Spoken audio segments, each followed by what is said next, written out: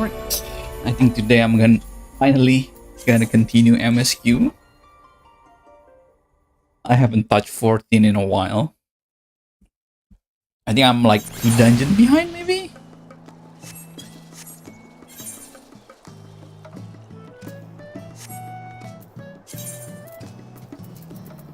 Alright, Royal Invitation. Let's go.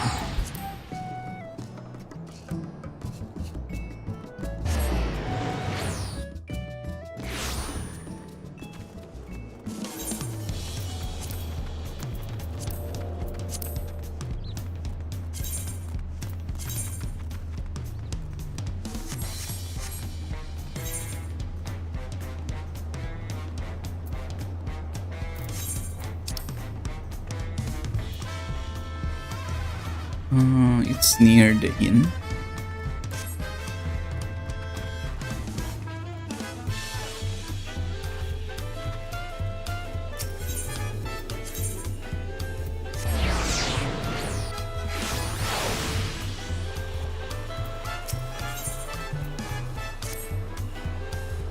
Yes, a pleasure as always. Have you been able to relax lately? Wonderful. As busy as you have been with the Rite of Succession, among other things, you deserve an opportunity to experience Tuliyola at a more leisurely pace.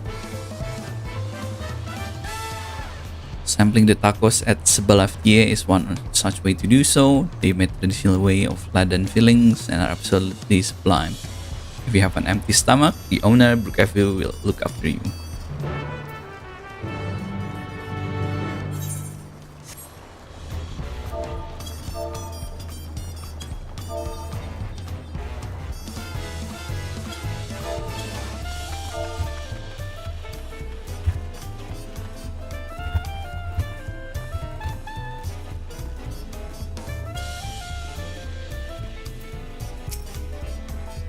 Well, if it isn't Lillian, alone today are you? I see. You have a hankering for tacos. And they are on the house. Consider it a token of gratitude for your help tracking down those crashers. Go ahead and find the table. I'll bring you your meal soon after.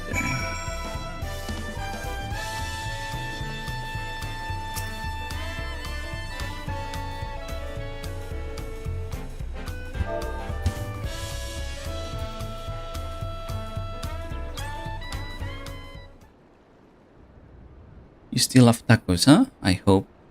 You ate so many when you turned 5, you could barely move afterwards. Remember that?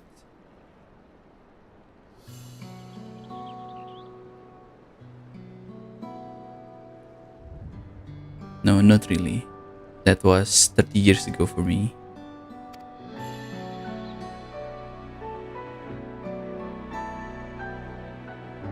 Right, sorry. It's still strange for me too. Just the other day you were a little boy clinging to your mother's skirt as you set off for Yasulani. And now you're a man grown with a face full of hair. Even so, I knew you were my son the instant I saw you. We're still family and you can always rely on me.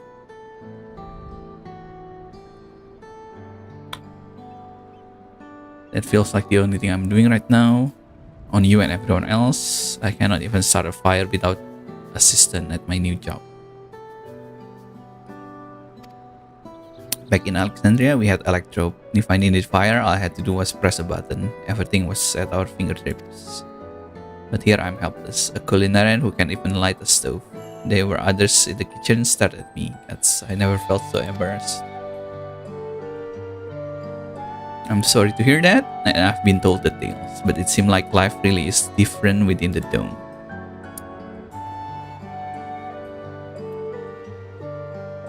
I have a wife and children, and I was thinking I have them join me once things had settled, but at this rate.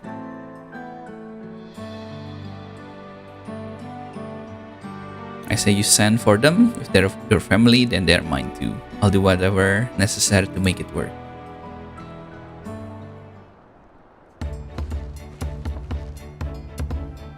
I didn't mean to overhear, but it seems you're having trouble adjusting to Tuliyola again. Wow, lama. Wait for yourself, we established a support group at the wing of the faction. There you can learn the skill you need to live outside the dome. It isn't easy being back, I know, but I'm hoping that they can make things a little bit easier. That's exactly what I need. I definitely seek this group out. I'll bring my family with me. Thank you.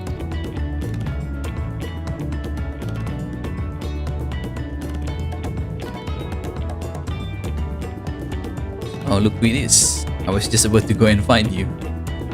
You don't mind company, I hope? Could use a bite myself.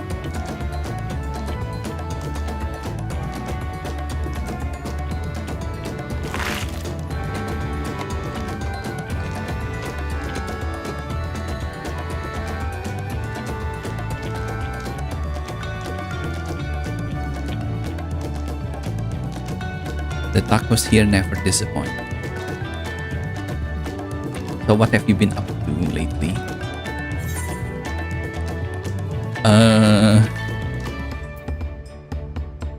Been making a name for myself at the Arcadian.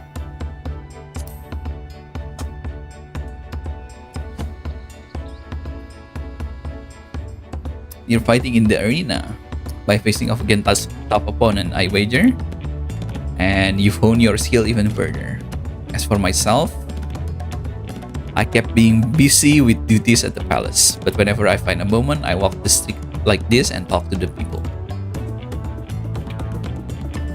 That way I can better understand the problem they have and share them with Koana to figure out our solution. I was on one such walk just now, and as I mentioned, I was hoping to find you. Why were you looking for me? Koana and I have something we want to discuss as Dawn servant. Do you have time to come to the palace? Of course. Great, I'll go on ahead. Please come and join us when you finish it.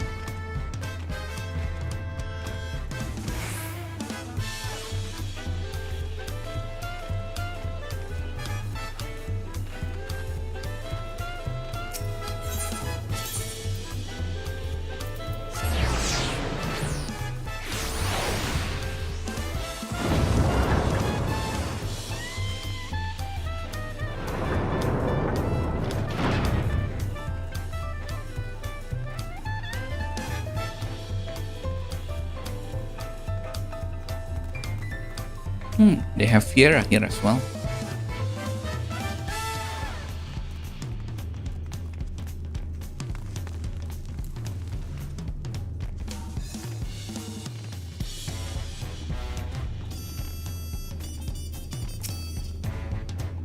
Mr. Slillian, it is always an honor. Pao Koana has stepped away to attend a pressing matter, but he will join you before long.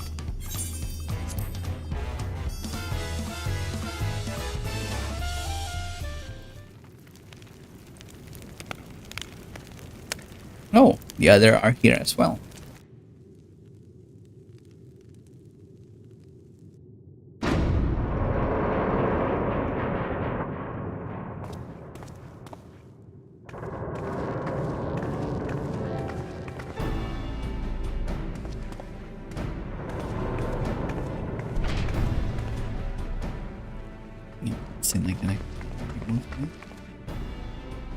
You're all here too. Oh, Koana summoned us. Though, if truth be told, Alfinot and I have been seeing him quite regularly of late. He asked us to share knowledge about honey's culture, you see, in hopes of furthering strengthening your alliance. And we're always, of course, happy to oblige him. Kral and I will likewise summon. Otherwise, we've been carrying on with our work, compiling information on the Golden City. Grandfather embarked on his investigation some 20 years ago. With our report, we shall finish what we started. What he started.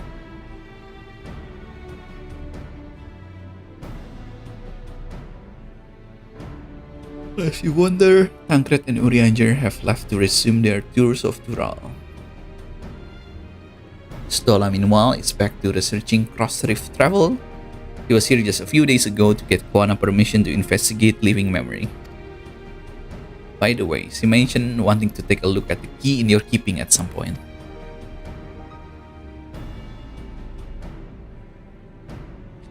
If the look in her eyes is any indication, I suggest you brace yourself when she comes calling. You're likely stuck with her for a long while.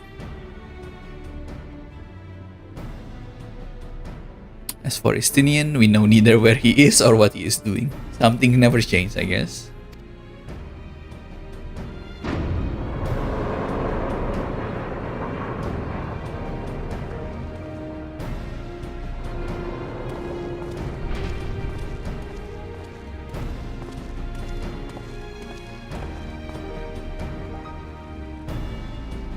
I look so out of place with Arcadian gear. My apologies for the delay. Think nothing of it. We took advantage of the time to catch up. So what can we do? Hopefully, present company is enough for whatever it is that you need.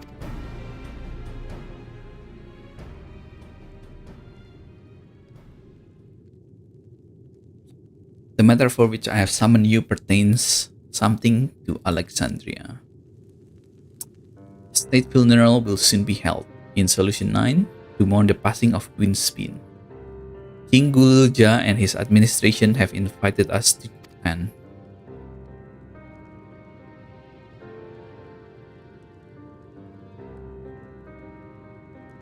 While certain issues remain unsolved between our nation, such as the treatment of Yasulani, I see no reason not to attend.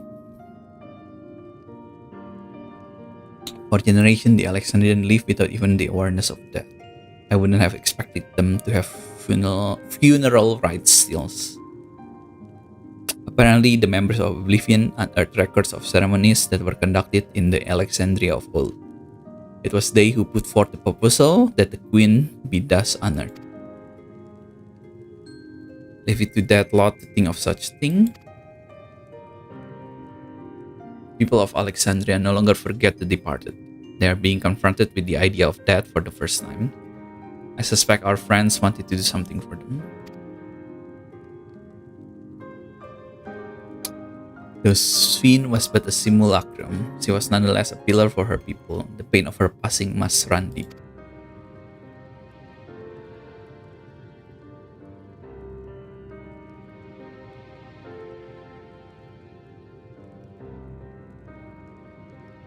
Indeed, the funeral will give Alexandrian the chance to come together to express their grief, that they might overcome it together. I wasn't sure at first, but I've decided to go, not only there for Gululja, but to put this chapter behind us.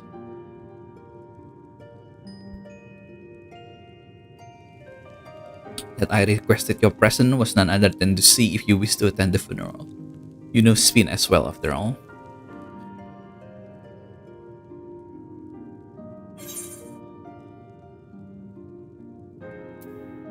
I think I'll go as well.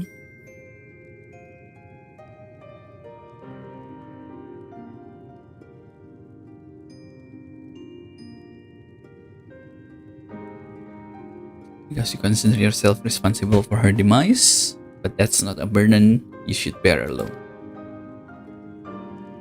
Here's my area. As FAO, I'll attend the funeral as representative of Tulidolal. Meanwhile, you can go as my personal capacity and watch over the people as they mourn.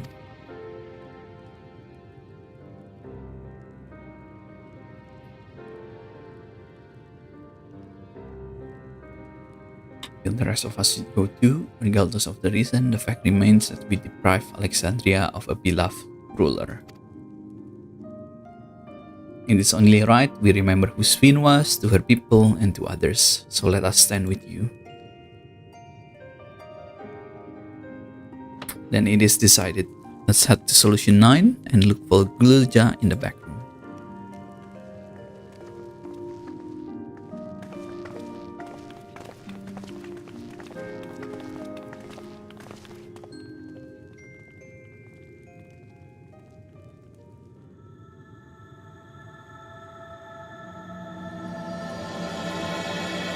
Crossroads. That's cool. I think that's a new way they've done this.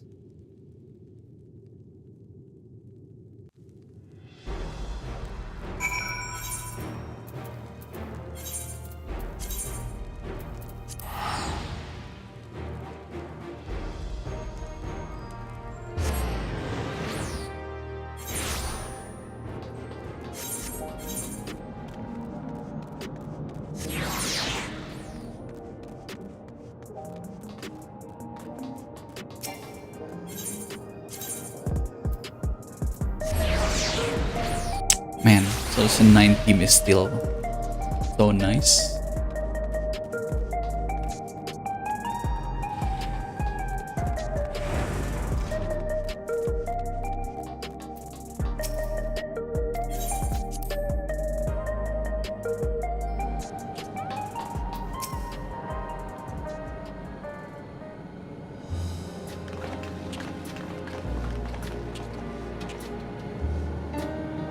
You came for the funeral. Of course, I'm the only one who will officially take part, the other will watch over the proceedings. So how have you been? It's been a while since my last visit. I'm good. Shell is always teaching me new things. Recently, I've learned about Everkeep system and the mechanical soldiers. It's knowledge I need to use my authority properly. Studious as always. By way of a treat, I brought you a ghetto chocolate. It's kind of a cake. I think you'd like it. Thank you, Lamati, and thank you for coming. I've never been to a funeral before, so I feel less nervous having you here. Out of curiosity, what's the custom in Alexandria? In our world, it's common to offer flowers to the departed. It is much the same here. According to the recording, flowers will be distributed to all attendees.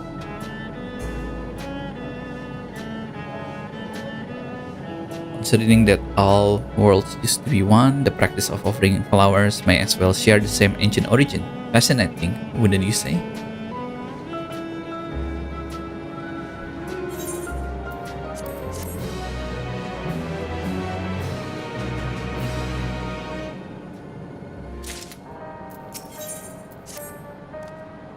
The flowers are being handed out at Praxis Park. I'm thinking of heading over there now. Will join you. There's a man I would like to speak with, Gosan. He was apparently Spin's aide and the one who sent us the invitation. Come on, let us go.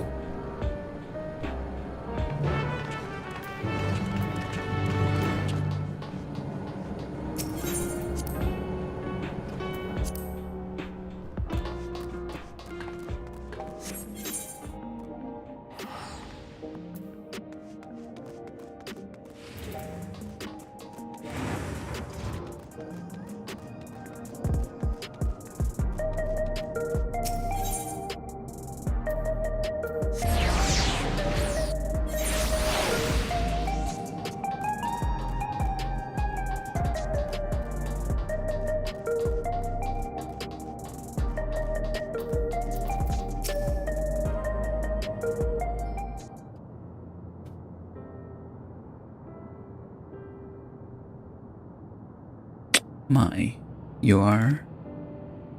I am Muklamat of Tuliolal. Thank you for extending us an invitation to Queen's funeral. We are honored truly. I had seen you from a distance before, but never had the pleasure. I am Kosan, former chief aide to the Queen. Since her passing, I have been responsible for administrating affairs of state.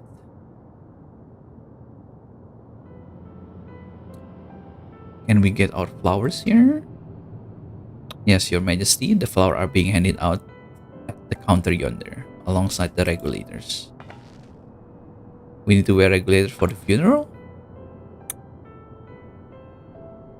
Rest assured, they are not a requirement. We are aware your people do not use them. You see, people in Alexandria of old wore tokens of mourning upon their person when attending a funeral. As such tokens were black, it was suggested that we might wear regulator painted the same color. We've yet to produce enough for everyone, but we're distributing them as we are able. Yet regulator or no, the important thing is that we remember Queen's feet. Remember her and her kindness as you make an offering of your flower. I will. The proceeding will soon begin in this plaza. Please take your place once you have your flower.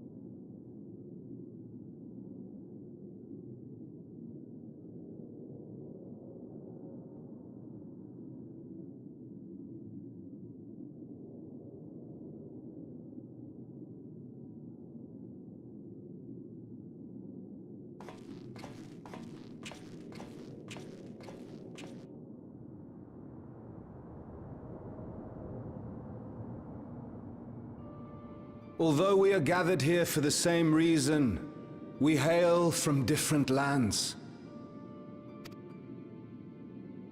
Some were born and raised in the Alexandria of old, while others came to us from Tuliolal. It was from this union of diverse peoples that a new Alexandria was born.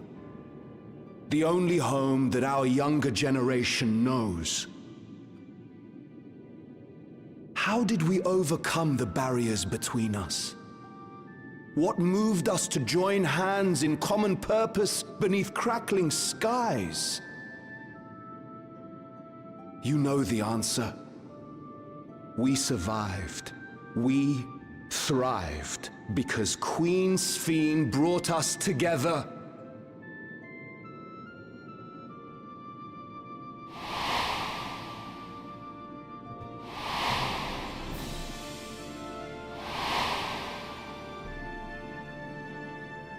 Inspired and encouraged by her boundless kindness, we strove to be better, for ourselves as well as those around us. Is this FF10 team? And in Her Majesty's absence, there is a sadness beyond words. Yet we must. We will remember her. Remember all the good that she has done for us. So let us pray, as the people of the Old Kingdom once did, for the peaceful repose of the departed. And let us keep our beloved Queen forever in our hearts, that her memory might guide us unto the morrow.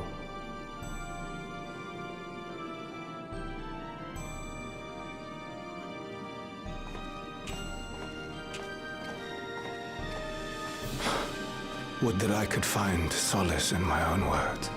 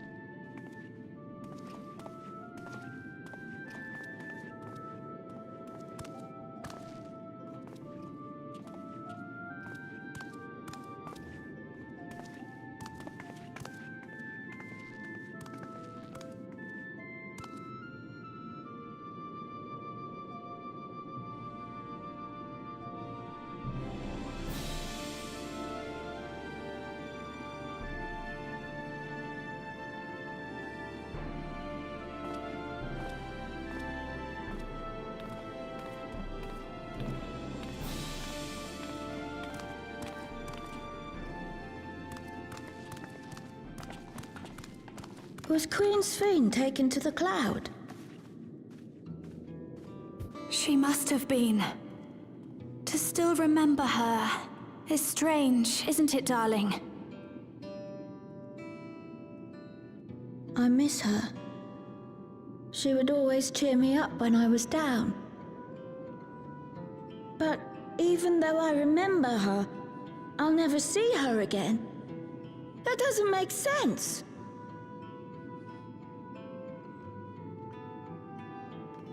It seems that's what it means to die, I'm afraid.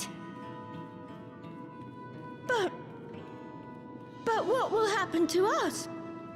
Are we just going to be sad forever?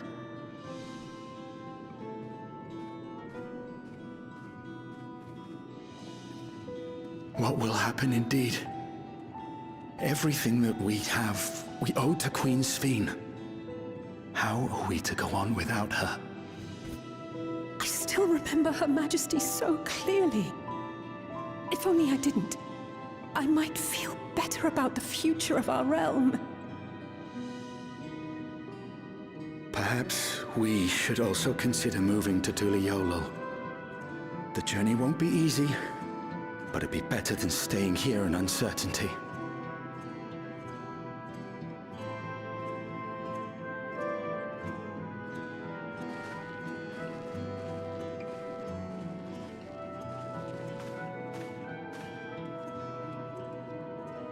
In times like these, I take comfort in the beliefs of a Turali people called the Yokui. To them, death isn't the end. So long as we're remembered, we never That is such truly a nice die. line. It could be the same for Queen Sphene, you know? If you keep her alive in your hearts, she'll always be with you.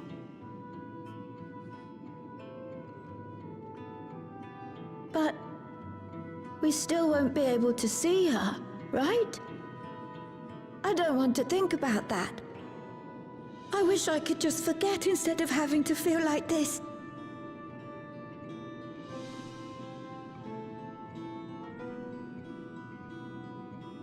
I'm sorry. I didn't mean to impose. Please, mourn your queen however you see fit.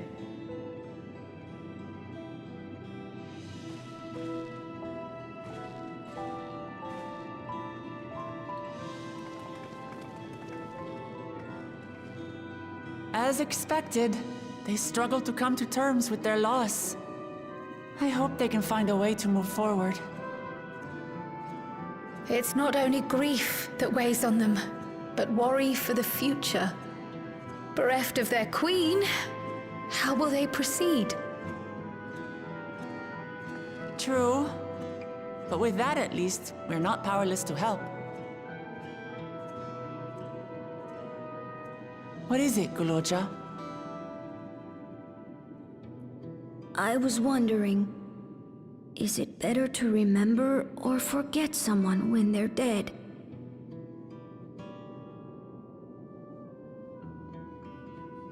I remember my father, and every time I think of him, it hurts. It's the same with Queen Sphene. Knowing that she's gone makes me feel sad. But it's different with my mother. I never knew her, so I don't feel as bad.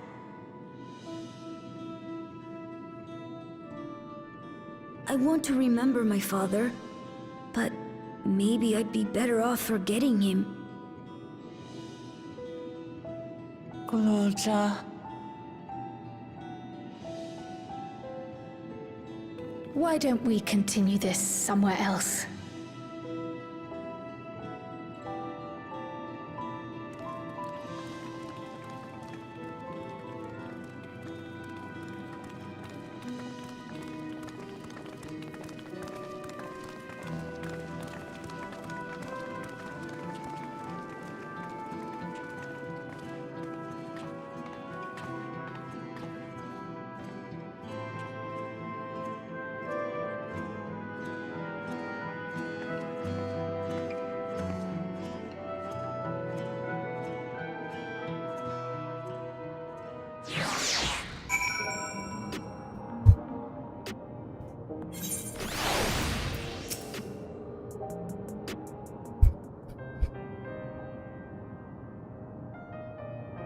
Hey Guluja, do you really know nothing at all about your mother?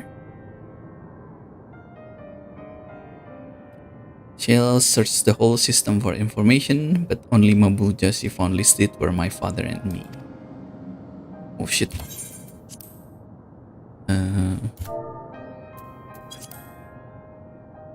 Even if she died, she was erased from people's memories. She should have been there, but she wasn't. Well, that means she was here too inside the dome. There cannot be any other way around it, right? Perhaps we should try looking again?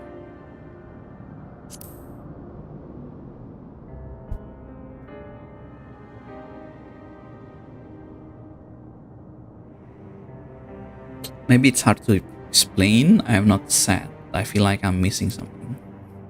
So even if it makes me feel sad, I want to know my mother. Well, if that's what you want.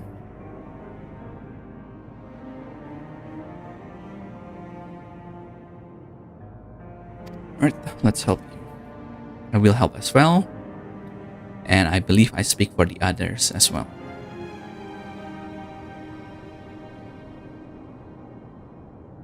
But I cannot bother you with this. You already came for the funeral. We came here not only for the funeral, but to see whether all was well in Alexandria. We're not about to leave just yet. Besides, in seeking to learn about your mother, we're bound to learn about your father as well. By retracing the step of this man who kept his own counsel, we may gain knowledge that can serve the people of Alexandria.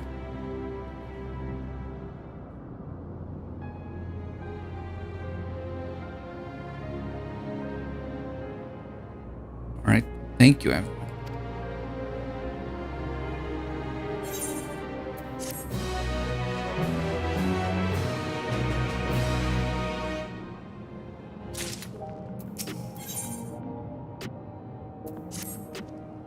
Assuming neither memories nor records of Gulil's mother remain, we must cast aside a wide net as possible. I suggest we split into groups. If we could make inquiries in the outskirts, the rest of us will do the same in Solution 9.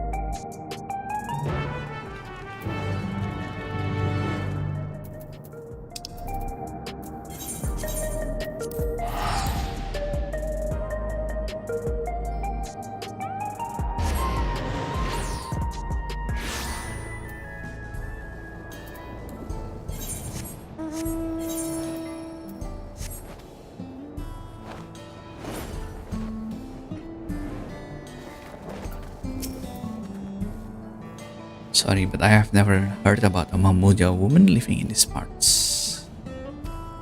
You might have better luck talking at the people at Yonatawan.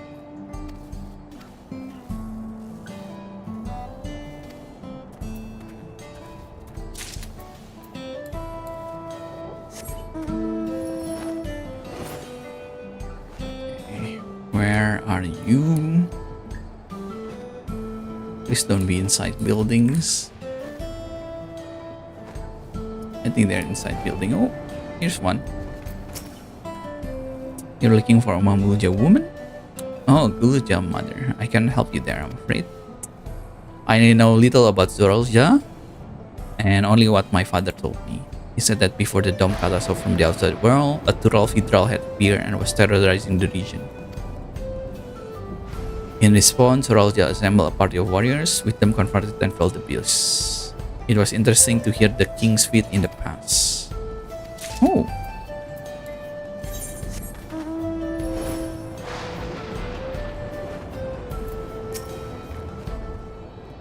Mamuja woman?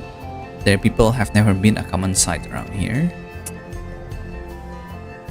Why, the last time I saw one would have been before the dome came down over our heads.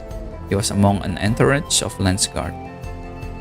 That was dispatched here. I assume they all returned to Tudorel after their mission.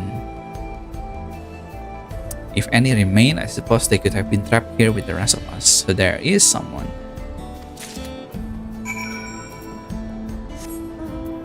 Back to Solution 9.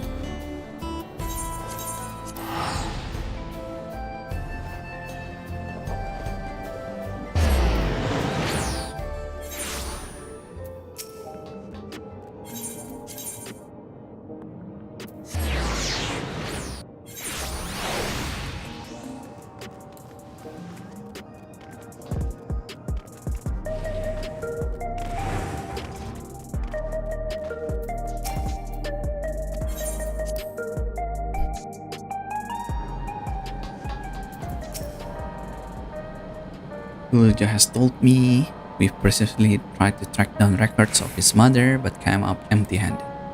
With everyone's help, hopefully we can get somewhere this time.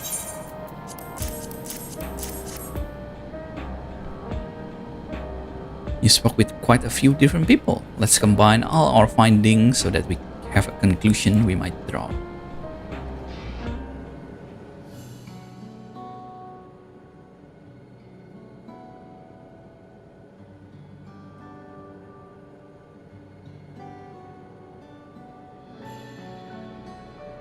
So Zoralja brought a retinue of Lanceguard to Yasulani, among whom was a female Mamuja.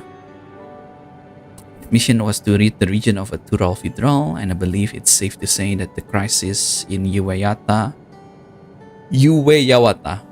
was resolved.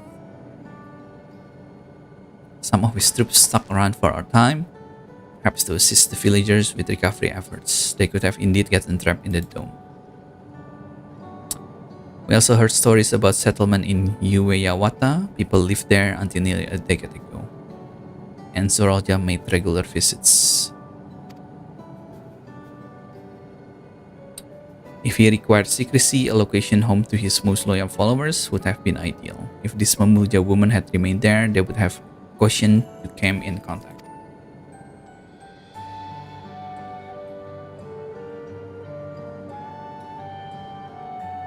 I see, but what could Zoralja have been doing in that village? I think we can answer that question. In order to retrace Zoralja's step, Raha and I spoke to a researcher who worked at Origenics.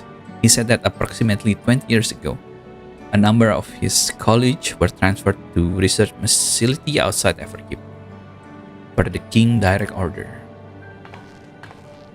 This is the first time I've heard of such facility. Only Vanguard was believed to have been under the King's jurisdiction. It was apparently being used to develop a new kind of weapon, but I'm afraid it is all that we could learn. It's plenty to go on. If the work there was classified, any materials and equipment needed would have been manufactured within the Everkeep. So if we look into transportation records,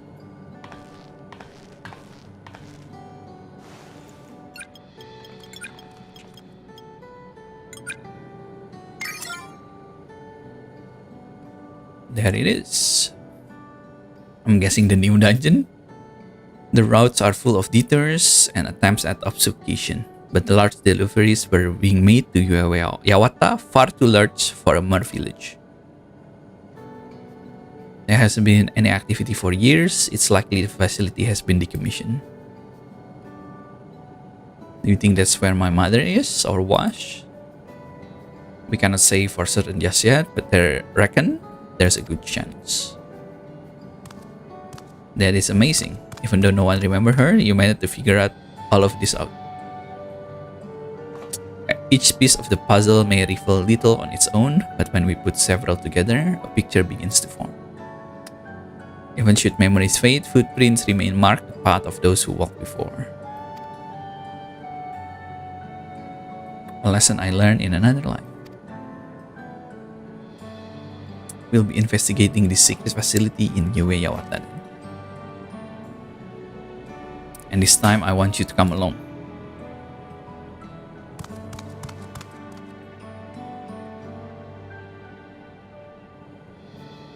Uweyawata is on the other side of the lake. To get there, you need to take a hover cargo from the drift downs. Alright, thank you, Shell.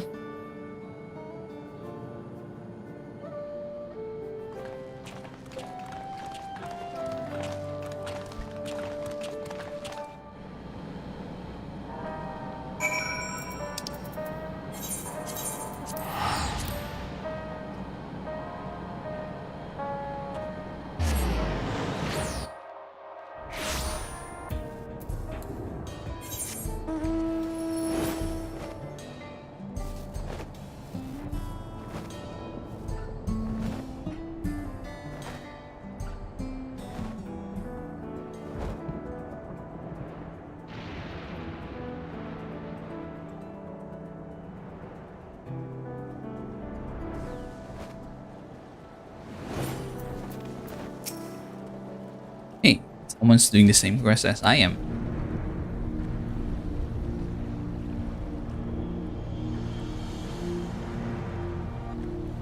So the hover cargo will take us across the lake. I've never been over there before. It is still inside the dome, so I don't expect it'll be too different. We'll likely encounter dangerous beasts, so the rest of us will go first. And you will follow when it's only safe to do so, alright? Alright, be careful everyone. Ueyata Field Station, now accessible.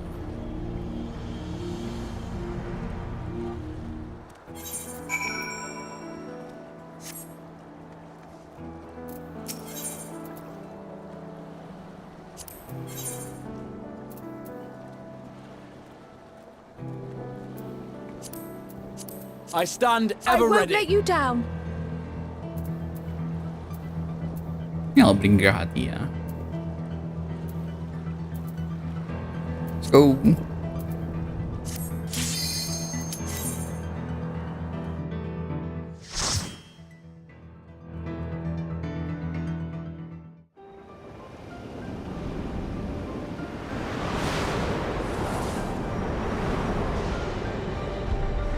Ueyata Field Station.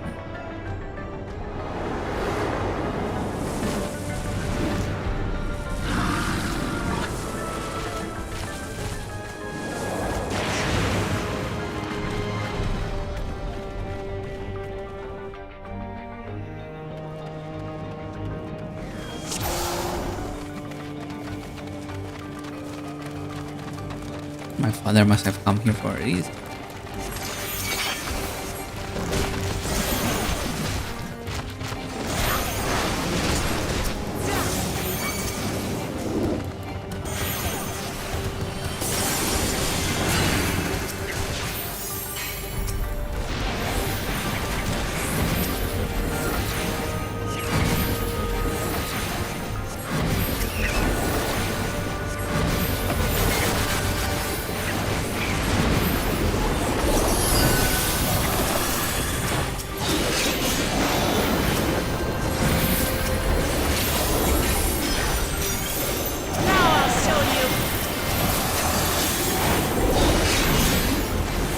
Maybe I should have gone with people. Back off! Try this!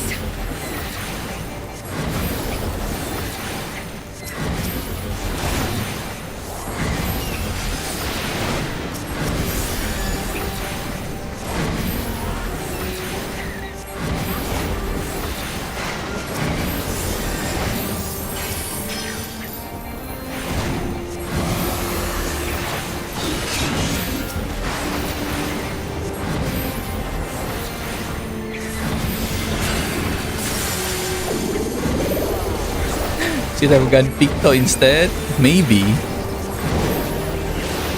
Hi there, Blackie. I'm getting back to healing. I need to play healer more.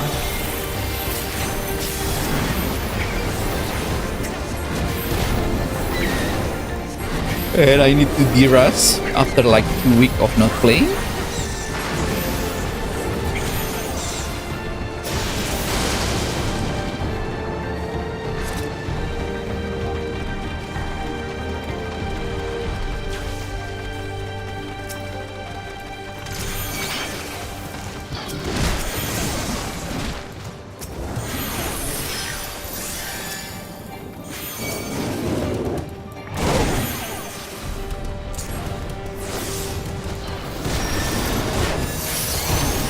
Your sub ran out yesterday. I need to heal Mamat.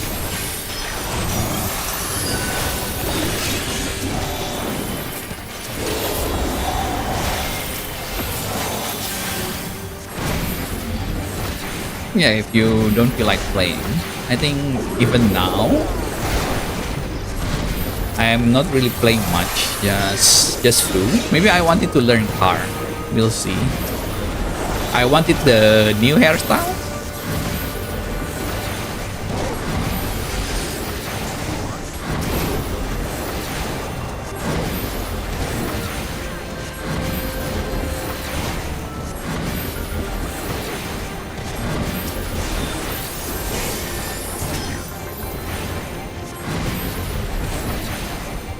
think you can change your base because of chaotic raid. Like I think for healer you can change your hands and shoes.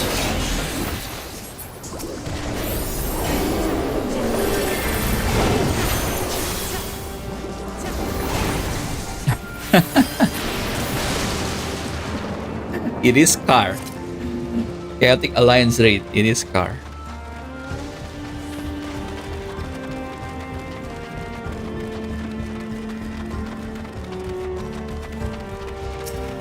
Lindblom Sakna.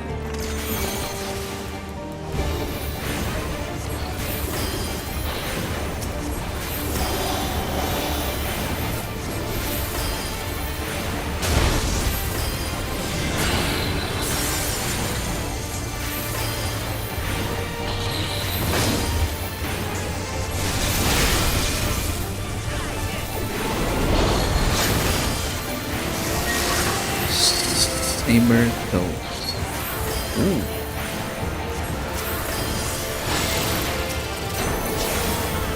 Oh my god.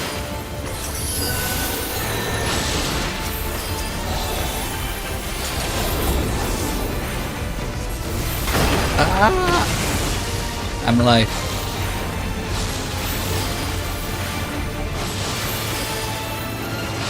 Shit. Get out of here, Kryle. This is my spot.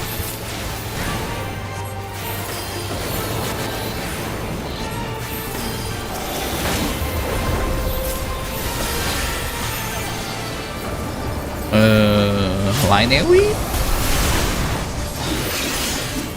Electro.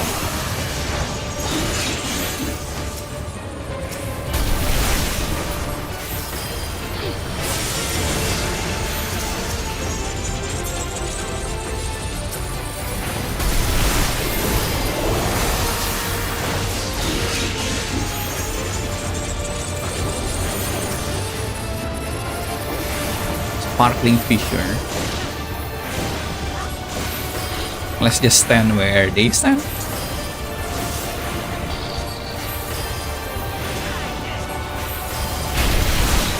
Okay, it's just AoE.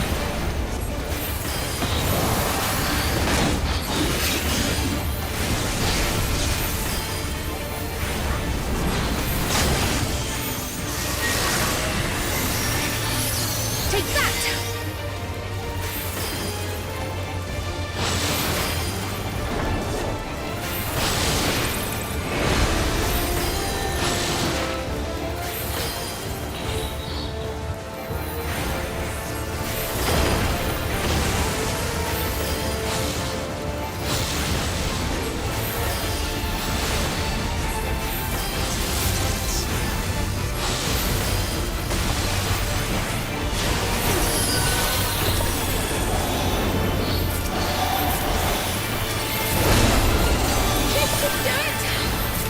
Electrical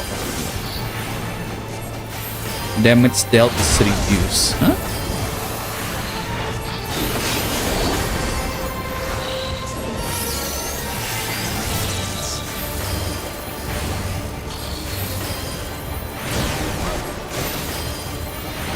Oh shit, Graha, why is your HP so low?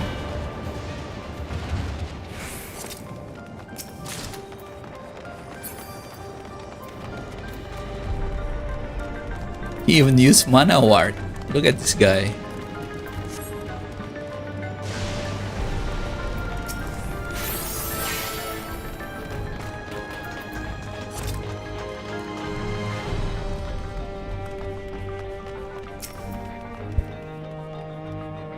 While His Majesty is not the first to conceive transferring abyssal, safety and ethical concern have ensured no earnest attempt have been made of date. Yet our king believed there is no greater evil than to hinder potential of man, so he had ordered us to make this conception a reality. He would bolster our military might and break through into the outside world. If our research will further this ambition, then perhaps it is worth pursuing.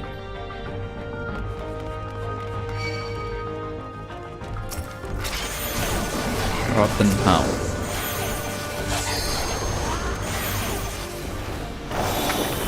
There's a research note here. Uklamat, come here. Hold still. You cannot rescue them. God damn it.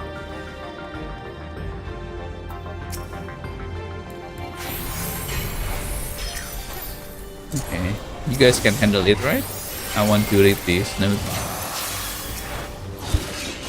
Our bodies are fragile vessel. Although the infusion of another person's soul confers strength and vitality, the soul of a beast yields mixed result.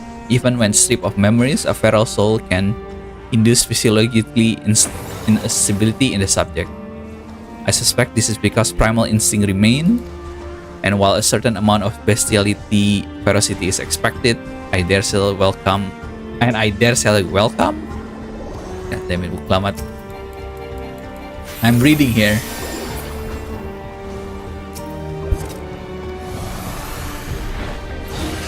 Too many such souls can lead to physical mutation. For now, our objective shall be to determine the threshold beyond which a body is at risk of an uncontrolled mutation. Okay.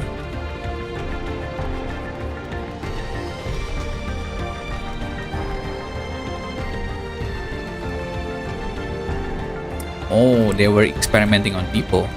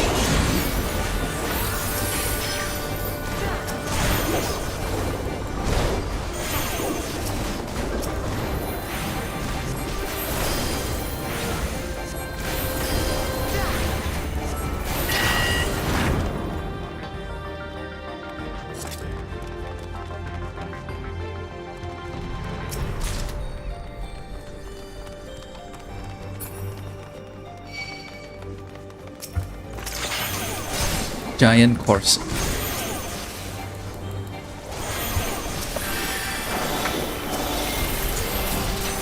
And give them all the healing, and I'm gonna read the notes. The rate of transfiguration may be dictated by the potency of the soul.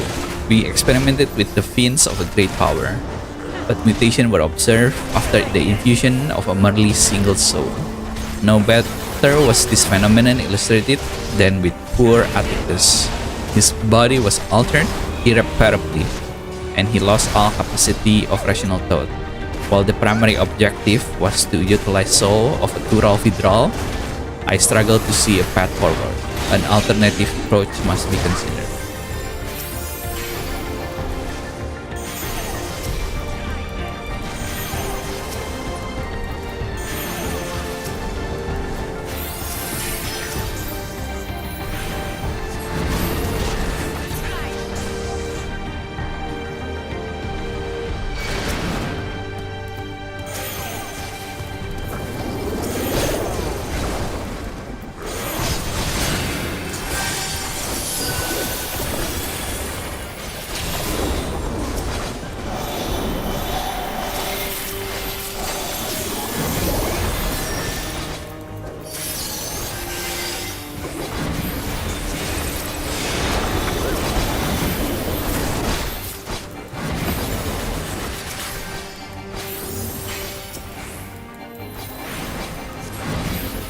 Oh, they are crawling.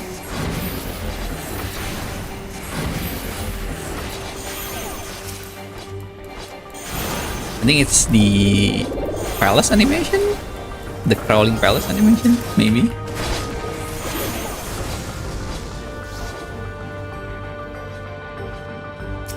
Okay, next note. If the source of our failure thus far has been the inability of our bodies, what if we were to reverse the process?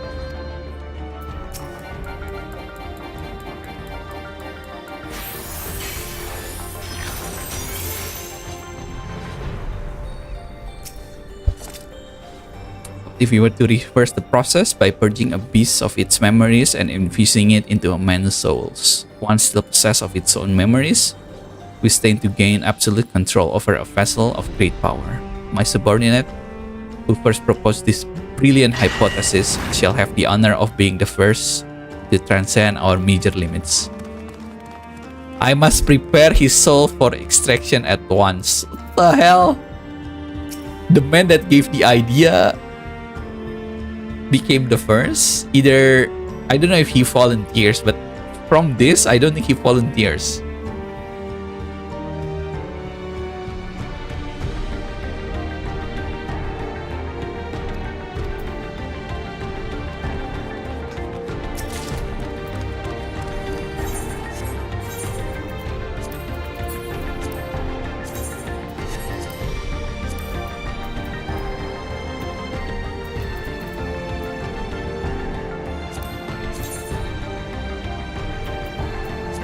Nah, it doesn't show.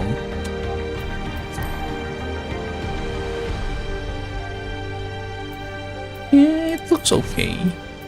I'll keep it.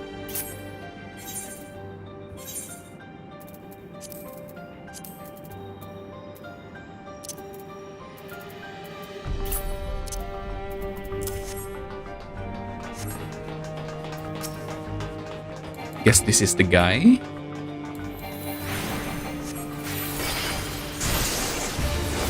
Surrender your soul to King Zoralda.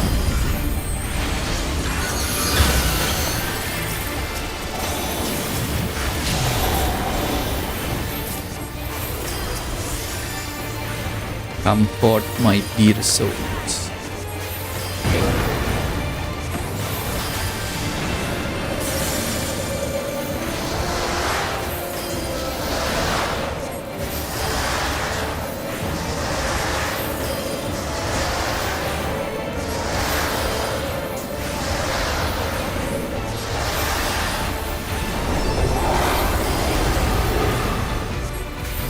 Oh my god, I regret my choices. I was like, maybe it doesn't do anything. Oh, it certainly did something.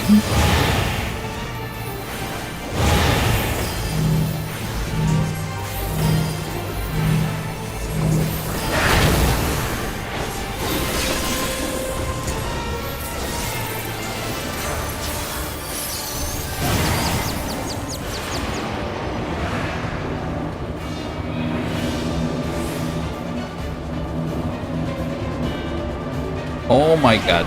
Oh my god. I'm so bad.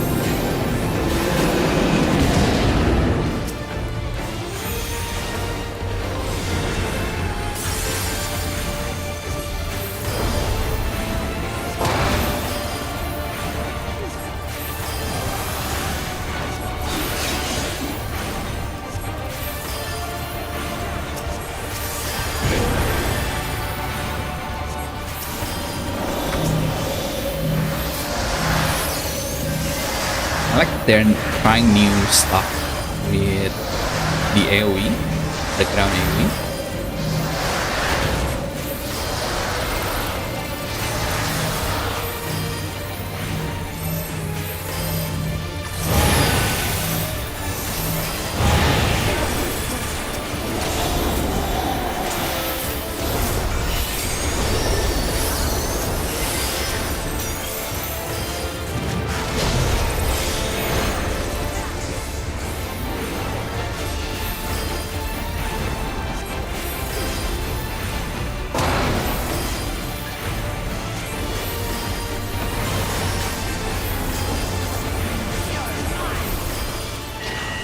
With that we could name the beast, but the seal is already. Gloves of Fending.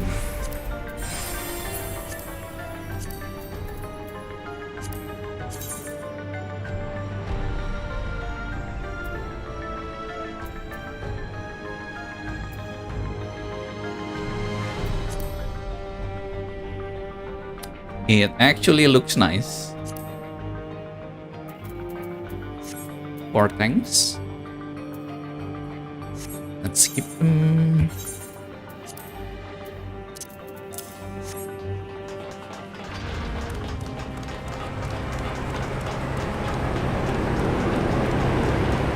Is that a storm?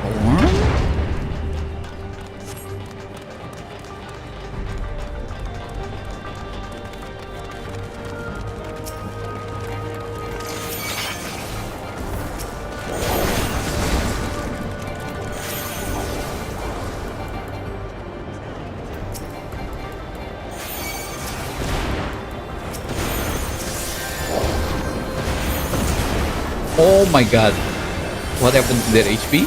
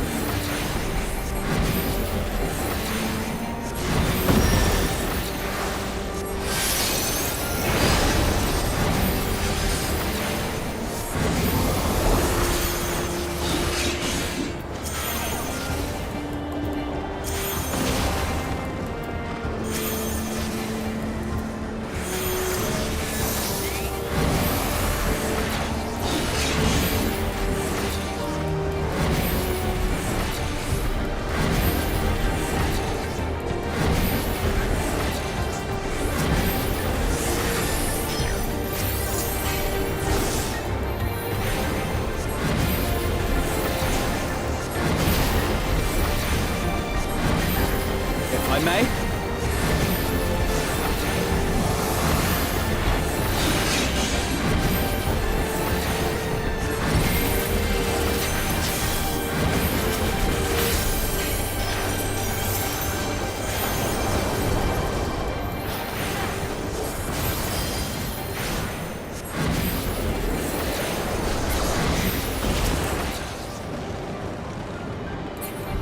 Okay. Moving on. Don't think there's any more research.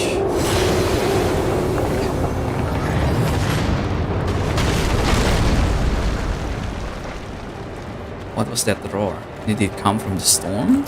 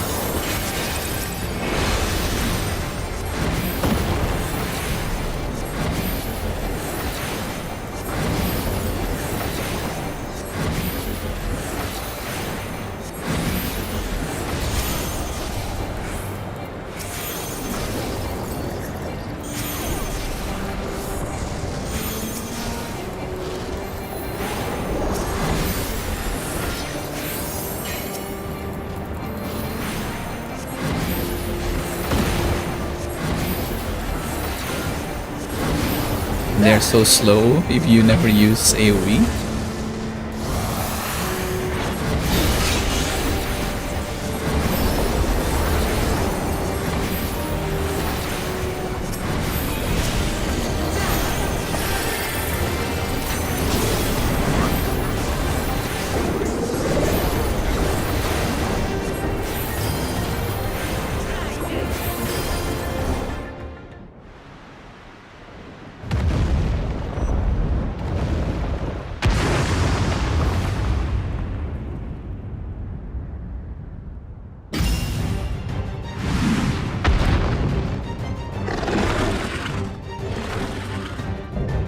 Natural Hydra Lunipicant.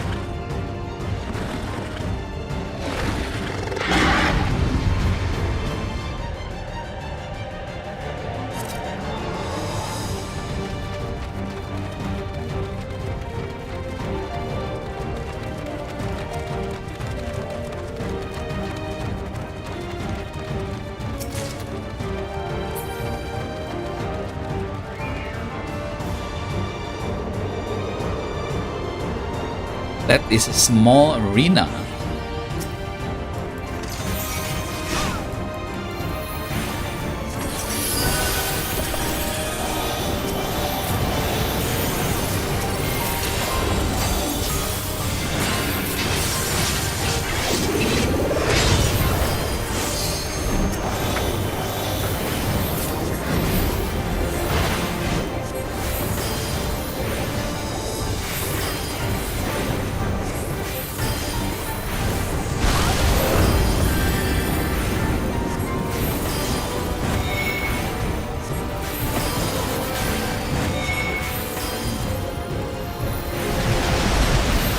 Diamond weapon?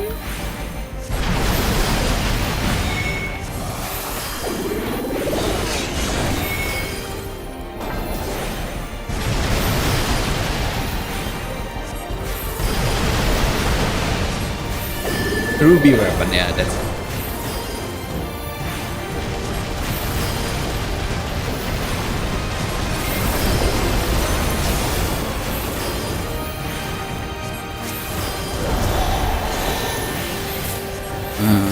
That new. Oh my! It's a worm.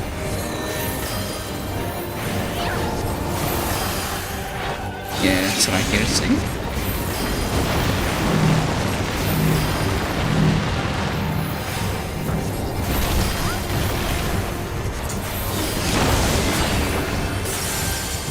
Now what? Titan?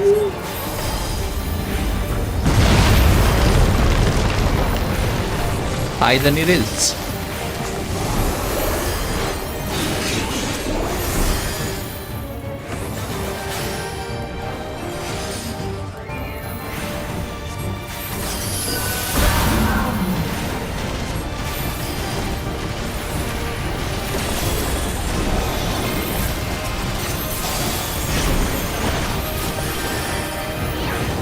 Raging Cloud.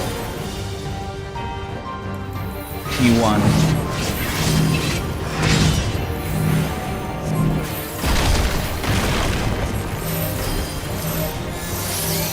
Can you fall?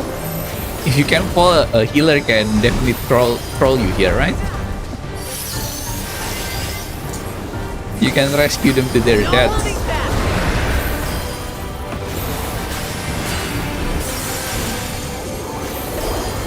You can fall, okay.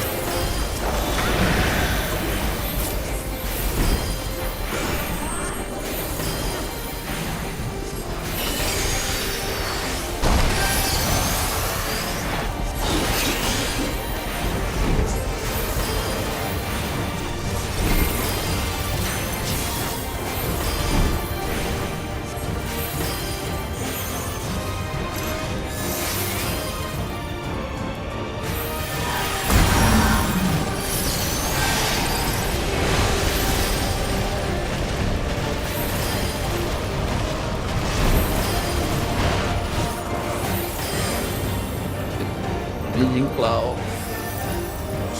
Oh, I made it.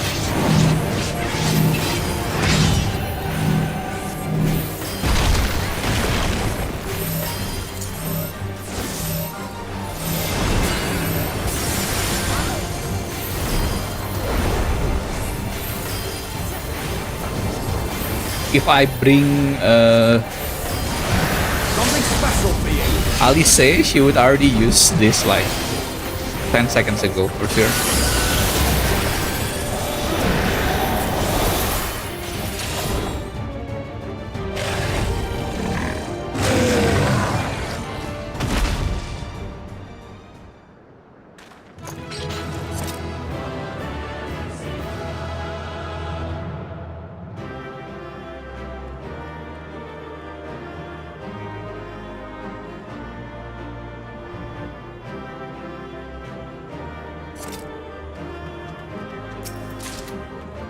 Yuyata Coat of Maiming.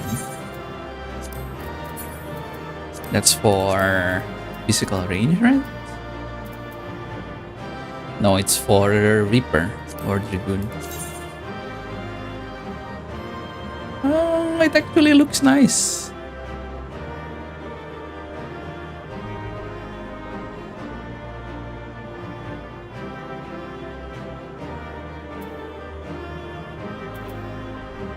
Yeah, it actually looks pretty damn nice. What the hell?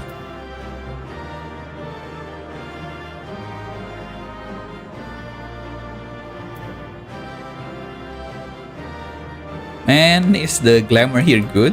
I might farm the dungeon.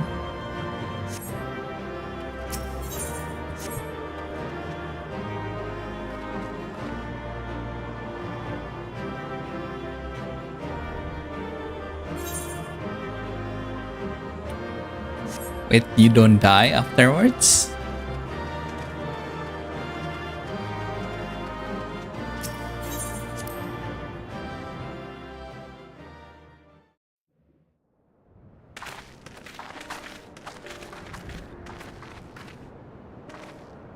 For all the talk of my brother felling this beast, he only imprisoned it, like Vali Armanda.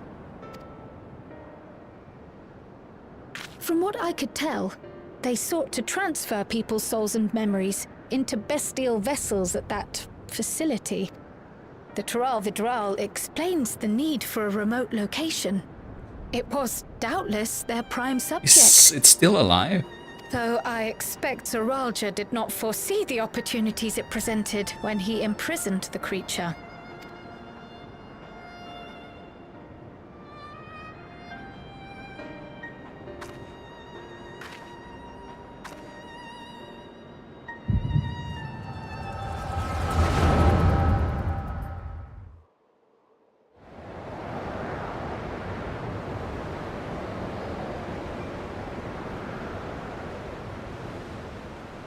And so, in order to prevent the breakdown of the individual, I instead seek to transfer their soul into the body of the beast.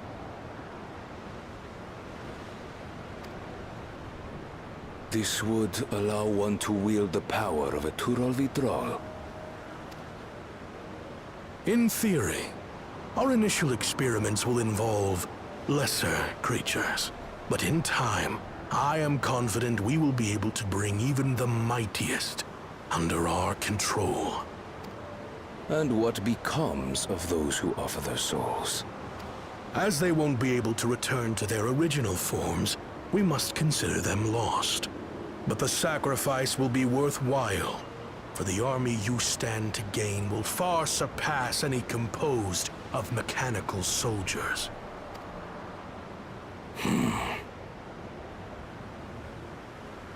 Very well. Recruit volunteers and begin at once. Thank you, Your Majesty. I shall return to the observatory and see to the necessary preparations.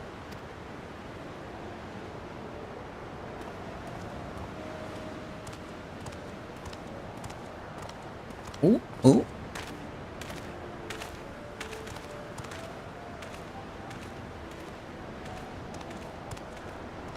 So, you've given him permission? Teshalja, you will assist Kaniloka. As one of the Land's Guard's finest chirurgeons, your knowledge may be of use in his experiments. You will also watch him closely. In what you learn, you will report to me. You object to his project? Or are you incapable of performing this duty? No, Your Majesty. Whether we shelter within the dome or expand beyond it, we require great power. But with no one to rely upon, we must take that power for ourselves, even if the means are questionable. I will do as you command. But if Kaniloka's work bears fruit, I wish to beg a boon. What do you desire? Something that I had accepted I would never have in Tuliyollal. That I believed would forever be beyond me. That it was foolish to covet. But here, Here and now. It is close. So very, very close.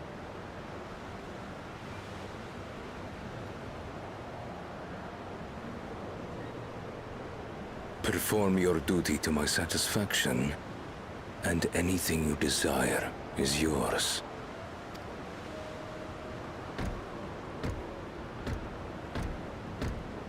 That which I seek does not lie within this dome. Here, I cannot prove the miracle. But if what you seek is at hand, then you may claim it, for it has no value to me.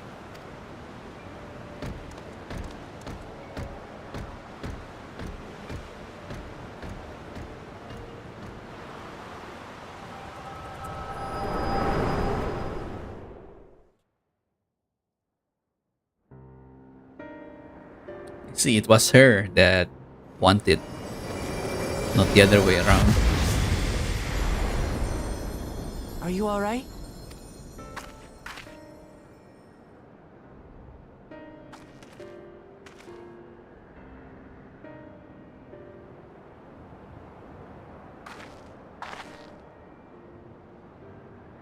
Teishelja.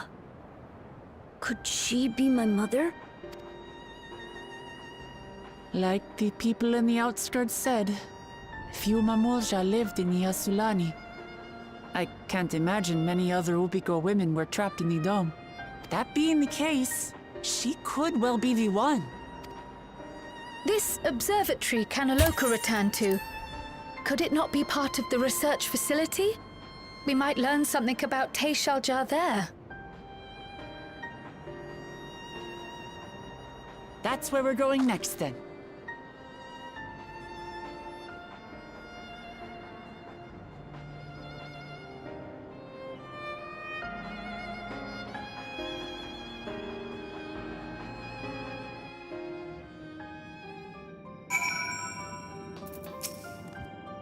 If I could see into the past like you, then I could see the people who are gone.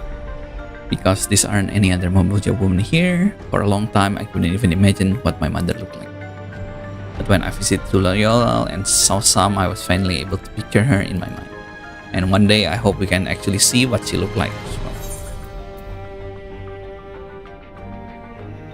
Spell speed, PT, spell speed it is.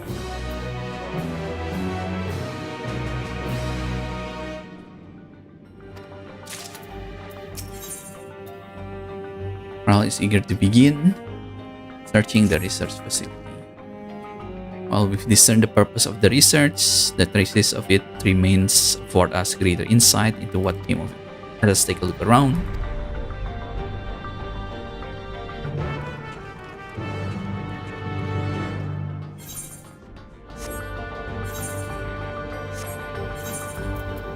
Oh, okay, so there's only one new dungeon.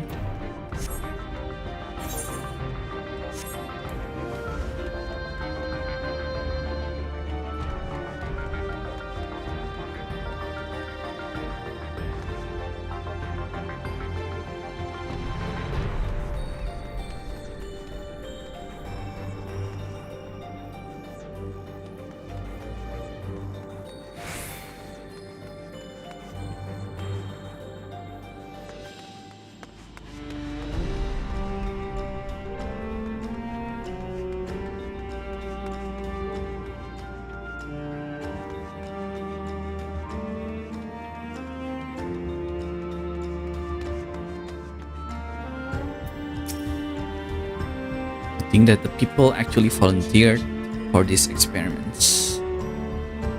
Was their devotion to Sorol just so absolute? Is it volunteer or volunteer with an air quotes, you know? It won't open. I don't think it will to all soldiers either. We'll have to do it the old-fashioned way and find a key.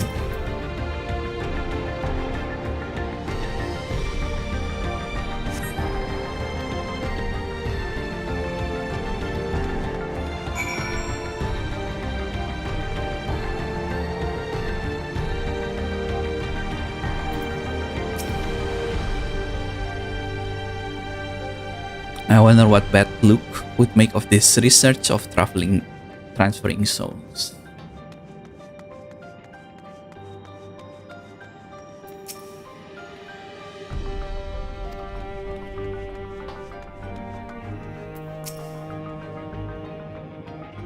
Makes me angry to think what they have done here.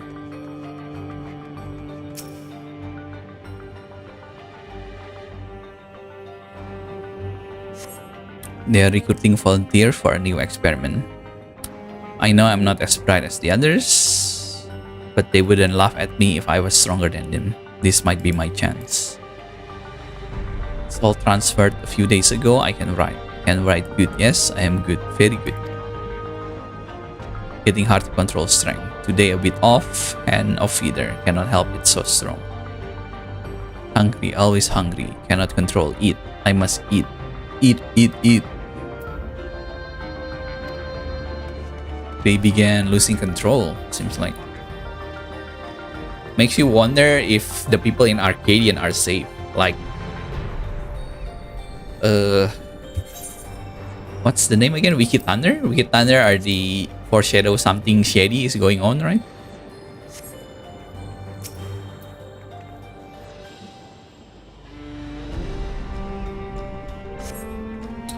Supplies for the staff are neatly arranged within the cabinet. Among the various items is a manual outlining regulation tranquilizing gas. You find a verification key. How lucky.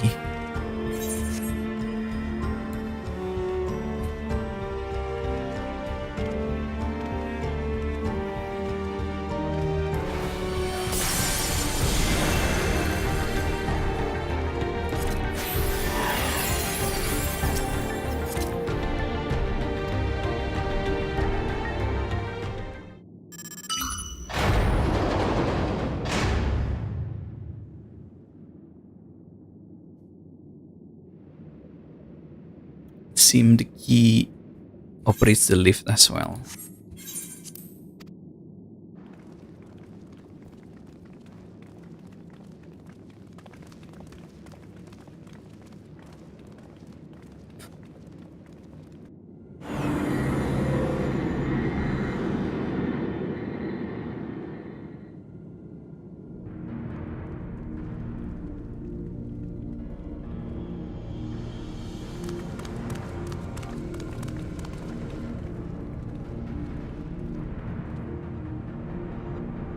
So this is the observatory.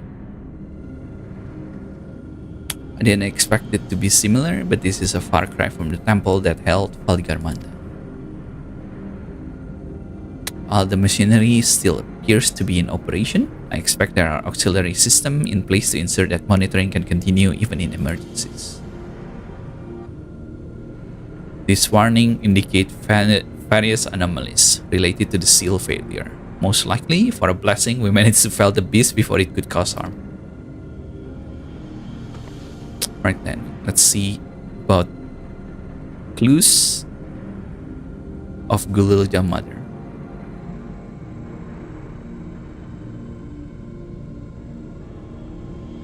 I think I can use this terminal. She'll taught me how.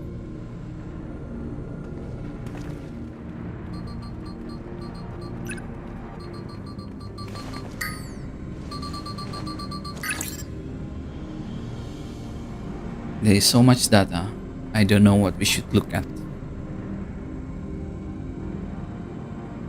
Perhaps we can narrow down the search by inputting the name Thessalica.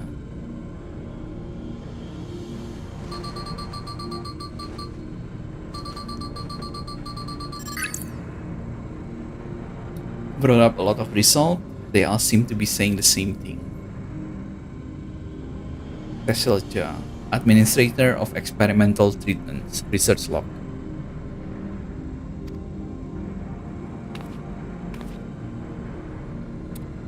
Chances are the data is encrypted. Even if it's not, it will take considerable time to go through it all. Then let us take it to the back room and have Shell analyze it. Agreed. Alright, I'll transfer it to the storage device.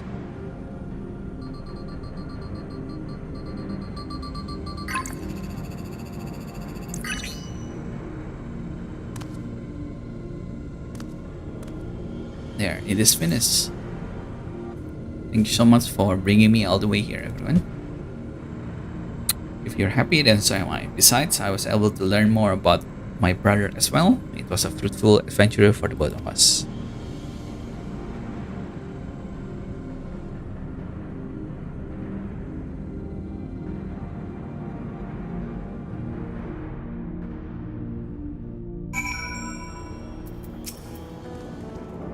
And here we are. The authorities would doubtless wish to be informed about the facility and its content. But first thing first, let's deliver this to Shiel.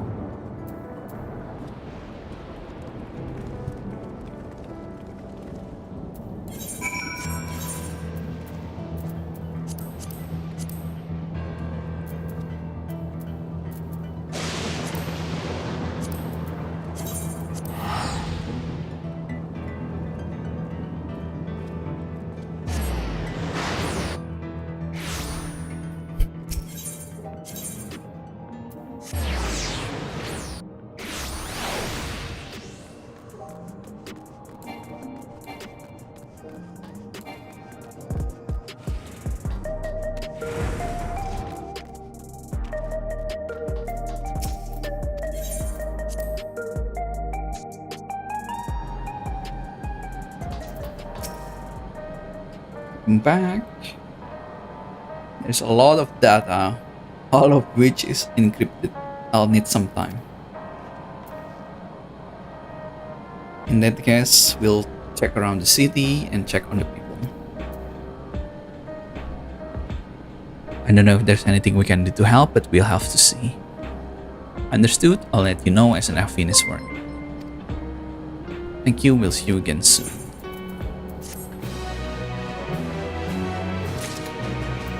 Hey, Raluna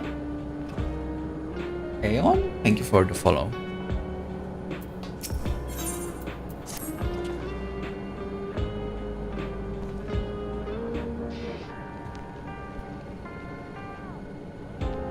Oh, Siri, halo.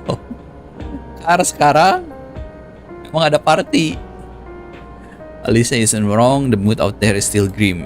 Some of Turali remember a time where they were dependent on the soul system, but even they're unsettled and wondering aloud if they have a chance to reunite with old friends. With good reason, the journey home won't be easy for those who have grown old. That's why it's been younger folk who've been living for Tural, one with no elders to care for. Word that problem has reached us into Liolel, my brother is doing all he can to seize Tural, so people can come and go more freely. Unfortunately, the track can only go as far as Vanguard, so some traveling by foot will still be necessary.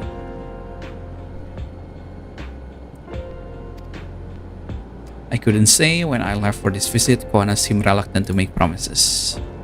While Ciel working on the data, we could go see the state of it by ourselves. Shaloni Station then.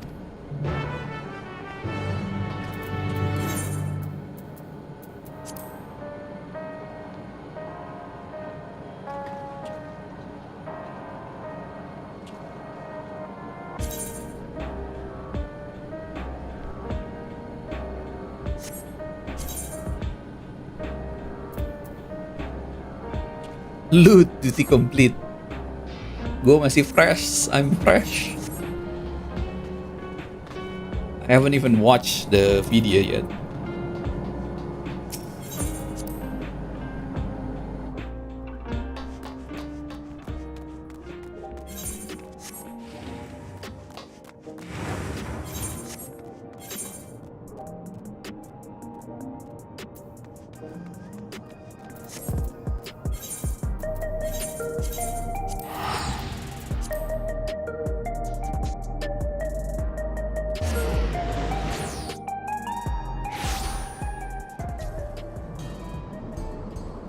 Mr. Happy Car.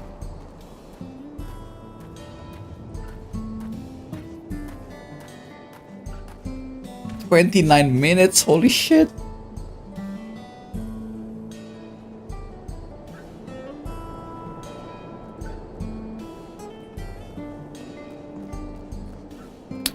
Alright, let's watch a little bit.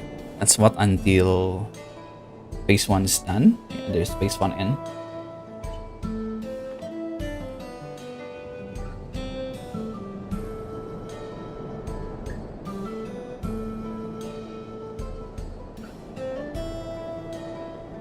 This is effectively an extreme/savage level 24 player boss using good old World of Darkness's final boss. This encounter has its own set of loot, including item level 730 armor, mounts, a minion, and a hairstyle. We'll talk more about the loot in the end of the video. This fight is broken up into several phases and several responsibilities depending on your position within those phases. Please use the timestamps in the description to find what you need. At the start of the fight, there are a ton of positions to assign. For Phase 1, you'll just need Alliance A to go west, B to stay middle, and C to go east, then split into light parties. These assignments should be enough for newer groups. For Phase 2, we'll talk about it when we get there. At the start of the fight, make sure at least one tank in each alliance has aggro. The boss will do Blade of Darkness pretty much right away. This attack does one of three things. If she holds both of her arms in front of her, it does a large point-blank AoE. If she raises one of her arms, then the opposite arm will have a safe donut right next to it. Basically, get to the arm that's closer to the ground. Once she does 2 Blades of Darkness, she will cast Flood of Darkness, doing a raid-wide plus bleed on every player, while also changing the arena and starting her first phase. Make sure to have percentage mid on this to reduce the bleed. After the phase begins, Cloud of Darkness will begin firing 11 attacks at the top aggro in each alliance, inflicting them with lightning resistance down. Every few autos, the tanks in each alliance should swap to ensure that tanks aren't overwhelmed by the damage, though you could also try to go for a new record. After a few autos, she will cast Grim Embrace twice back to back. Each time she casts it, she will tether 12 players and give them a Deadly Embrace debuff. When this debuff expires, a hand will pop out of the player and attempt to give them the deadliest high five of their life, giving a player a stack of damage down and a 5-second doom that, if not cleansed, will end you. The hand will either lunge out in the direction the player is facing or behind the player. This is determined by Cloud of Darkness's animation during Grim Embrace, which either has her pulling the crystal towards her or pushing it away from her. You'll either need to backstep out of the AoE as it appears in front of you or run forward to get out of the AoE as it appears behind you. Her gripping behind the crystal means back up to be safe later. Her pushing into the crystal means move forward later. We had an alliance chat macro that said things like 1B 2F or 1F 2B. What's important is you remember which of the two grips you're affected by. Echo macros or mental reminders work wonders. When your debuff is about to wear off, try to aim the hand outside of the arena as best as others. When your debuff is about to grip things like 1B 2F or 1F 2B. We had an alliance chat. Her pushing into the crystal means move forward later. We had an alliance chat macro that said things like 1B 2F or 1F 2. This is pushing out. So Mr. Happy is... What's important is you remember which of the two grips you're affected by. Getting grip by pushing out. Echo macros or mental reminders work wonders. When your debuff is about to wear off, try to aim the hand outside of the arena as best as possible, or at least as far away from the rest of the group as possible. Then simply take a small step back or a small step forward when the debuff hits 0 and you'll be good. Legacy players might have tighter timing for this if they need to back up, though they do have plenty of options like locking on to help assist. If you're uncomfortable, you can also go to the very back of the room and gap close as soon as the debuff disappears, and you should dodge it regardless of which hand it is. That is assuming your teammates didn't also drop one directly in front of you. While your debuffs are resolving, Cloud of Darkness will do one of two mechanic patterns relative to what timers she assigned on everyone with Grim Embrace. First up, she will summon several cloudlets along the back edges of the room. They will do 4 sets of line AoEs, all of which you just need to dodge. Just look at the back of the room, align yourself to be just outside the first 2 line AoEs, and then step into them as they appear. After the second movement, you'll be safe until all 4 of the lines are done. However, during the cloudlet AoEs, Cloud of Darkness will also begin casting one of 3 spells: Death, Arrow, or Flare. Death will pull players towards the center of the platform before an AoE goes off and inflicts doom on any hit. Right after the center AoE goes off, it becomes a donut, so players should step in right after that initial AoE goes off. Arrow hits the center of the platform with a powerful AoE, likely killing anyone hit. This also knocks players back, so they should line up with the same spots you used for death, those 3 far corners, and get knocked back into them. Knockback resist does work on both Arrow and Death, but I would not recommend using it on this first set here. Save it for later. The final option is Flare, which gives one player from each alliance a Flare marker. These hit incredibly hard, so you may think they're a joke like other fights. They aren't. Ensure you have a lot of MIT and that those 3 players are very far away from the party and each other. Alliance A's flare should head to the left side of the platform, B towards the back, and C towards the right. After the flare goes off, each alliance will get 2 light party stack markers, so split into light parties like we. Alliance A's light parties lean left, B back or middle, and C's to the right. Right after the flare will be a Blade of Darkness, so respond accordingly. Grim Embrace debuffs will begin resolving after this, so it's up to every individual player to remember theirs and do it correctly. If you're someone with an Asuna, be ready, just in case. Cloud of Darkness will also cast either End Death or End Arrow. This makes it so the next time that she does Blade of Darkness, she will also perform Death or Arrow immediately after.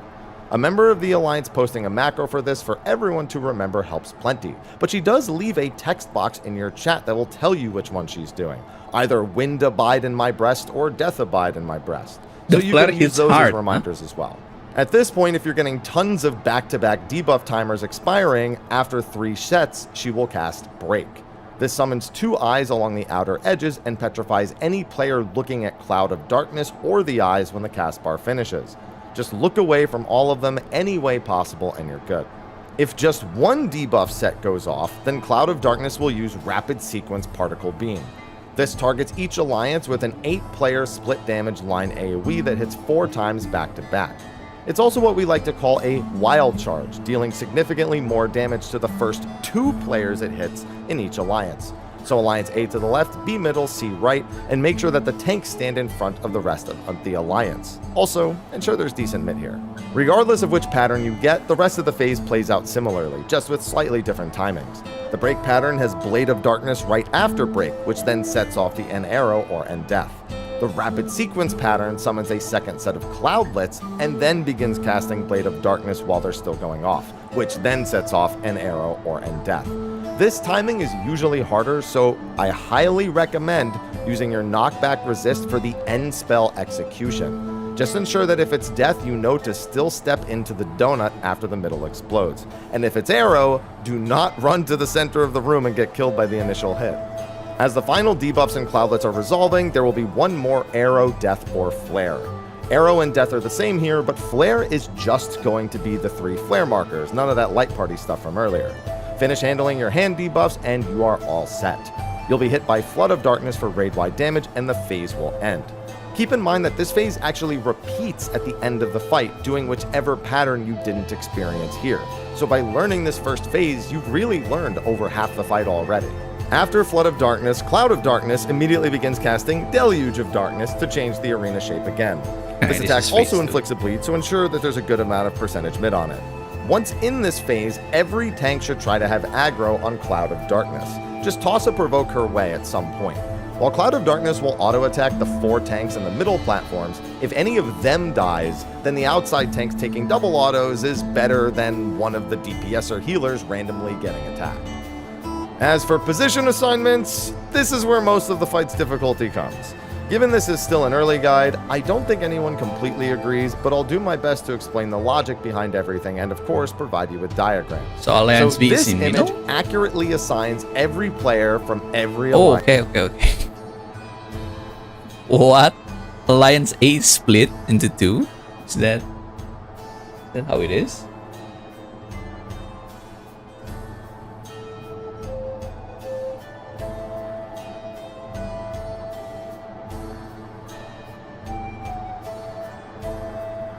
Actually, it's a little bit different from the one my friend gave me.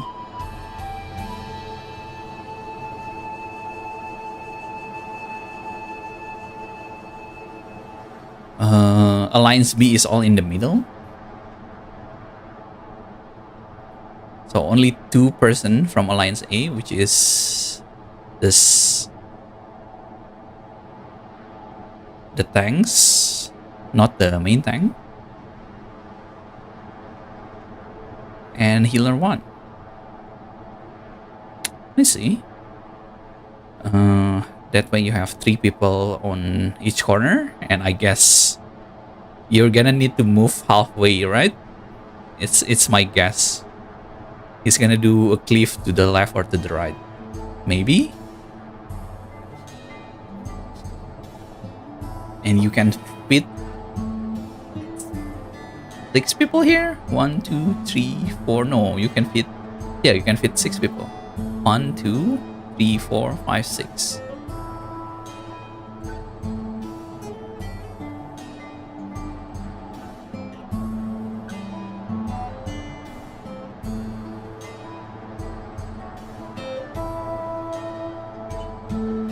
Cliff cuman di outer platform aja. Let's see. Error stack spread.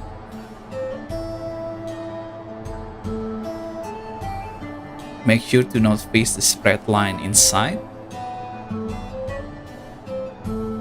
Do not kill poor Alliance B. Soap towers.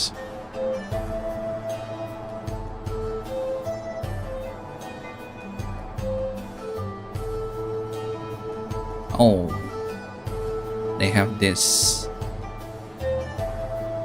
So that's why there's 3 people on each platform. Got it.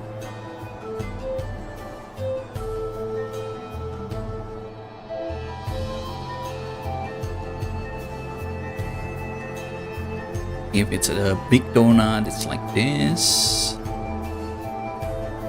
8 people will be targeted with purple stacked spread marker.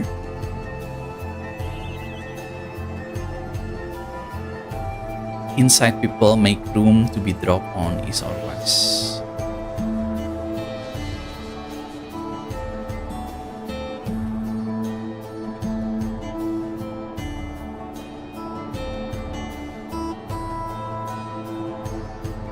There is rare cases where you get 3 markers on A or C. Do not panic, just drop it inside part of the outer square.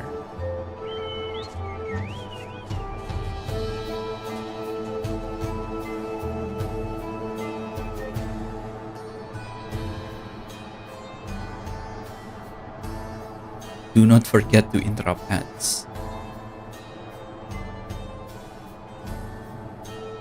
Spread. Okay.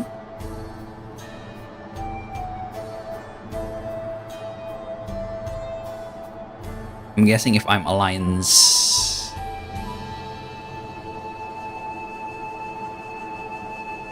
Hey, Healer 1 is both here, right? That's probably what I'm gonna be playing. Yeah, both Healer 1 on A or C are here. B is easier. I think that's what I heard as well. A or C is the one that have it the hardest.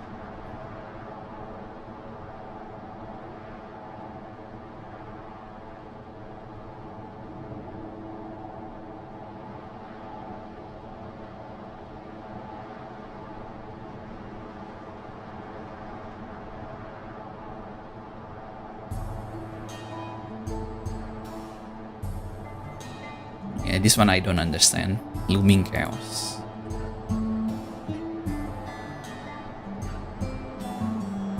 Yeah, let's continue watching Mr. Happy. Alliance a position. It ensures there's healers in range of everyone in their own alliances across the entirety of the phase, so long as everyone stays alive, and allows for easy assignments and movement across both the outside platforms and PvP tiles in the middle. I'd like to take special note of the 6 players on the outer platforms that are closer to the middle of the room. Later on, positions are going to get swapped between a lot of players, but these 6 players ideally never have to do PvP tiles. This is because of how the Looming Chaos swaps work, only swapping 6 players on the inside with the 6 furthest from them and 3 on each outer platform. If you have a player who is struggling with PvP tiles, or you're carrying a first-timer for bonus, considering adjusting positions to give them one of these 6 spots, as it means they'll only ever have to do the outside platforms. As for the players on those outer platforms, we had this image to showcase their relative positions for all of their mechanics. All positions are done relative to the outside of the room, which is why this image is turned to treat that as our quote north. Not much to say about these. They assign positions for line AoE spreads, pair partners, and tower assignments.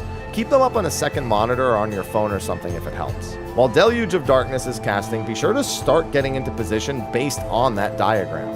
Melees who are staying on the outer platforms can stay close to Cloud of Darkness and then move to their respective sides using the outer rings afterwards if they want. Once Deluge of Darkness finishes, only players on the center tiles will be able to hurt the Cloud of Darkness directly. Players on the outer platforms will instead have only two Stygians the middle of can Darkness hit middle. to hit. Fortunately, all damage done to the Stygians is inflicted to Cloud of Darkness at the end of the phase. All center tiles can also only support one player at a time. If two players step into a tile, it will instantly break and drop them to their death.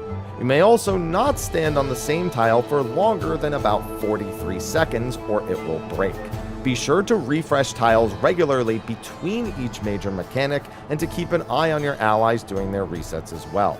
I'd like to take special note that if you are resurrected during your 5-second resin vuln, your weight on a platform is 0. So as long as you don't sprint or take any actions, you have 5 seconds to get back to a spot where you belong. The outer platform players also have to occasionally cull the 4 Otamos that spawn in the intercardinal positions. These will tether to players shortly after spawning and deal massive damage over time to them. They will also eventually begin healing the Cloud of Darkness herself, so have ranged pick them off with a few GCDs whenever they respawn. The Otamos also leave behind a puddle that, when stepped in, will cause the player to teleport to the telegraph's location after 6 seconds. This can be used by the players on the inside if they die and are resurrected on the outer platforms in order to return to the middle, or to fix any sort of wonky things that happen in this fight. But honestly, it requires a lot of personal accountability and fight knowledge to do safely. Players on the outer ring should avoid these puddles while doing any mechanics that requires going near them, or at the very least ensure that they stay on the outside of the platform if they get the teleport with the telegraph. Shortly into the phase, Cloud of Darkness will cast Dark Dominion, doing heavy raid-wide damage and changing the outer ring into a danger space, inflicting a very potent bleed on anyone who steps in it. Ensure players are healthy after the phase change and the bleed ticks have hit them. The tanks on the outer platform should position the Stygians like in the diagram I showed earlier and like on the screen right now. Both Stygians will do Third Art of Darkness. This has 2 half-platform AoEs in either a line AoE spread or pair partners. The half rooms are designated by just one of her tentacles lighting up. The pair partners if both of them light up, and the line spread if it's just her body that lights up. While the half platforms and line spreads are easy enough to understand, it's important to note that the pair partners are proximity baited. The 3 closest players will each bait a paired AoE, hence why the diagram has the layout that it has. Ensure that if you're not the baiter, that you're just a few steps back from that person. Otherwise, you'll double up, or even worse, outrange the person who's baiting it. It's also worth mentioning that Super Mitt can allow players to survive these alone, so long as they don't double up. Tanks can also eat one alone if they pop a bunch of mid or their tank invuln.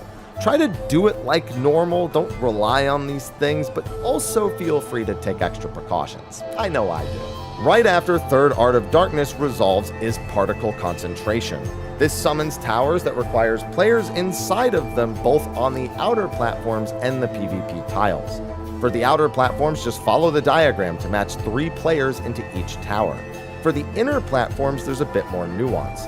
Have all 3 players stand in a small triangle, with 2 players closer to the cardinals and 1 player in the middle tile. One of the outer players will basically begin in a tile that works and can just stay there. The corner tile takes the outermost tower position, and the remaining player fills in. This movement is simple, but just make sure not to assassinate each other. If any tower is missed, the entire 24 players will be hit with a raid wide. This inflicts some damage and gives a stacking vulnerability up. If just one goes off, it's not that big of a deal. Any more than that, it starts to get rougher and rougher. If it looks like towers will be missed, consider tank LBing before the hit, and I'll make special note of a part of this that we're going to use tank LB for potentially later. Once this is done, you'll get a small reprieve with a bunch of auto attacks before Cloud of Darkness does Ghastly Gloom. This will either do a donut AoE or a cross AoE that hits everywhere, so both the tiles and outer platforms need to respect either pattern. The donut just has the tile players step into her hitbox, and the platform players just get really close to the center edge of the platform. This is designated by the clouds around her, making sort of a ring around her hitbox. For the cross AoE, it just looks like a bunch of clouds surrounding her, and the tile players will have exactly 3 safe spaces per corner. It's safest to have one player claim an outside square before the mechanic even begins, and then have a movement prio for the other 2. The quicker you can get those 2 players into the corners just gives more time for the 3rd player, so the better you get at this, the faster this movement will be. For the outer platforms, they just run next to the Atamos circles along the outer ring, which is now freed up from Dark Dominion. Once this is resolved, the Atamos will respawn and the Stygians will cast Curse of Darkness. This places several different timed debuffs on the outer platform players. When these expire, that player fires a conal AoE in the direction they are looking, damaging and placing a dot on any player in its path. Keep track of your timers and look towards the outer ring when it's about to expire. In fact, one of them will expire almost immediately after you get these debuffs, so be sure to check. Right after these go off is Evil Seed. This places 8 seed markers over players around the room. 2 players on each of the outer platform will get one, and 4 of the tile players will get them, but no more than 2 in each corner. This diagram shows the end position of each seed placement. The outer players have a nice easy time just placing them along the edge. The inner players need to be careful about letting seed players get through to the east and west inner positions. If you get 2 seeds in one corner, it's best to let the east or westmost player go first and get to the further position, and the second player follows behind them and gets to the closer one. Once the AoEs appear, the 2 players should sprint back to their platforms in the same corner. Make sure if you're the further player that you don't run too fast and kill the person in front of you. And if you're the person who's doing less movement, then get out of the way. Keep in mind, any platform where a seed is placed counts as having a player on that platform. It's very important that the seeds are not on any platform except for the 4 that are designated in the diagram, or it eliminates movement options and almost ensures that you're going to have problems later. This will immediately be followed by Ghastly Gloom, whichever one you didn't do first. So if you did Donut first, then it'll be Cross second, and vice versa. Right after this goes off, another set of curses will expire, so check your timer and aim outward. Now for the Brambles. When the Stygian Shadows begin casting Thorny Vine, you'll want 8 designated players standing as close as possible to the Vine AoEs. This will mark them as the tether target for that respective vine. Once they receive the vine debuff itself and are tethered to it, they can sprint and run away from it to break it. We have all 8 of the vines handled by outer platform players as seen in this diagram. Run opposite and along the outer ring for a snappier break. The inner tile players aren't free though. There will be 2 sets of 2 players tethered to each other, one on the north side of the tiles and the other on the south. They'll need to start as close as possible and then run across the tiles until the vine breaks. As Thorny Vine is casting, have all 3 players that are in a corner huddle close together. If 2 of you get targeted, stay close until the tether forms, then have the player in the farther tile begin running across. There's a chance that a player needs to shift over to let another player pass by here, so be ready to move over the tile that's half covered in a bramble to make room. If there are no brambles in your corner, have a player shift over to the half-covered bramble tile to leave the center tile open. The player breaking the tether will be coming from the other corner and can use the extra space. I can see how PvP happens before that point, but there's no reason not to give them that extra room. Be sure to have any tile timers reset done well before the movement needs to occur. One final note, during the bramble tethers, each Stygian will also begin casting an interruptible Flood of Darkness, which just does massive damage and inflicts a bleed to the raid. Make sure to interrupt this, whether it be the tank who's literally just standing there doing nothing except hitting the Stygian, or if his ranged as they're running away from the tether. Once all of that is done, reset to your default positions. Cloud of Darkness will begin gathering magical energies to prepare for her next attack, which doesn't have a cast bar, mind you. The attack itself is determined by what color she glows. If she glows purple, she will fire 2 sets of 12 spread AoEs.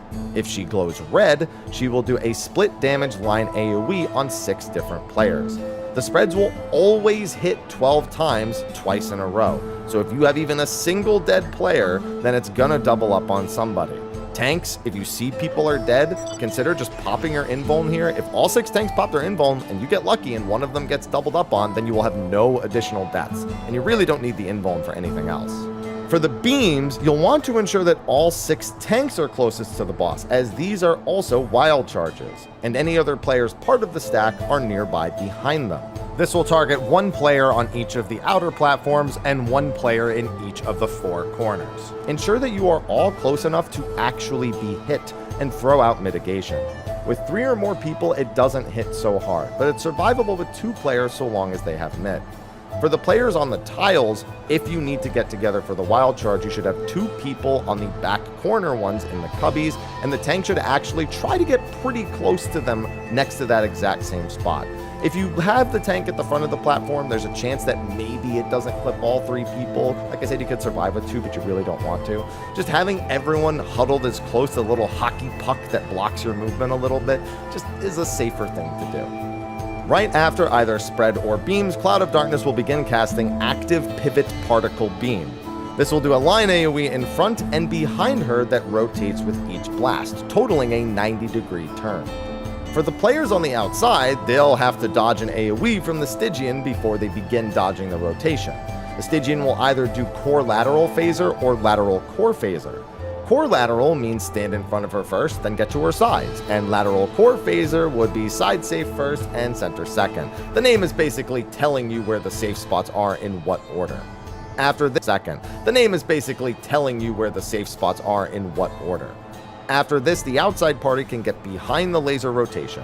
Bear in mind the final Curse of Darkness timers will go off right after the rotation finishes, and Atomos will also respawn at this timing too. It is essential that these Atomos die before the next mechanic, or players are going to start getting fried. There's also a tank buster from each Stygian on their main aggro target. It's AoE, so tank mitigate. So many stuff is going on. Close to anyone else. Makes sense. For the inside people, they'll have to navigate the tiles without killing each other. I recommend 2 players in the cubbies and the corners reset their timers once the beams or spreads go off. 2 corners on the inside will remain safe through the entire rotation, so if the rotation is safely going away from you, just stay put. The other 4 players should line up as you see us doing here. The player closest to the rotations can get halfway into the first east or west tile, so they are snugly behind, and then move up as the rotation goes away, usually about 2 tiles total. Everyone behind them must wait until the person in front of them steps forward before moving, so don't take your sweet time. As soon as the person in front of you goes, you go. Once the rotation finishes, your sweet time, wait until the person goes away, usually about 2 tiles total. Everyone behind them must wait until the person in front of them steps forward before moving, so don't take your sweet time. As soon as the person in front of you goes, you go. So don't take your sweet, must wait until the person in front of them steps forward before moving. So don't take your sweet time. As soon as the person in front of you goes, you go. Once the rotation finishes, the back of the line should return to their initial corner, have the corner tiles reset their timers, and simply wait. I don't think the E9S refreshed that which does damage to the raid and swaps everyone's position with another player's. The 3 farthest players on the outside will be swapped with 3 players on the opposite side of the room within the tile section. So the westmost players in the room will be swapped with the opposite players. The 3 farthest damage to the raid and swaps everyone's position. Next up is Looming Chaos, which does damage to the raid and swaps everyone's position with another player's. The 3 farthest players on the outside will be swapped with 3 players on the opposite side of the room within the tile section. So the westmost players in the room will be swapped with one of the east side tile groups, for example. We tried testing baiting this to be completely opposite, but found that the results were not 100% consistent. All of the remaining players are just swapped with the other players doing the same platform. So the 6 remaining outside players just swap sides with each other, and the 6 remaining inside players just swap places with each other, staying outside and inside respectively. That's why I mentioned at the start of the video, those 6 ranged positions would basically never have to do tiles, is because they are closest to the middle of the room and they'll just swap with each other.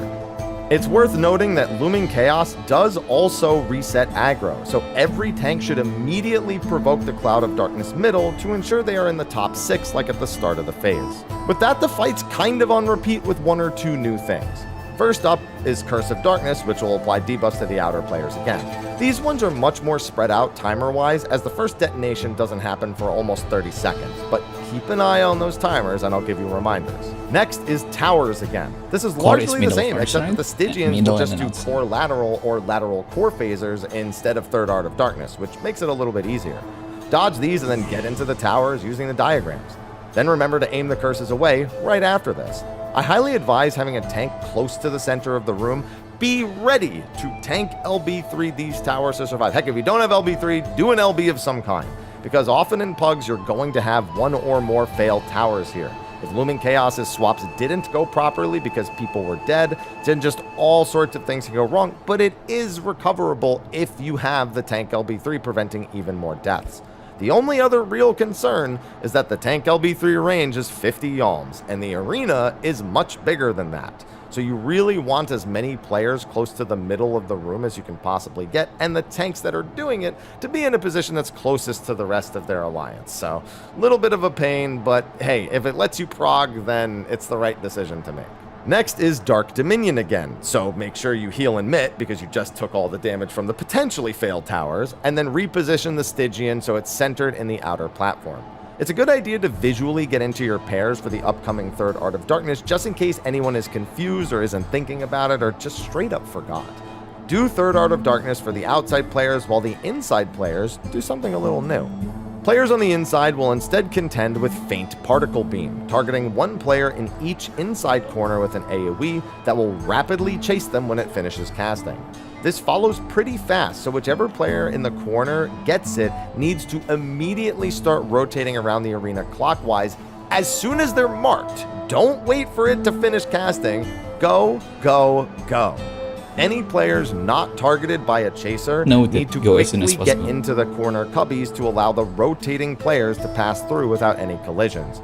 As for how much you rotate, we do what we call the Monopoly Run, where you actually just do an entire lap around the arena, ending up back at the corner that you started with. The rotating AoE will give up long before this, but it just keeps your positioning consistent, especially if you happen to get a wild charge beam coming up later. Also, if you're a tank and you held onto your tank invulnerability up to this point, you can choose to just eat it with the damage down, so you could just sit there in your invuln and take 16 blasts to the face. I don't recommend it, but if you notice that you've become the target because somebody else died, then it's something that can straight up save the run. So it's another place where tank invuln should be considered. Atamos will then respawn and a Curse of Darkness will expire, so check those timers. There will also be a cross or donut AoE again, so ensure the inside players have 3 to a corner just in case it's cross and dodge accordingly. Then it's another lateral core or core lateral before magical energies.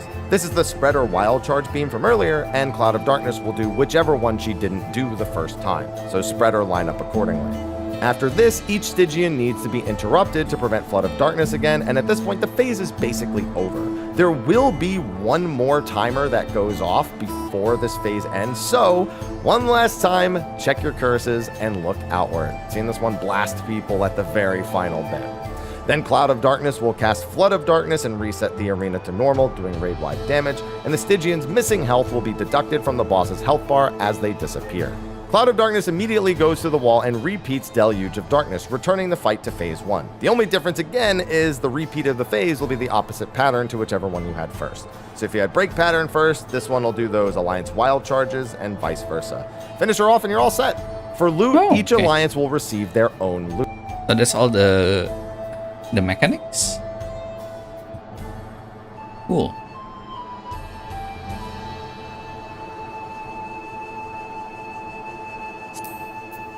Got aim to clear. No way. No way.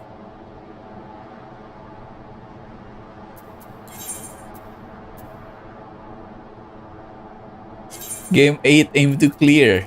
No.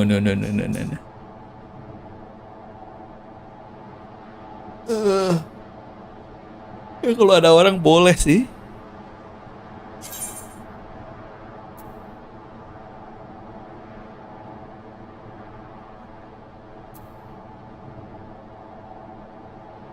Duty complete. There is no fresh party anywhere.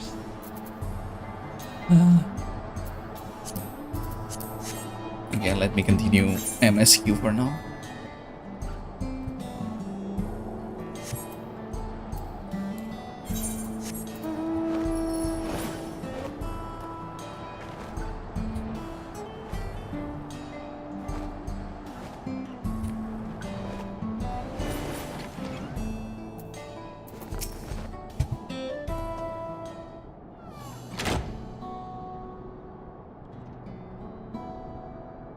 Vow of Resolve and Lillian to boot. What can I do for you? We're hoping to find some good news about the Railord. There's an increasing number of people looking to return to Tural. As it happens, the Vow of Reason is also on his way here. Scratch D on his way? He is here.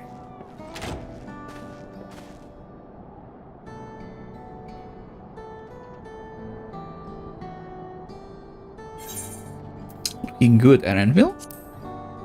I should have used our little Ban. Shit. As the guild ship has officially approved my transition from gleaner to independent contractor, I was in need of more befitting attire. You're here about the Railord too. It was in part for my sake that the original Dawnblazer was sacrificed. I felt it's only right that I assist with its replacement.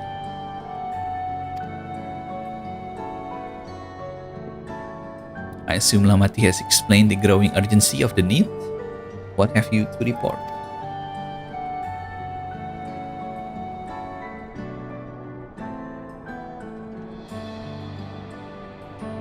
The new locomotive was on track for completion, but we're having difficulty pulling her into station, in manner of speaking. You see, when we used the Dawnblazer to get into the dome, urgency outweighed all other consideration. Now we're back to our original problem: how to run the Railord without upsetting the inhabitants of Mehwa Hetsotean. That is the runic. Though Hetzotaro follow them are none too pleased about their Hetso being spooked by the nose of the locomotive. The solution I've devised to quieten the Railord should address that complaint, but a silent train presents a different danger. The runic will need to be deterred from wandering across the tracks. Weren't the rail routes plotted to avoid the runic preferred grazing areas? It's out there getting so close in the first place. The runic grazing patterns have shifted since the tracks were laid. I'm not certain why. I'm intending to ask the people of Mehwa Hetsotean for their insight. As major proponent of the railroad, I have duty to assist in this matter. I too would hear the Hetzotara what the Hetzotara have to say about it. They are the ones most affected after all. I believe it would be best to begin by consulting their leader. The rest of you can accompany us.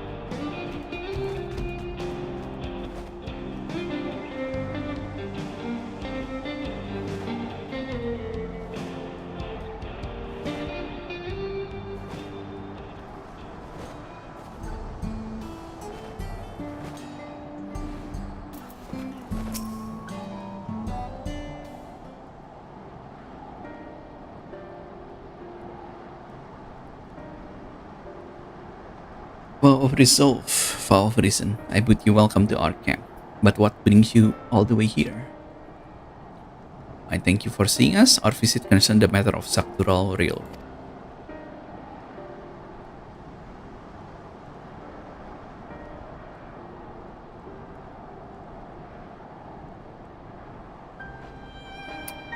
You two have noted the runic unexpected change in behavior then? My son has been looking into this matter as well. Normally, we'd expect the runic to keep their favorite grounds nearby for a while, but despite a thorough research, we haven't found anything wrong with the quantity or quality of the grazing in this area. Yet they refuse to keep where they usually would, instead pushing westward, towards your railroad. I certainly see no cause for this unseasonal migration. Nevertheless, should they continue to move west, we will follow. As any true Hetsutaro would, I suppose. As you may have surmised, I am a Hetsutaro descendant. My parents traveled with the runic as well. Though I have no memory of the experience, I was left behind as a babe, you see, during such migration. One of the many sacrifices necessitated by a nomadic life, I'm assuming.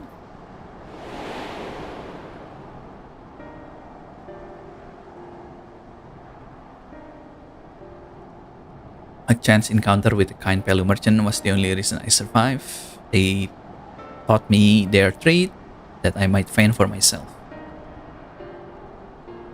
I became a stallkeeper in the markets, and that's where the Dawn Servant found and adopted me.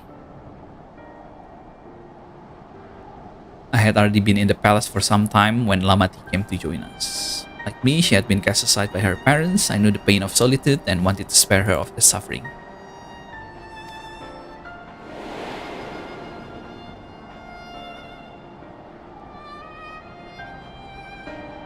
Truly, I've never heard Runic choosing a path so arduous to force such a terrible decision. Nor any Hetsutaro willingly live their flesh and blood. There must be some exceptional circumstances. I cannot say the idea of following in their footsteps that I might be better make excuses for their action never appealed to me. But if they had a good reason, wouldn't you want to know?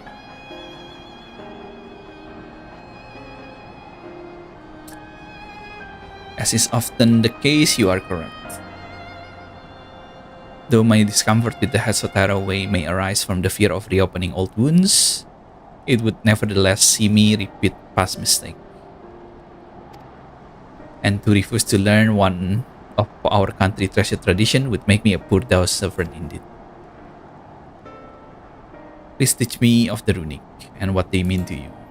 I promise to listen with an open mind. We would be delighted. In the meantime, your companions are welcome to look around.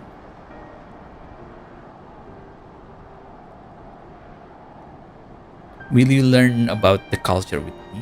I would like to approach this with fervent curiosity as you and my sister share. It would be useful to know whether I am doing it correctly. Then it is settled. We'll have a look around the plains while you learn more about the runic.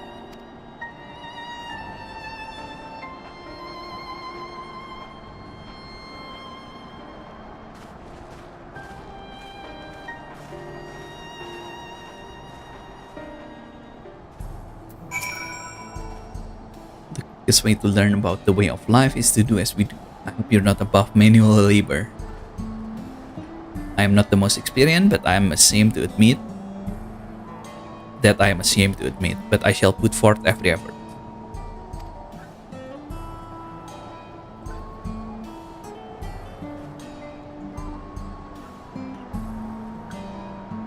Now introduce yourself to anyone who look busy and ask if you can help.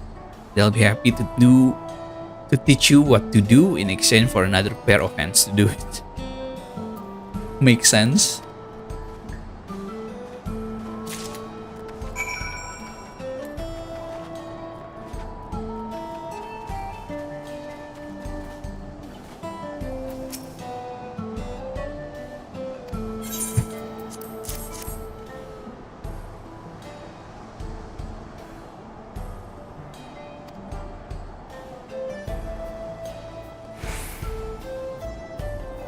Given how we often pack and reassemble our tents, they're bound to get the occasional tear. Fortunately, the runic hide they're made of is durable.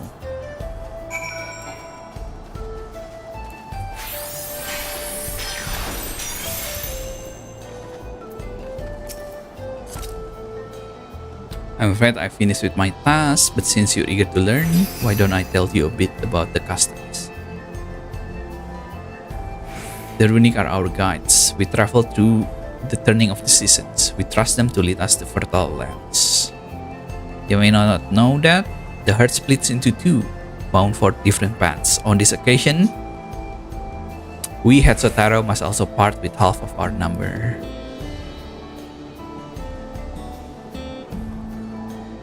You may think of it as strange, but over the years it has seen us visit new lands and broaden our horizon as people.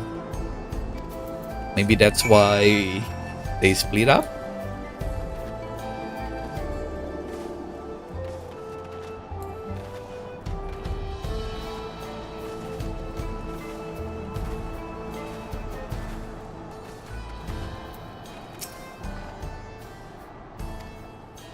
I may have a thing or two to share. The head soap provide us with something we can use in medicine. Faulty soap to drive away pests. This is in our fire. What is it? Dung?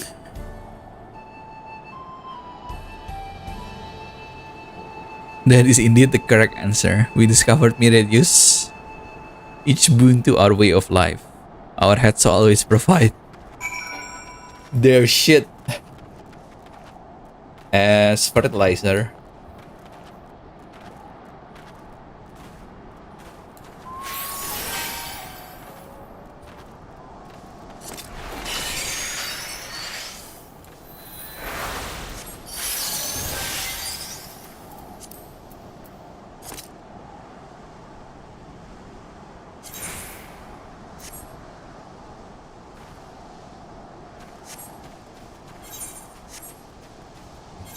Can you queue as a single person here? Oh, you can. But I don't think you're gonna find any party like this, right?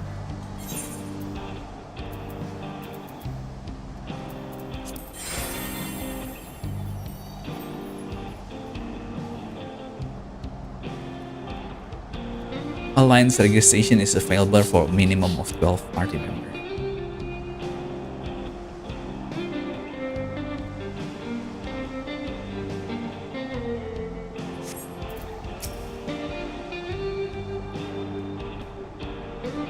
You know the many portion are shaggy and tangled.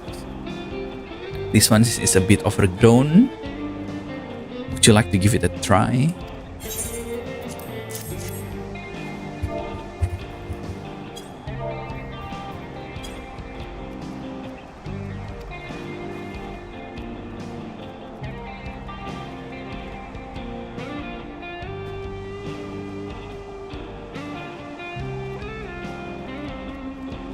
You bruise the runic until your arms grow weary. It appears much steadier now. Well done, with less excess fur, our friend here will be more comfortable.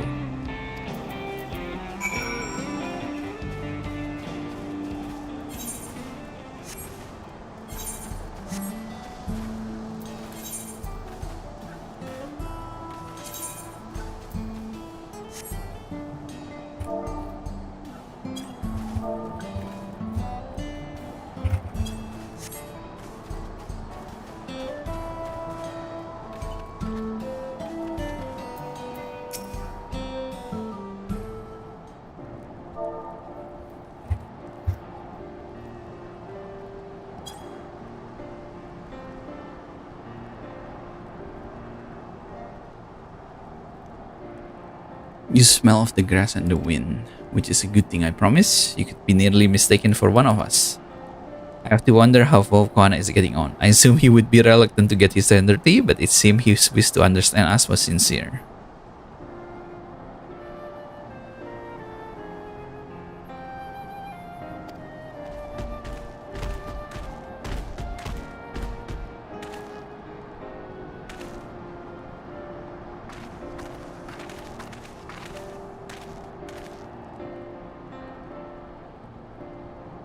Apologies for my tardiness. I was tasked with grazing the runic.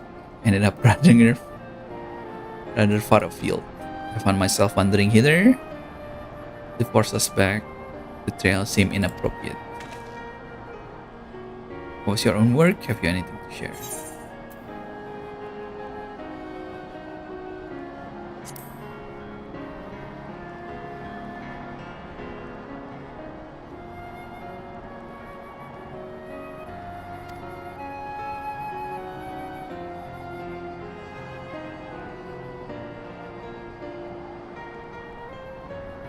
Inability to conceive how a decision might be right does not mean it is wrong.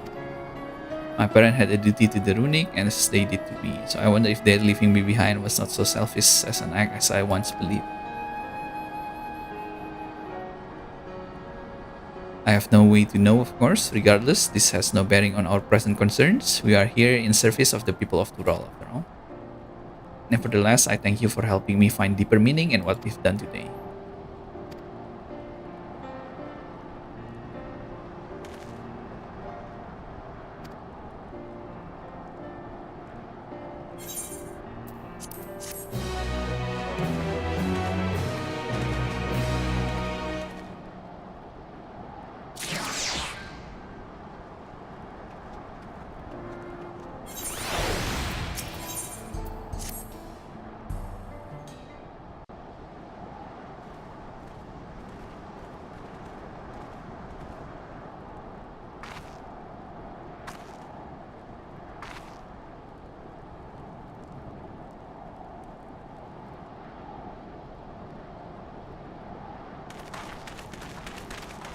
How did it go? I believe I understand the significance of the Hatso. They nourish the Hatsatara as they grow, provide warmth and companion in harsh and unpredictable world. They are equal to any man, not beast to be tamed. Moreover, they are sensitive. Though we may treat their injuries to bruise their coat to keep them hale, they must ever be free to follow their instinct to seek land where they might thrive. The Hatsatara would never cage them, and neither should we. Control their migratory patterns or capture those who wander too close to the track is out of the question. Then it is particularly important to advance our original line of inquiry. Fortunately, we are able to visit the Runic, once favored grazing grounds. As we were told, the grass looked fine, but the place is too quiet. It's not just the Runic, even birds and the field mice have fled. We did encounter one pack of Seraptors, but they looked to be passing through in a hurry.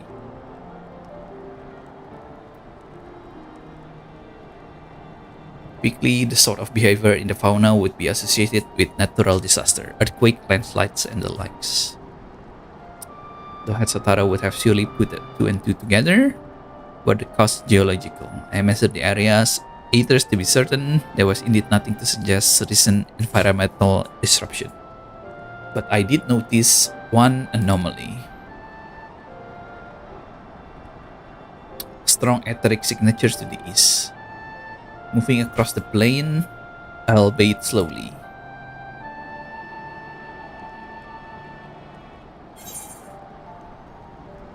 A large animal? Tural Vidral.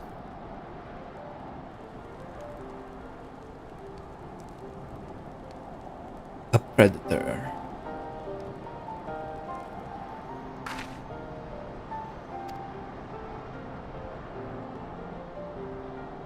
Couldn't be a Turuhetsu.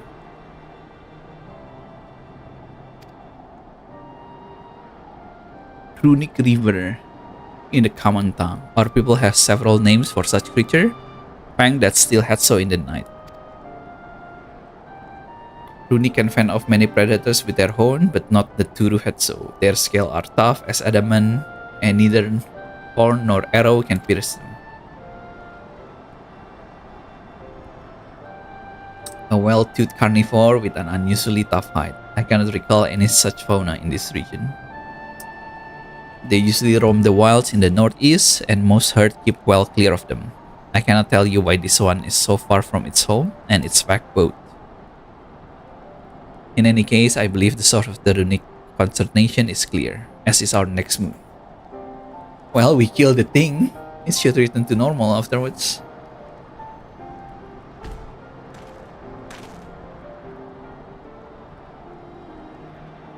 Never fear, we'll make certain that the beast threatens you no more.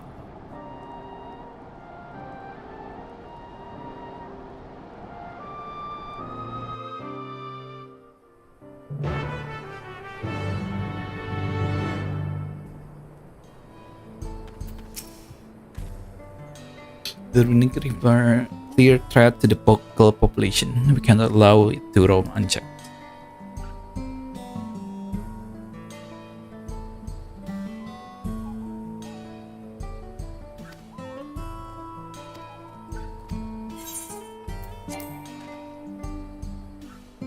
Oh. I'm still queuing the car.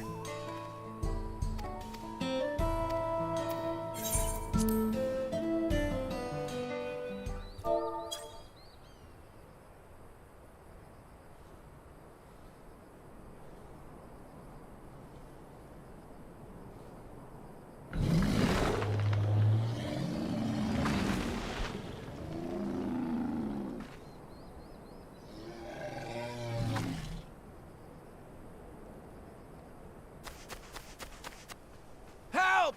Help!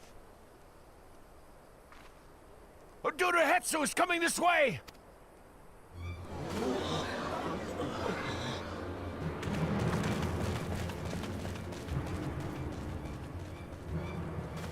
It has beasts across the plains in a panic, and our Ronek are practically paralyzed with fear. We must get them to safety.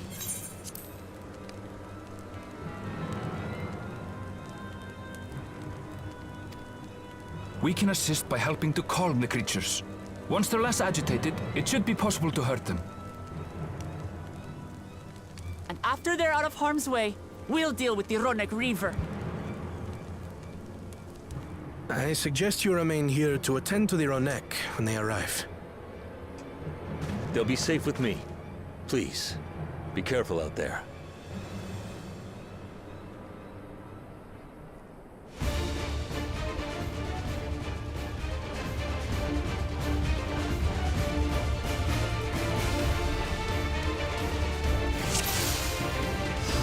Duty commands. Make haste! We must protect the Ronek!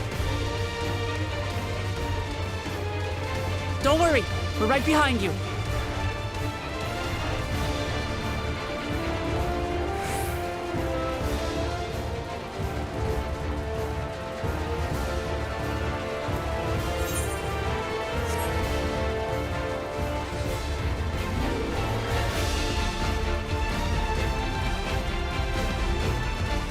Okay, we found some. There they are! They're terrified. We must do what we can to soothe them.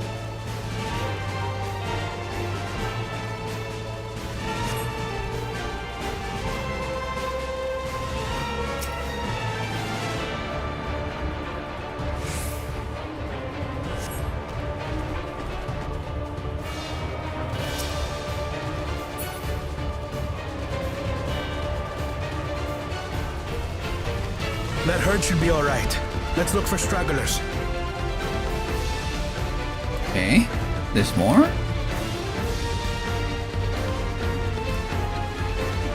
The Ronek are to rally too. None shall be left behind.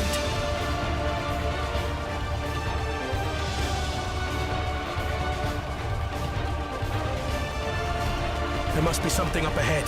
Come! There! These are no match for the likes of us.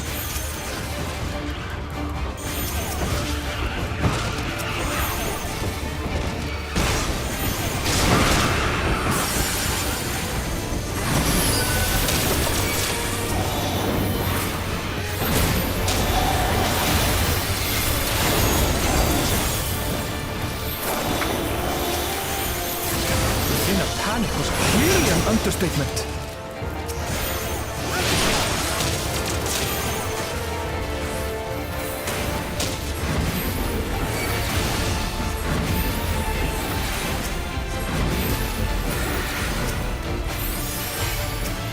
More are coming!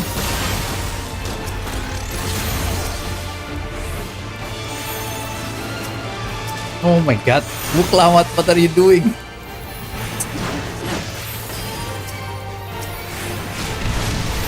What? What was he doing?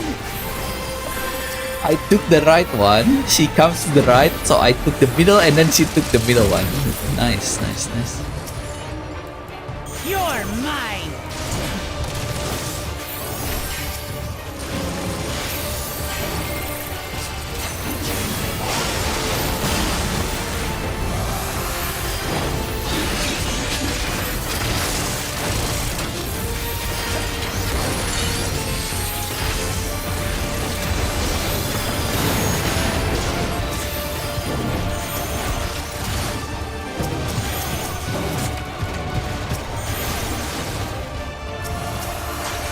for nothing then.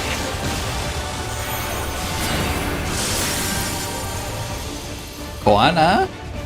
That's not a physical range LB?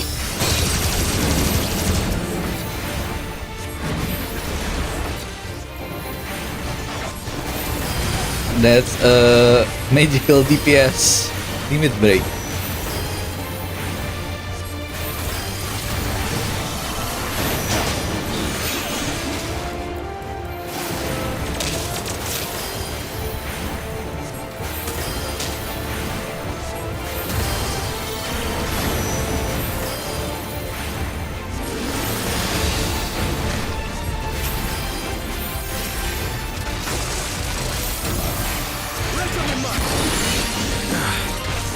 It seems that did the trick.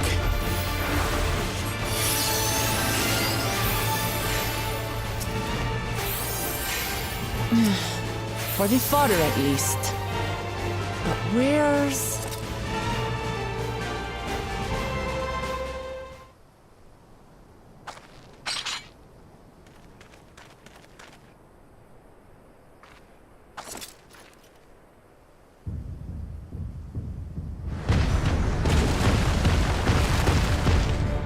Look there!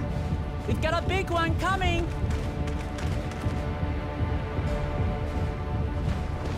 Impenetrable scales and wicked fangs. That's a Ronak Reaver, and no mistake.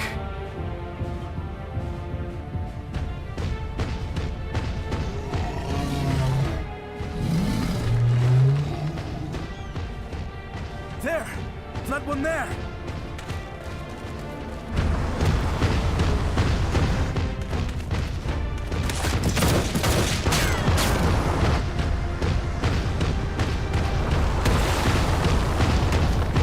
Not so fast!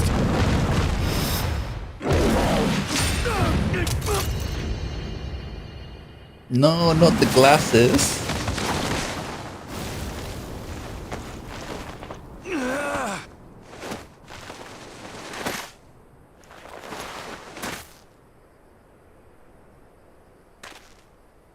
Even should it cost me my life.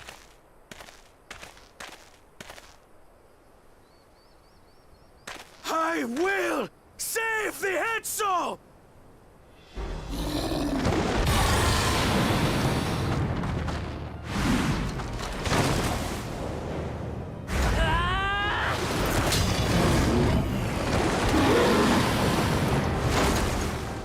Kona! Are you alright?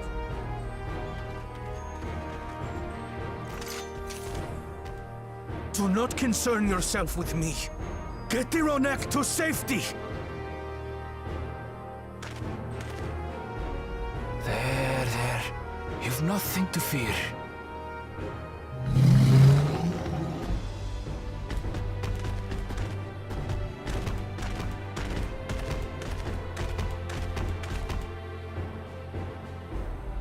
Right!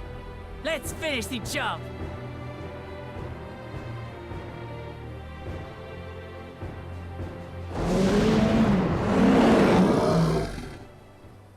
I made a vow to our people. You shall plague them no longer!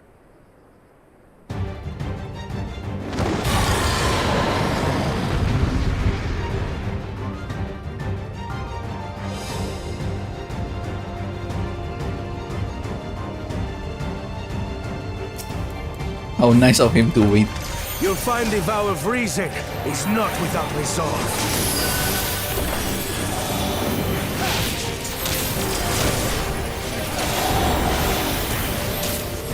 Damn it! Not even a scratch! Buy me some time to think, will you? Protected by a nigh impregnable hide. Impenetrable. It must have a weakness, and I will find it.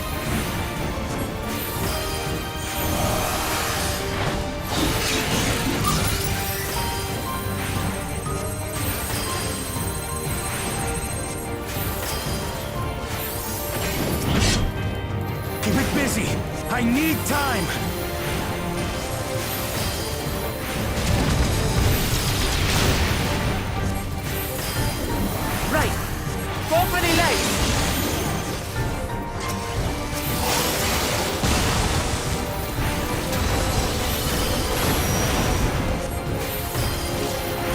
regenerate.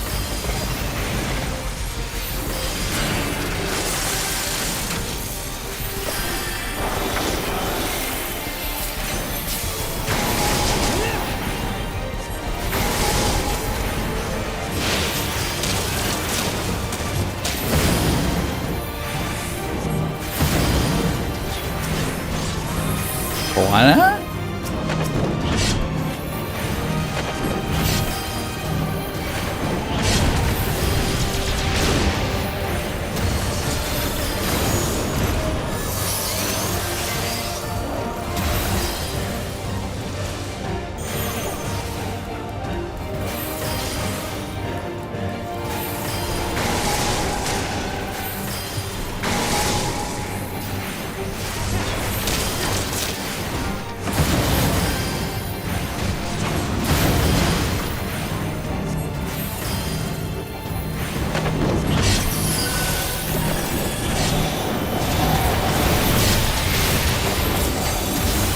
Now we just have to keep it pinned.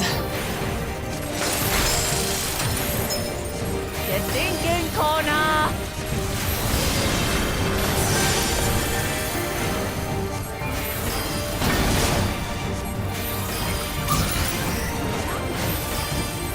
A protective current of ether. But whence does it flow? Just aim the mouth. Kill it from the inside.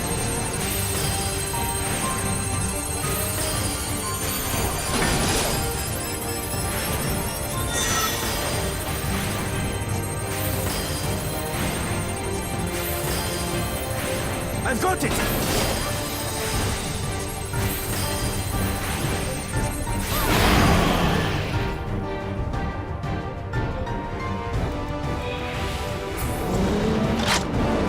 One well-placed piercing round to the chest and...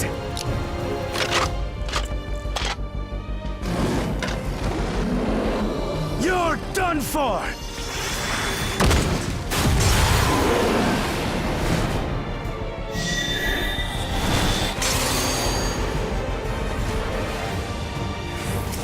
That stemmed the flow of protective ether.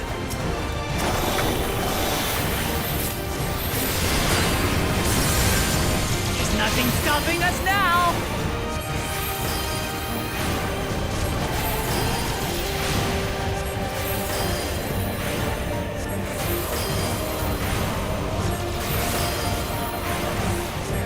Still not backing down, huh? Fine with me!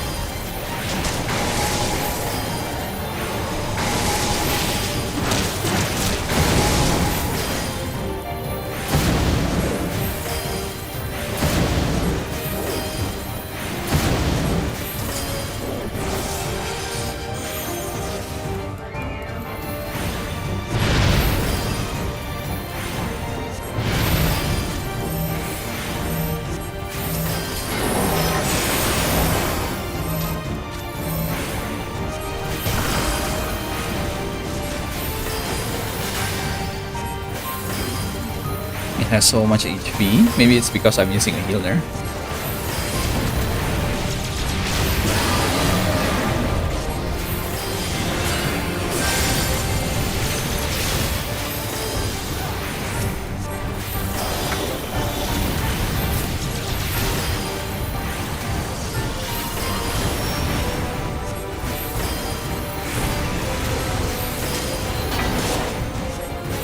We must disperse that ether ere the river recovers it!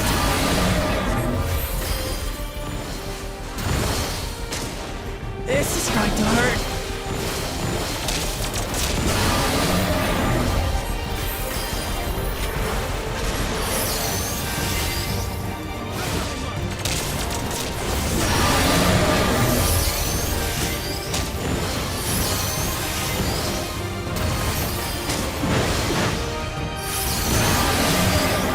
More? Primal will... Oh, it's actually done.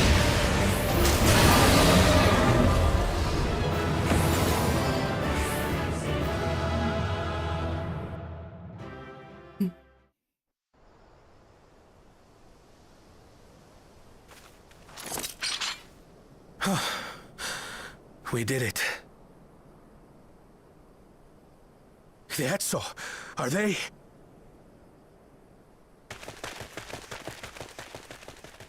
The Ronek have all made it to Mehua Hetsuan. Hunters are scouring the area for any remaining threats, but the local fauna appear to have calmed down.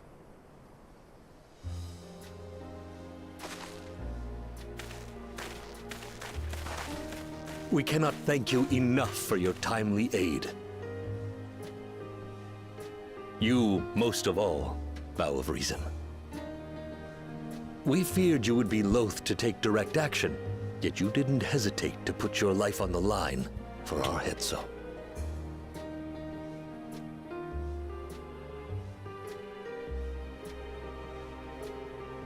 I did no more than is a Dawn servant's duty.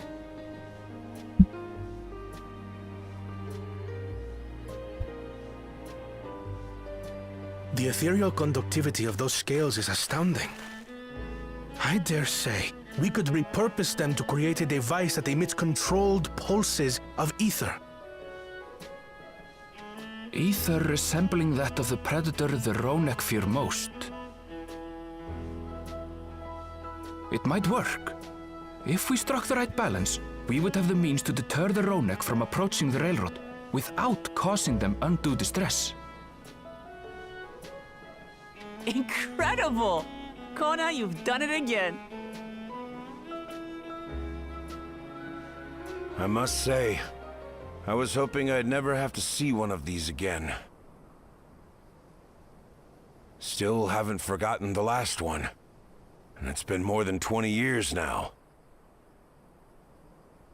I had come as a trader to the camp in Lozeni Hetta. A camp that was obliterated in an instant by that monster.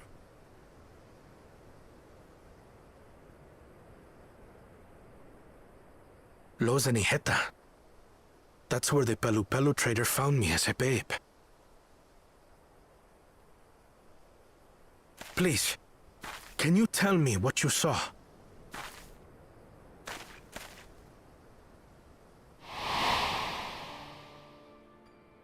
As I said, I had traveled there to trade with our fellow Hetzaro. Like us, they followed the Ronek. And like us, they were visited by a reaver. The fiend struck like a whirlwind in the night. It was chaos.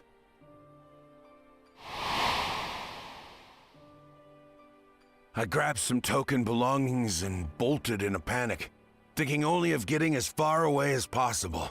But even in my panicked state, I could not help but notice the young couple racing the other way, toward the fell creature. "We're distracted," I heard one cry. "Save our son! Save the Hetso!" After that, nothing but the pounding of my heart and feet and Ronek thunder. I ran and ran. And as the sun broke the horizon, I found myself separated from both man and beast.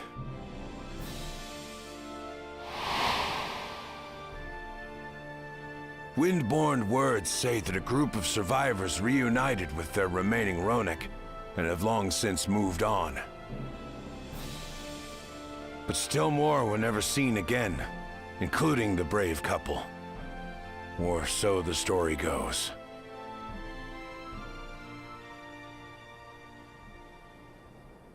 And what became of their child?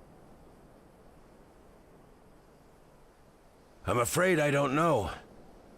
But if he wasn't with the survivors, even if he lived through that night, the wilderness wouldn't have been kind to a little one out on his lonesome.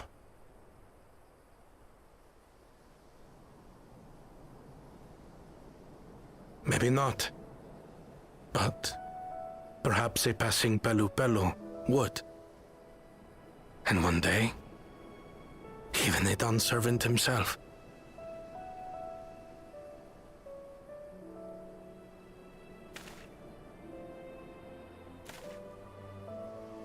All these years, I was convinced that my parents had left me behind to follow after the Ronek. But now I see, they didn't abandon me They were trying to keep me safe.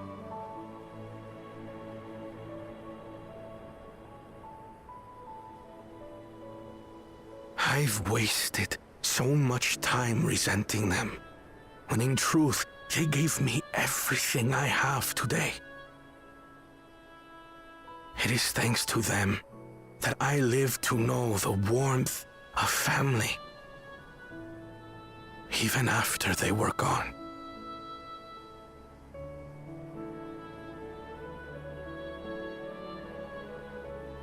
And now that I am done, servant, all of Tuliyola is my family.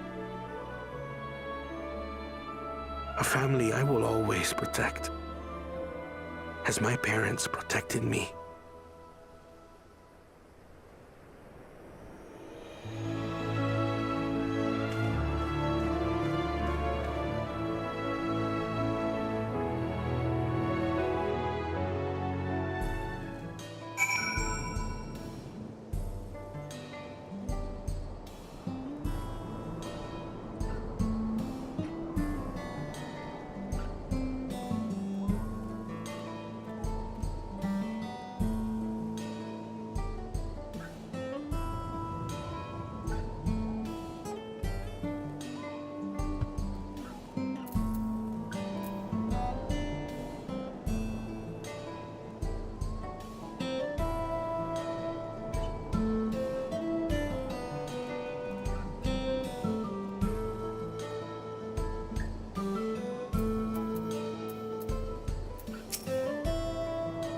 To know that the heads are safe is more than enough.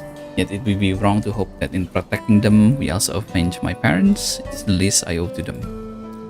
Thank you for standing by me as Dawn Servant and as often the imperfect man beneath the mantle. Let us return to the matter we come here to address.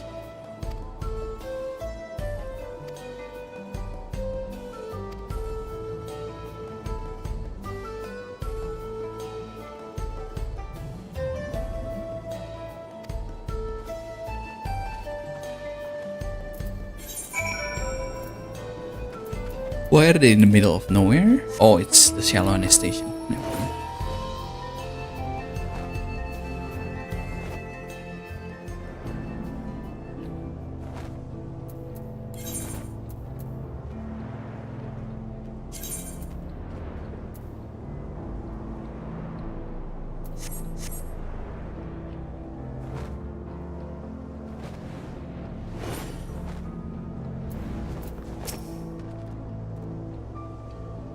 You look please. Maybe you have some ideas.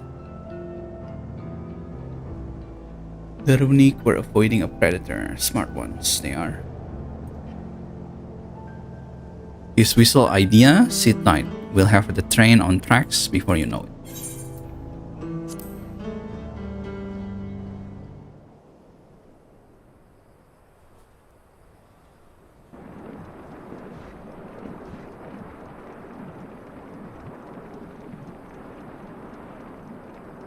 We're ready to go.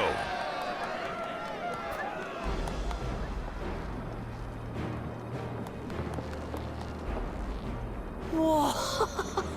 She looks as good as new! If I had time to do a proper job, could have really made her shine.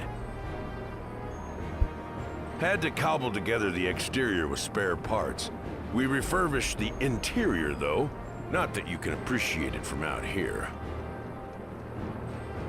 But as far as the Ronek are concerned, we've spared no effort.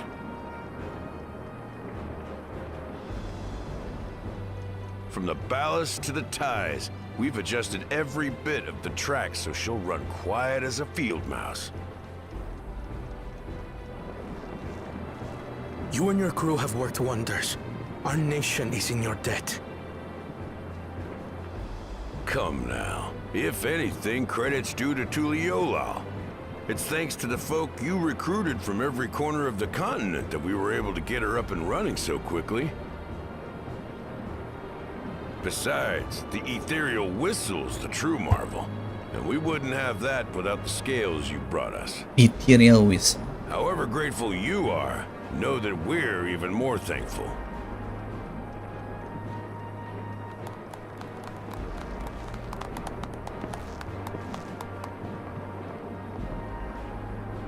Right. If we're done talking, let's put this train through her paces.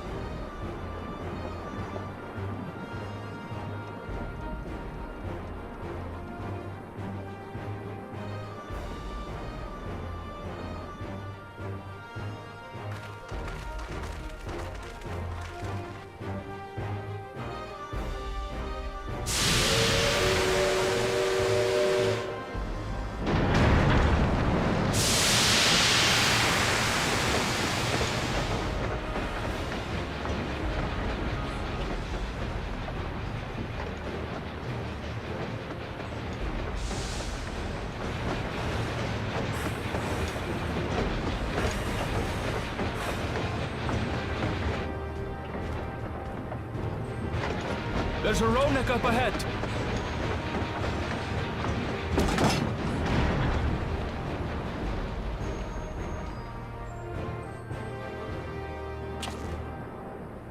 Now, to test our whistle. On it. Just point it in the general direction and...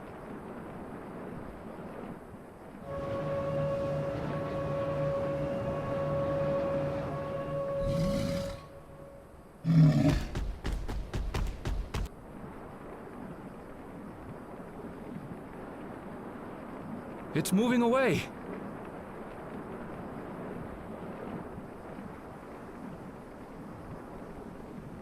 Meanwhile, our friends over there appear wholly unperturbed.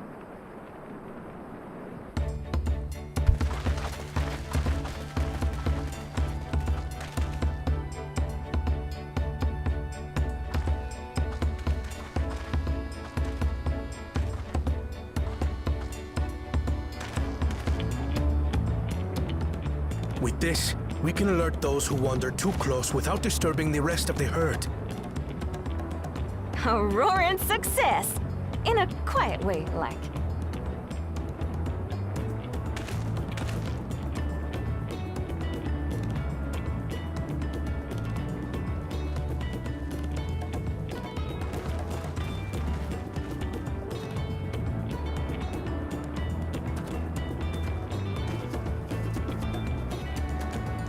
Then with your permission, Vow of Reason, the Shaktaral Railroad is back in service.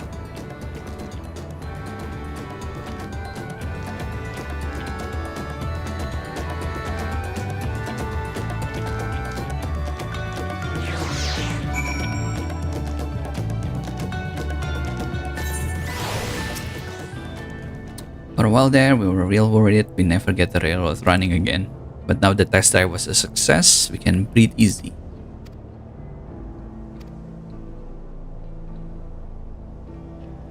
The efforts of all here today have not gone unnoticed once more, I think.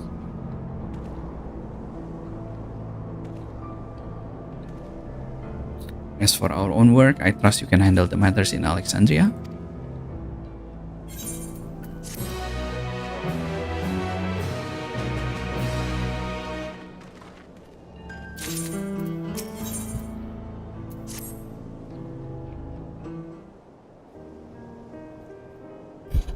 Well, it's possible that she'll made some headway by now. We should spread word that the railroad has been restored as well. What do you have her working on? Something about Gulja mother.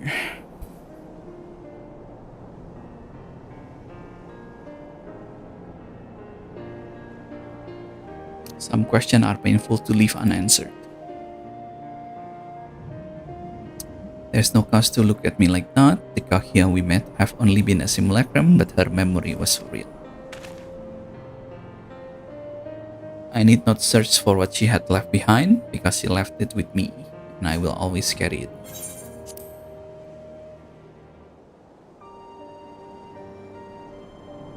Speaking of the things you're carrying, is that a teeny tiny Kakiwa? What? No. This is a merely token from Alexandria. Our friends in Oblivion would not take no for an answer. And I thought it was a good souvenir as any. I think it's a nice way to bring her with you on your travels.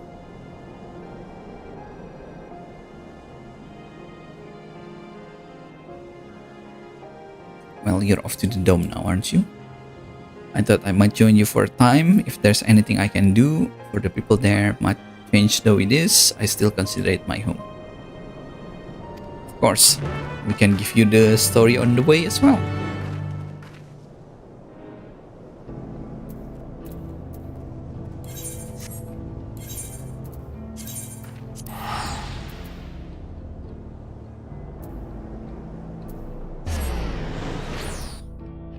Shit, there's a... what's it called again? A hand train. But nah. Not feeling like it.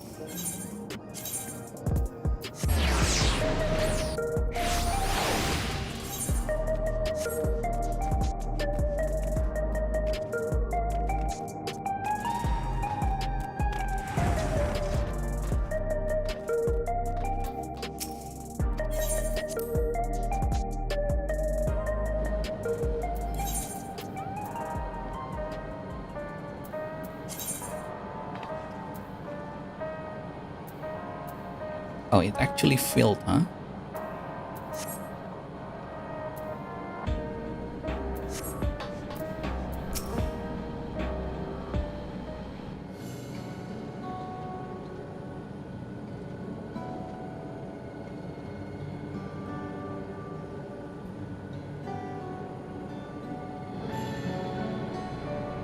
Simple yet elegant solution, as is the railroad back in operation.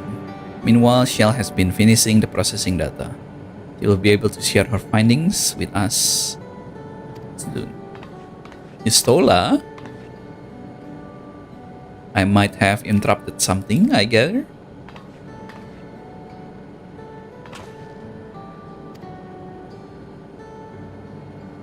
I'm shifting my investigation to living memory.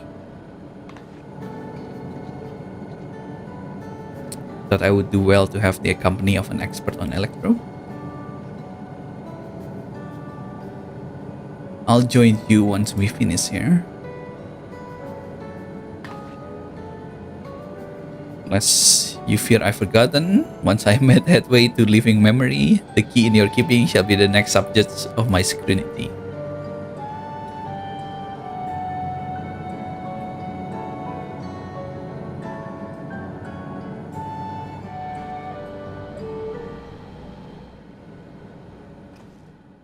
There was a mountain of data to sift through, much of it tantalizing, I admit.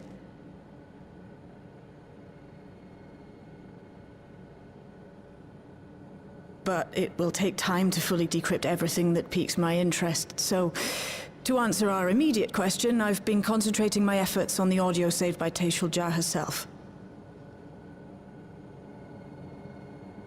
While I've not listened to it yet, I have a selection ready for playback. Would you like to hear it now? Yes, please. All right. Several audio files will now play in sequence.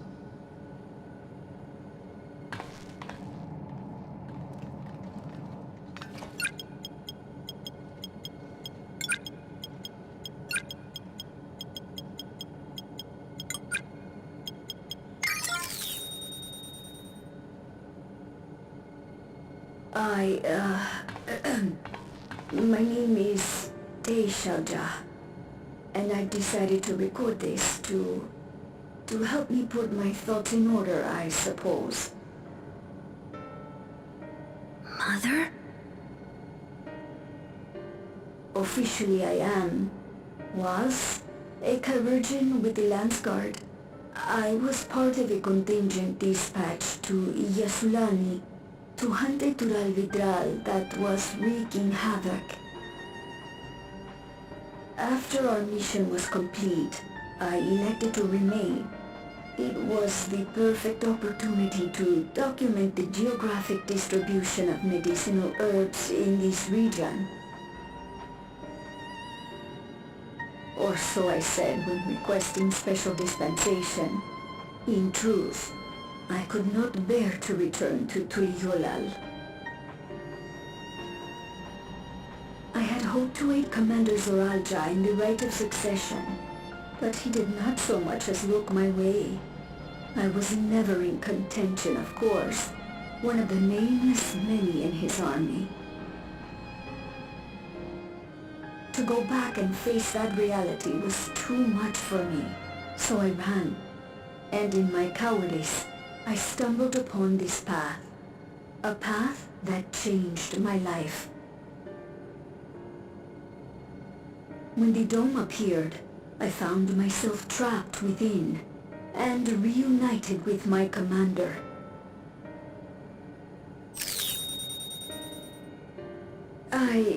How am I to speak of Commander Zoranja?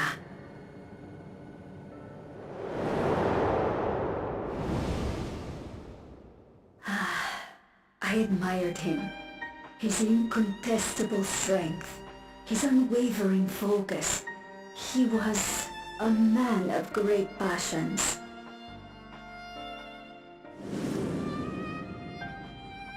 I watched him, captivated by his intensity.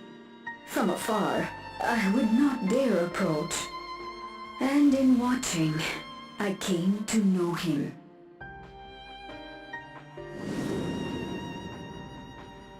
His eyes too sought the distance, but not as mine did. He yearned not for another, but something else, beyond the horizon. That gaze would never fall upon me. I knew. I knew.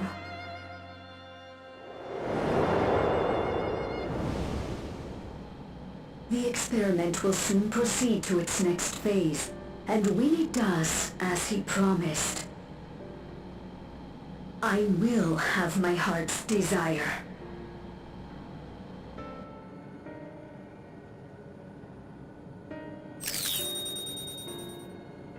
Today.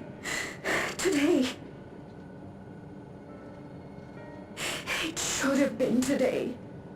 A new beginning. What I have dreamed of for so long. I hold a future in my arms. If he could see him, embrace him, surely that would be enough.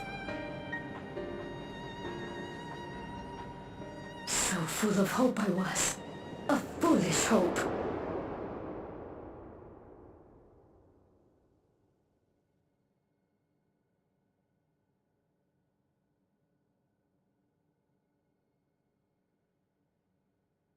Its scales are blue.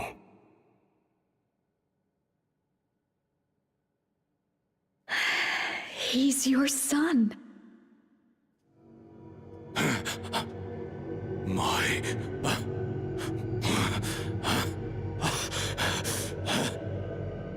No, I can't.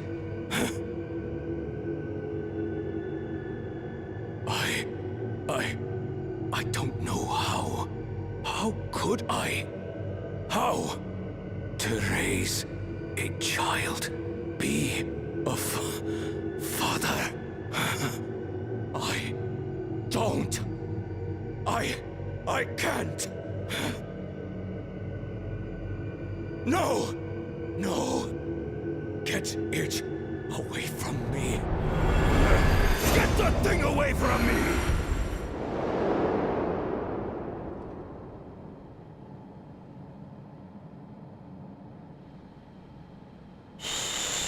It's all right, little one. Papa was just surprised. That's all. He'll come around. We'll be a happy family. Kaniloka's shouting for me. The research hasn't been going well. But I can't let him take it out on my baby. Hush now, little one. I know just where to hide you.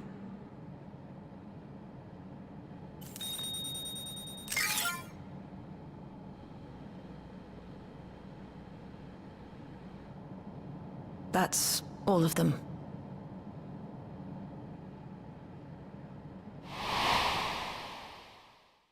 He was abandoned, the poor dear.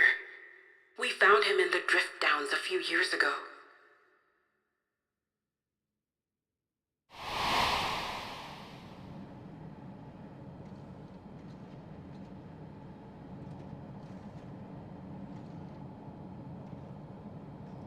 We know some manner of accident happened at the facility after this was recorded.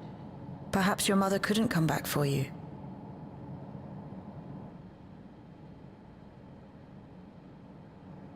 Hey, Gololcha.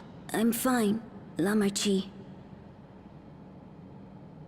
Father and mother, they were both so lonely. If we could have been together, maybe they wouldn't have been. But sometimes things don't work out, no matter how hard you try.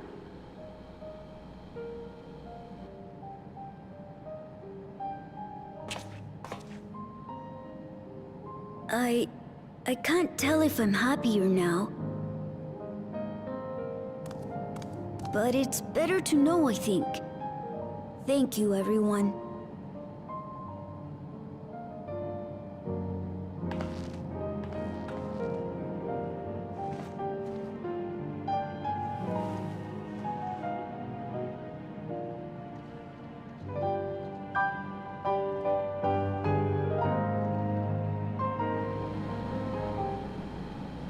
Alright, so that's his backstory. It's better to know. Fun response for one so young. Though I wish he didn't have to be, Dulja is indeed wise beyond his years. One never outgrows the need of dependable companions. It is fortunate that he has you. Thank you, Shell. Because of you, I got to hear my mother's whole story. You heard it because you were brave enough to listen, Dulja. If you remember one thing, remember that.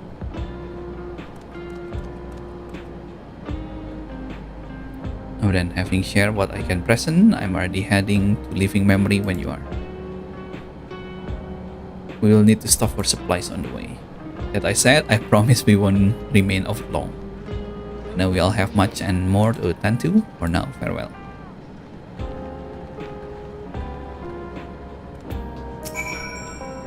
A word before you leave. Our networks are the spreading word of the railroad. We expected people to be clamoring to get on the first train back. Yet the reaction been polar opposites. Can few seem inclined to depart Alexandria anytime soon.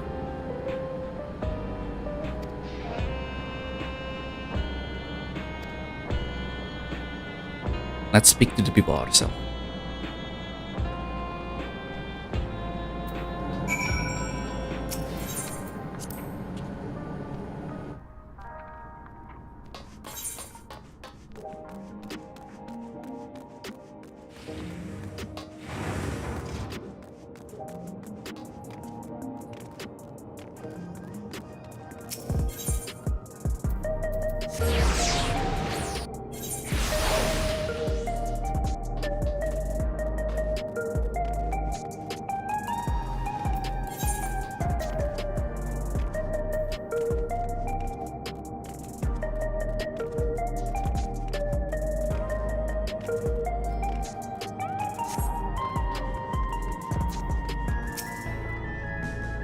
There may still be people gathering at Praxis Park.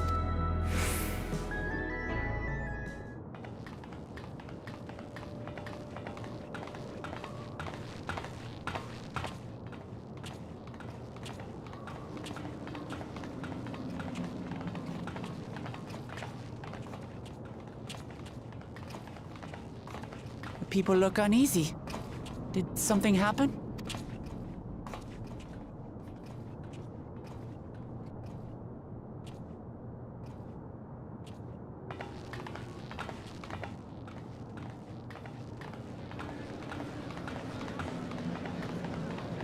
Have you heard?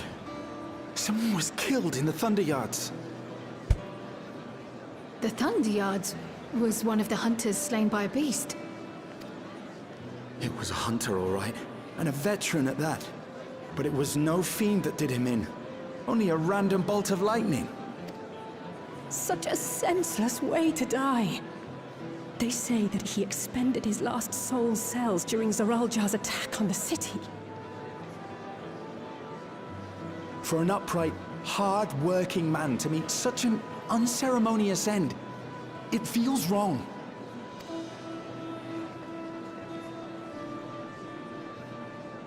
But we'll be fine, won't we? Even if the system no longer erases our memory of the departed, the regulators continue to function. I shan't go before my time.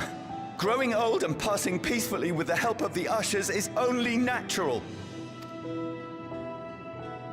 Well, you may think so, but how are we to know? We have no memory of those who have gone. More may have met violent deaths than passed from old age, and we would be blissfully unaware. It could happen to you, or me, to any of us. Then what are we to do? Spend every waking moment thinking only of how we might die?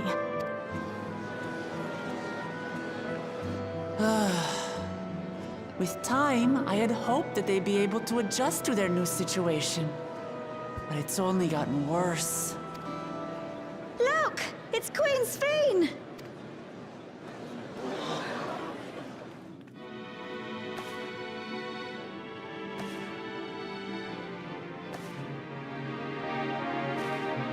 Wait, what?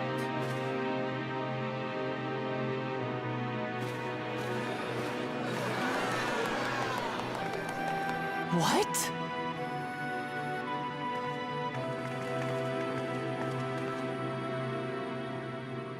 Help, Queen Sphene!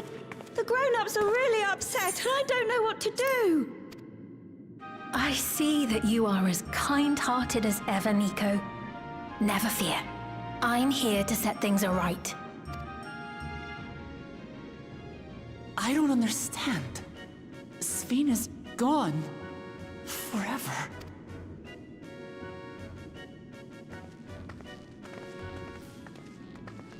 You there, Gusson. You were the Queen's aide, weren't you? What's the meaning of this? Begging your pardon, Vow of Resolve. But Her Majesty Queen Sphene is paying visit to her people, as is her wont. Imposter. What are you talking about? Sphene is dead. You officiated the funeral yourself. We all placed flowers to mourn her passing. A funeral? For Her Majesty? Oh, it's something about with the black regulators. What a curious jest. You know full well that ceremony was to commemorate those lives lost during the attack of Alexandria. Her Majesty walks among her people that she might support them in this most trying of times. Surely that is not cause for consternation.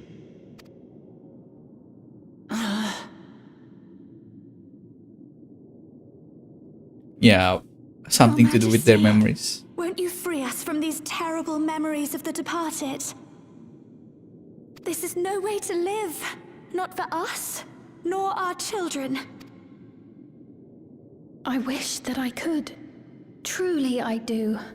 But with living memories shut down, even I cannot restore the system that once afforded us that comfort. You needn't fret, however. I have prepared an alternate solution. All of us shall be made endless.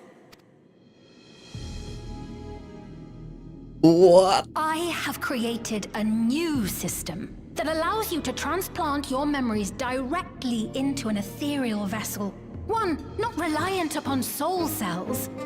This way, you need never again fear death. You may live as you please, and for as long as you like. Our stores of ether are, at present, not sufficient to provide this boon to everyone. But some of you received neo-regulators for the funeral ceremony, did you not? And there are still more we have yet to distribute. 5,000 in all.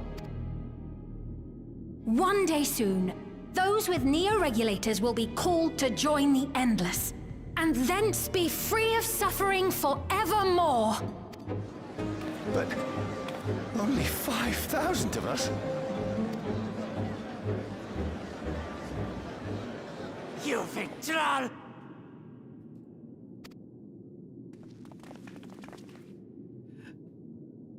That's not the real way. Sphene would never be content to save only some of her people. Who are you?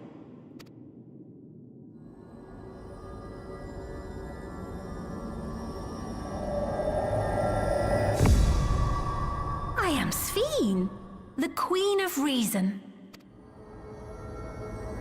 That smile. And then it ends here. The MSQ ends here.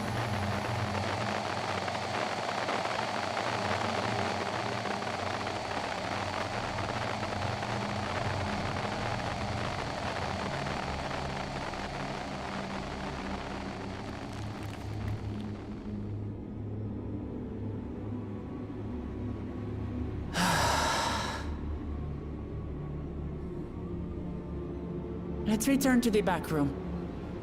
I need to calm down, and then we'll talk.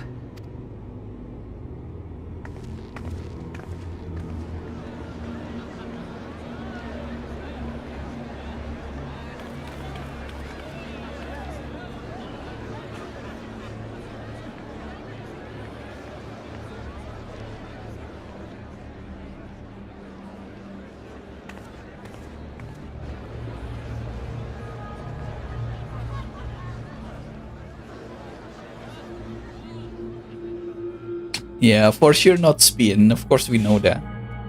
But who would take advantage of Spin that and change the people's memories?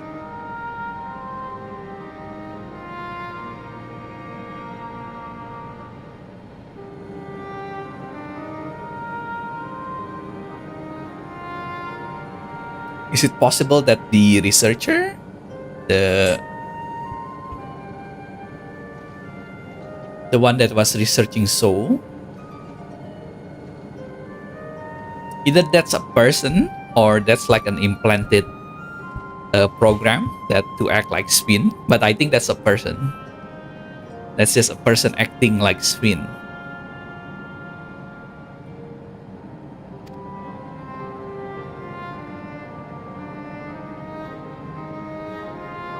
It couldn't have been Spin.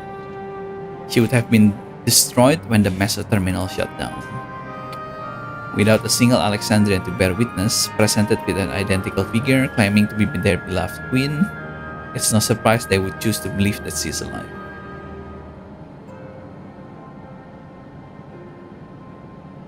What is troubling, however, is that their denial that the funeral was held in her honor. It was as if their memories have been erased.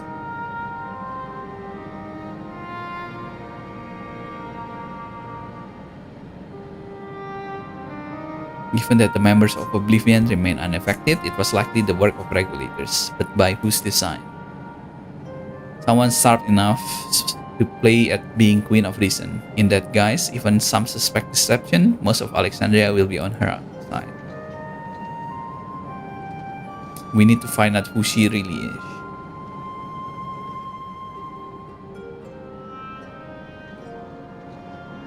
While I agree wholeheartedly, we should avoid drawing more attention than we already have. We must be patient until Oblivion Network turn up a lead, or until our self-proclaimed queen makes her move.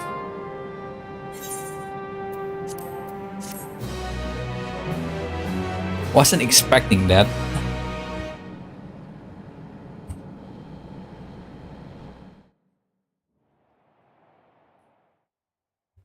Meanwhile, in living memory.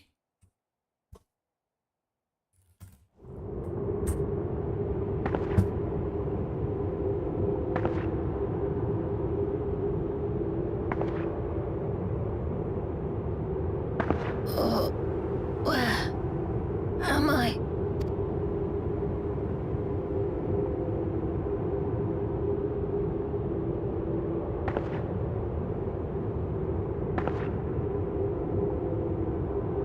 My people? Are they safe? Sphene?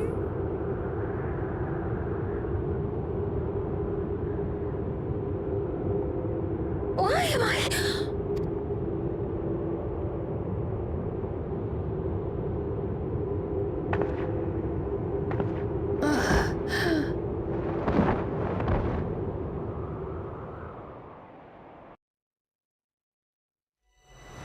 In the fear of death, the people turn to Queen Reborn, their fates to learn.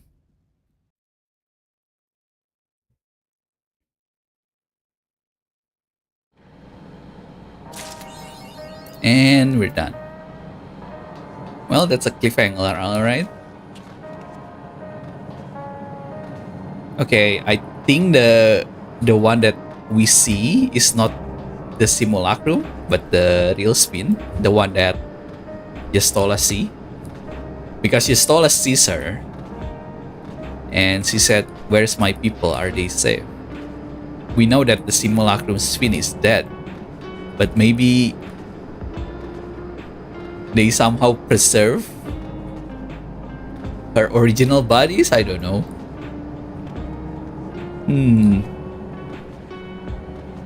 But we're sure that Yastola and Shell see someone, right? Because they were running towards the passing out person.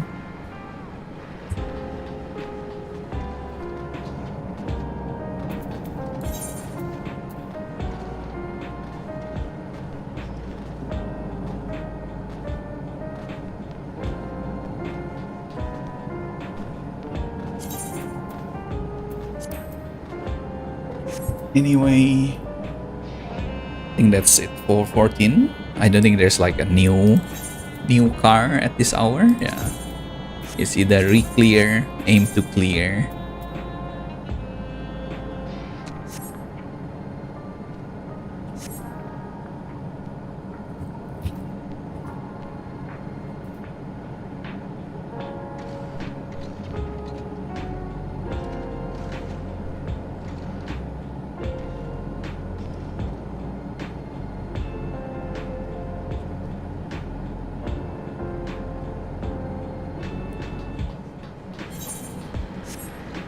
Let me see what my friend's doing. They're still doing re-clears, dude. Holy shit. How diligent of them.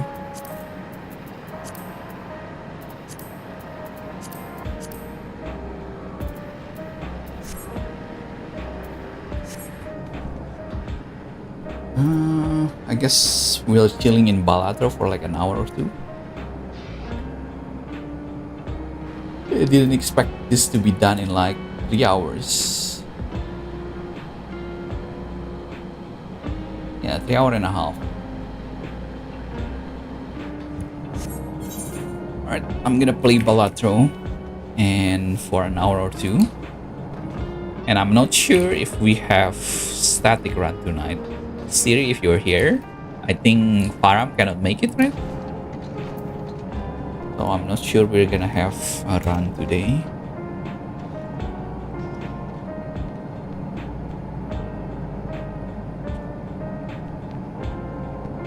Yeah, there's 2 people that cannot make it, so I don't think there's a full static tonight, sadly.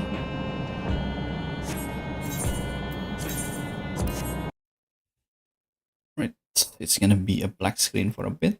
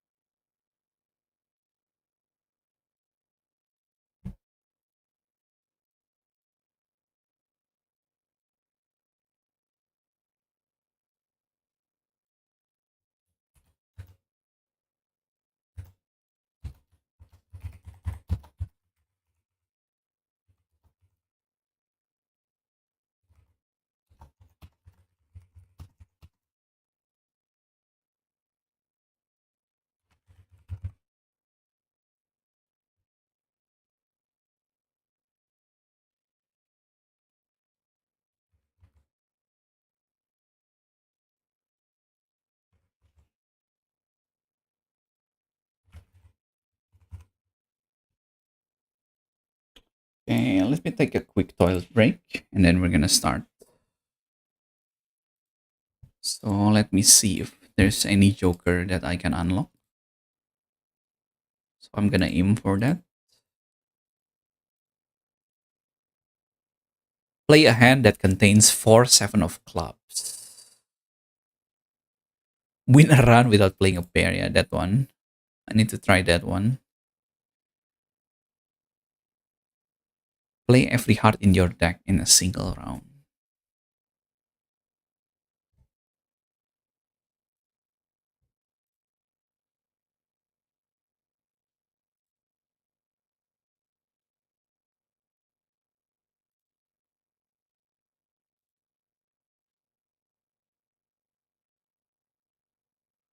Reach NT level 12.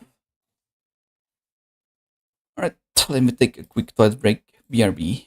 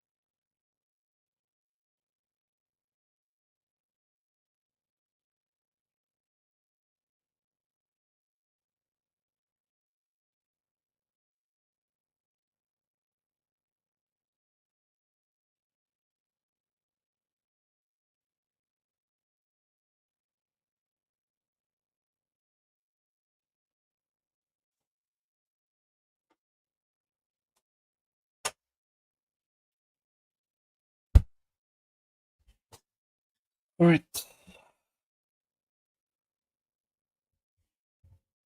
We remove BRB and let's play. Let's unlock the one without pair. And maybe the 4-7 of clubs. Okay. Let's try with 0 sticks because we're trying to unlock something.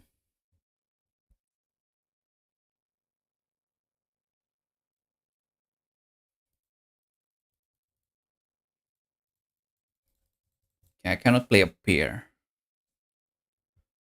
So this is a no.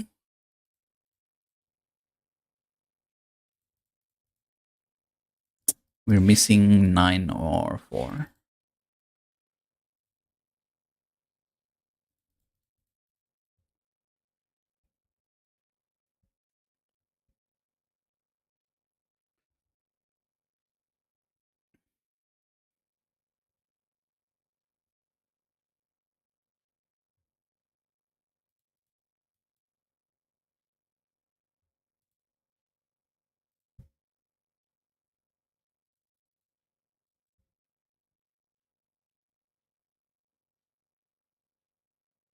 I'm guessing full house also counts as a pair, so I can use full house.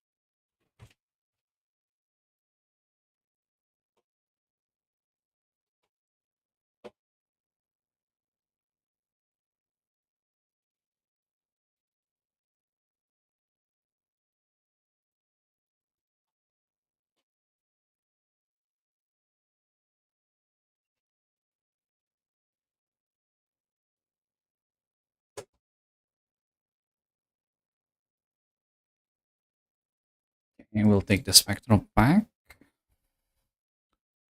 Converts everything into single hand size. 7. Cool.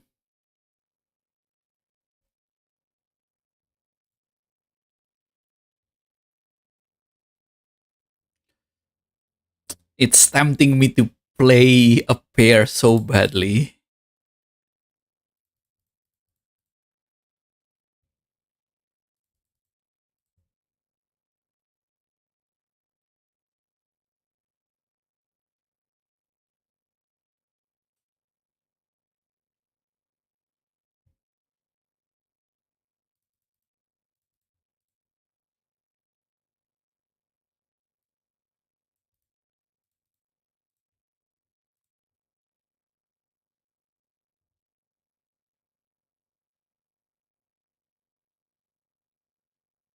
Oh my god, that's not good.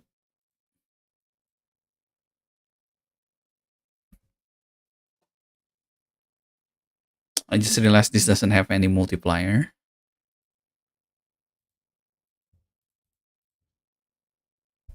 Oh! I fucked up.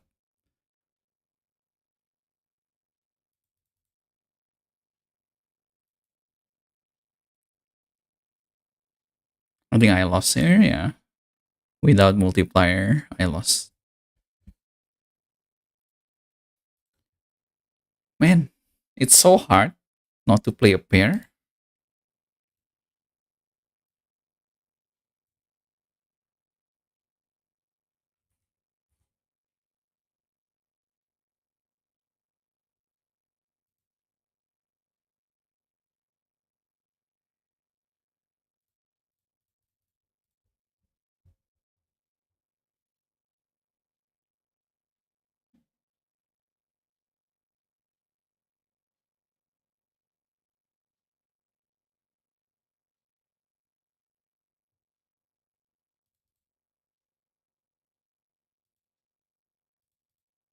I can make a plus actually.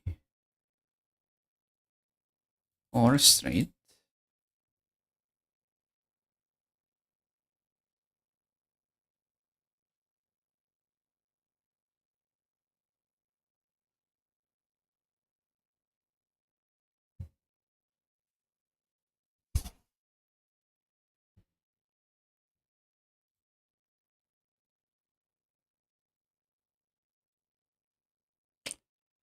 It's such a bad joker. This is one of the joker that I don't like.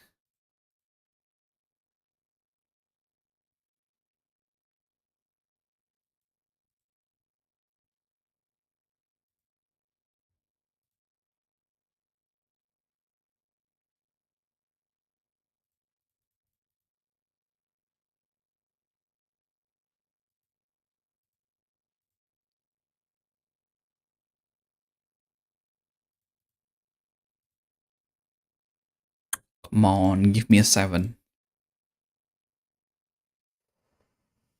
Ah, unluck.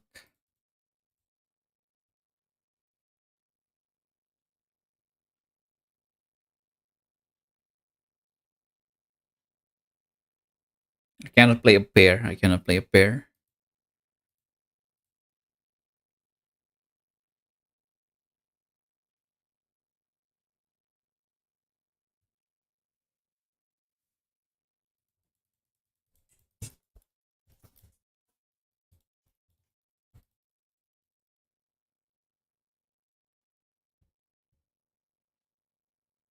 Four of a kind.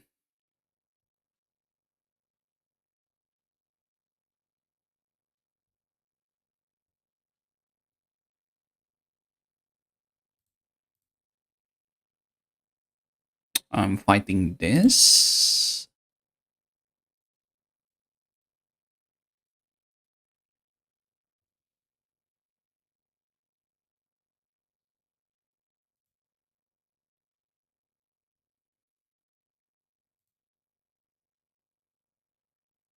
Three of a kind. This might be good because I'm avoiding pair.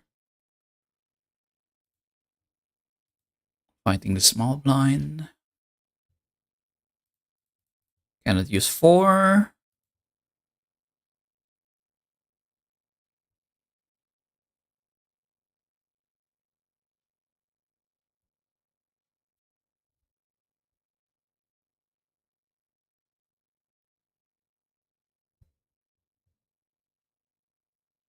I hope 3 of a kind doesn't count as a pair.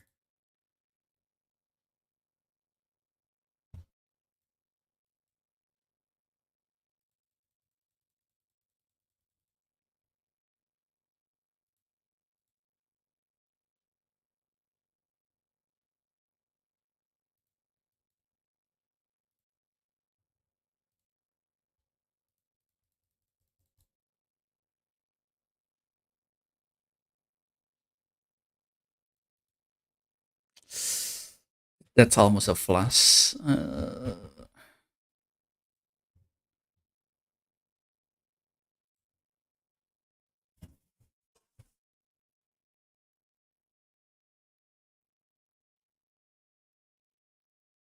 3 of a kind.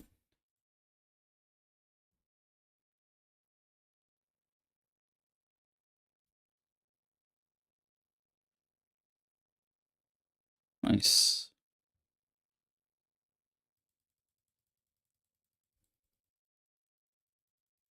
We got $25, right?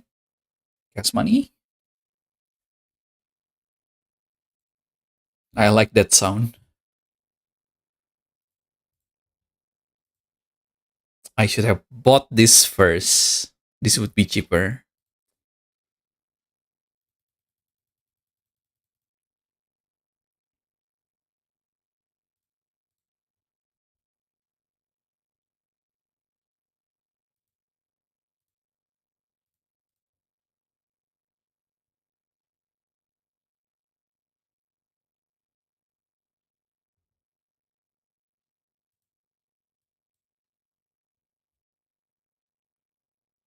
Spacesuits.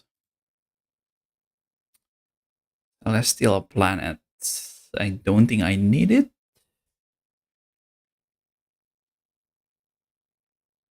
Actually, maybe I'll take it. If I got 3 of a kind, we got one.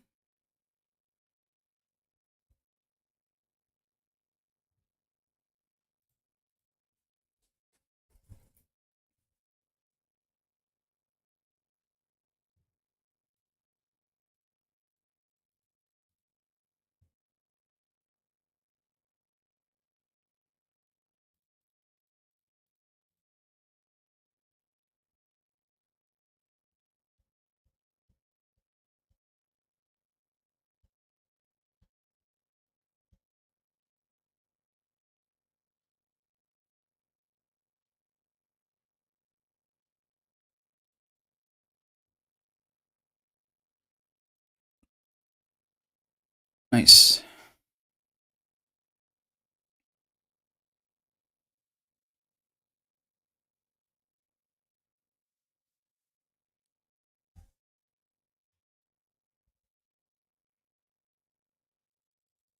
Having no debuff is so nice.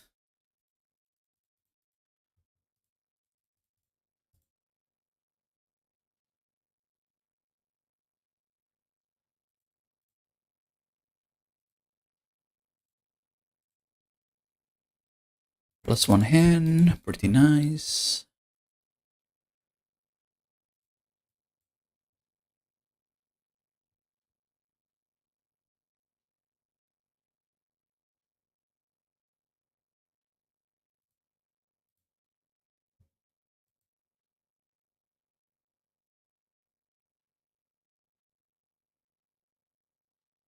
Okay, skipping the Celestial Park.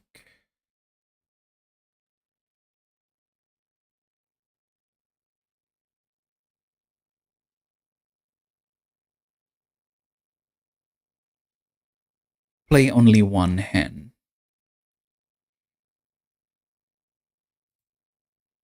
I think I can do it. 5,000.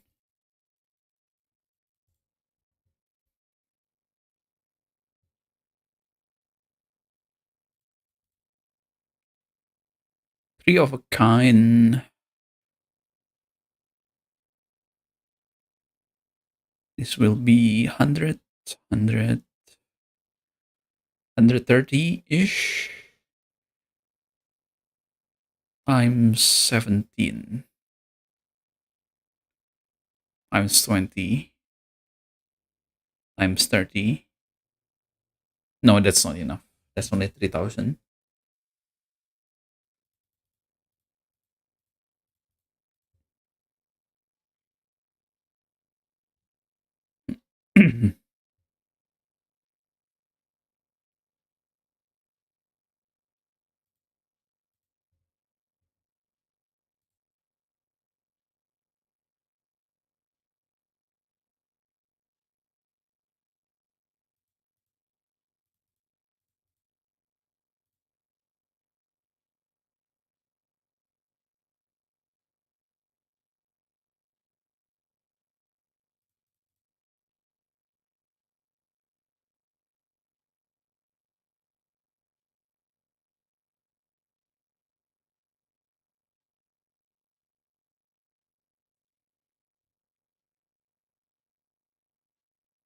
Okay, GG.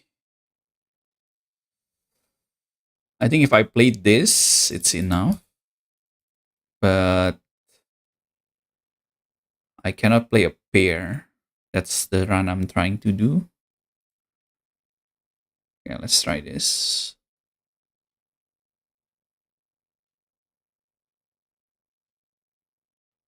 Yeah, it's only 3k. It's not enough. Unlock.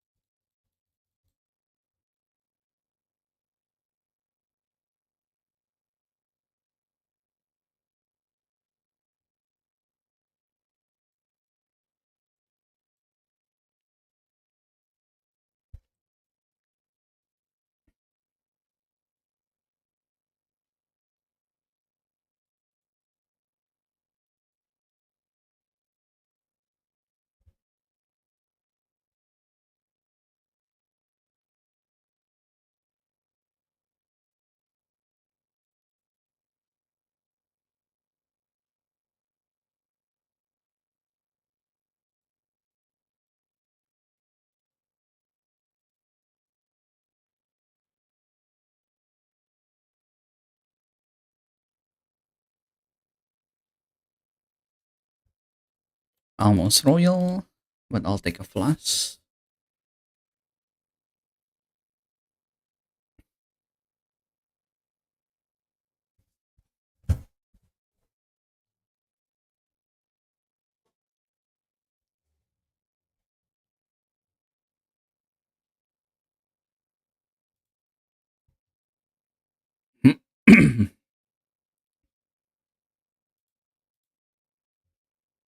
Plus 12 multiplayers if it contains a straight.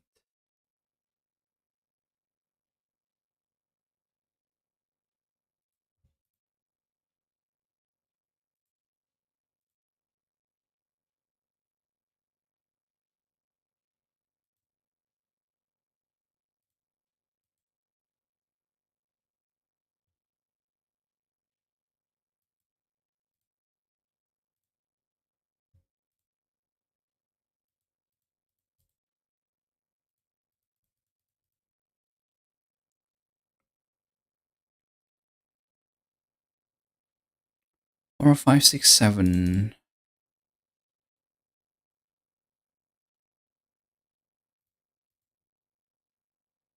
Four, 5, 6, 7, 8. Let's go.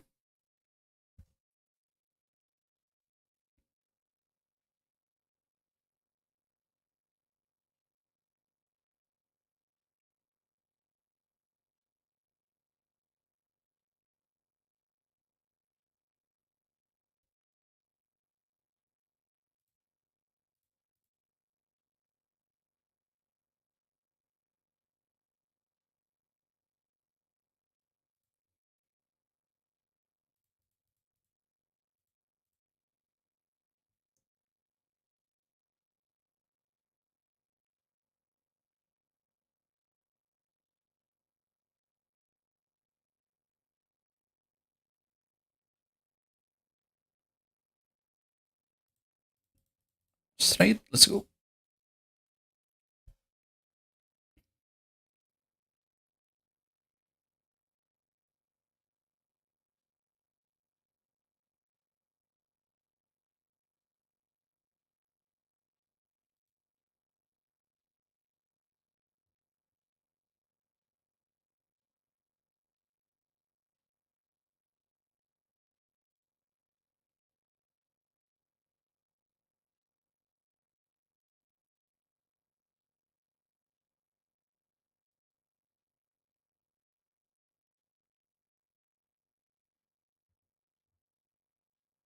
Hmm. Want to buy this, but I think the Arcana is better.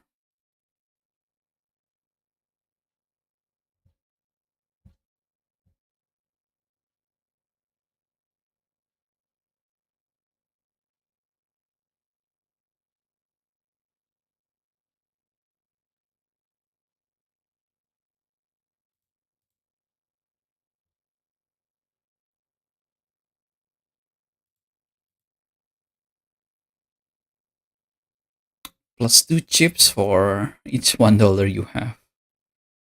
So if you're a saver, this Joker is really good.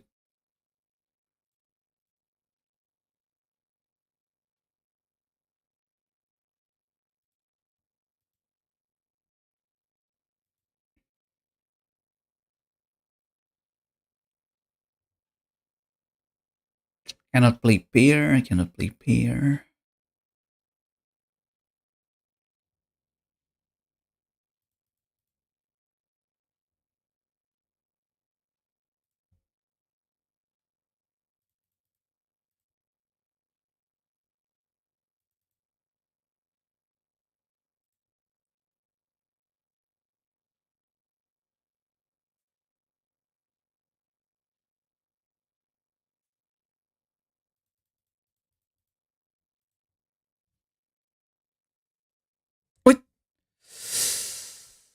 I fucked up.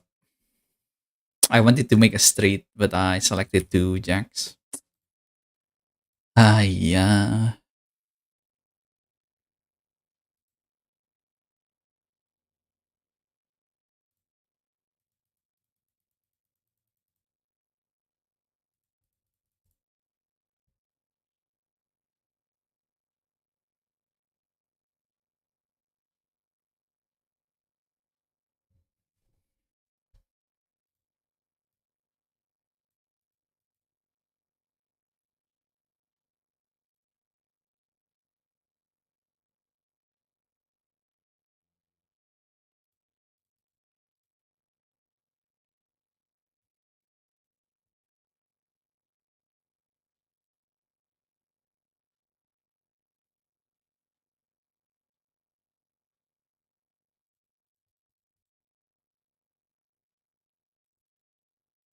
Choose carefully.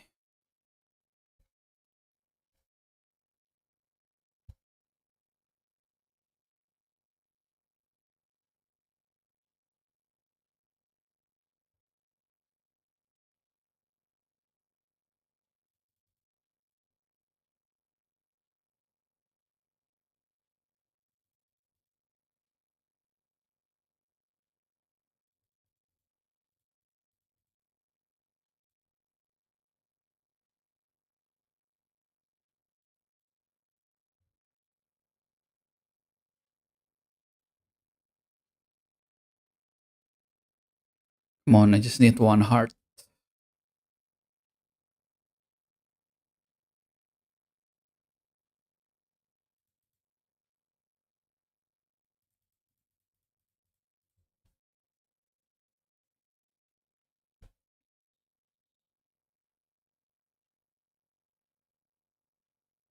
Nice.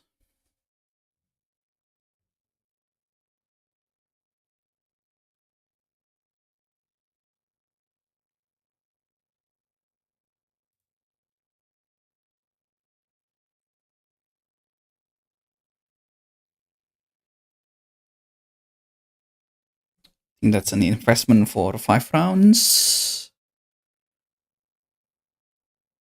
13, 17. That's too much.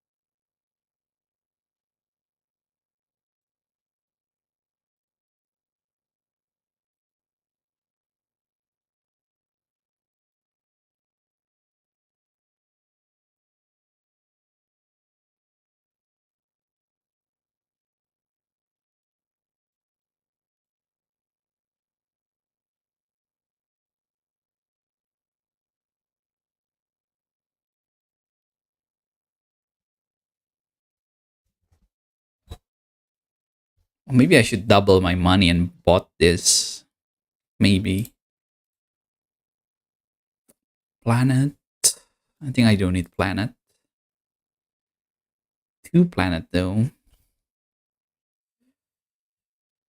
And I get to save the plus 20. Yeah.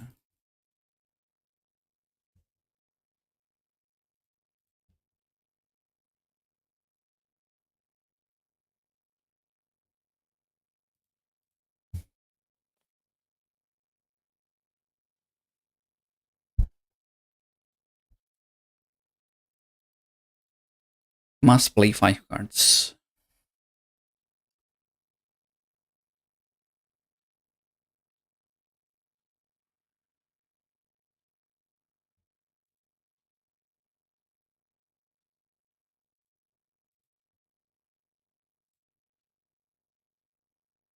Nice. That's almost a straight flush. But I don't think I'm gonna get a straight flush.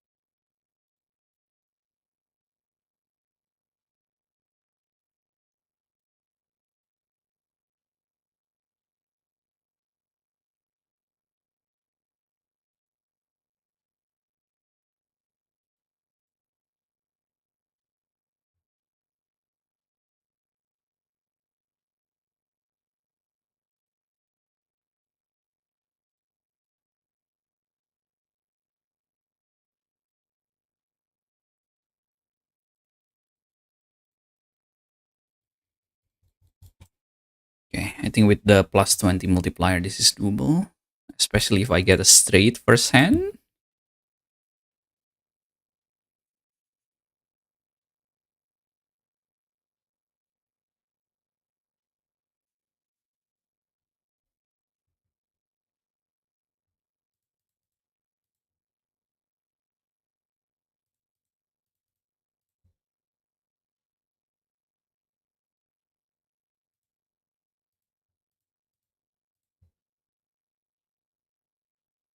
My god.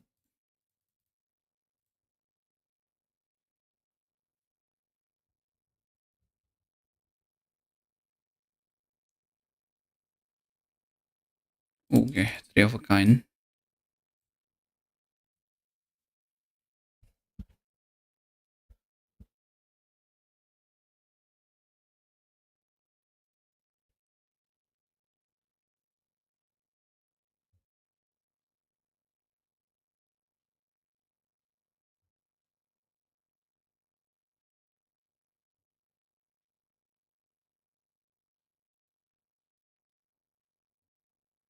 Permanently gain 1 discard. But there's a spectral right there.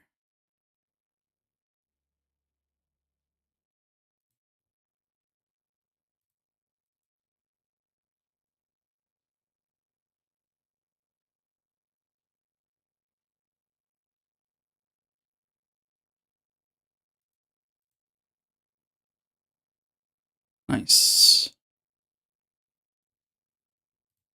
I think I'm fighting this. Keeping the next one.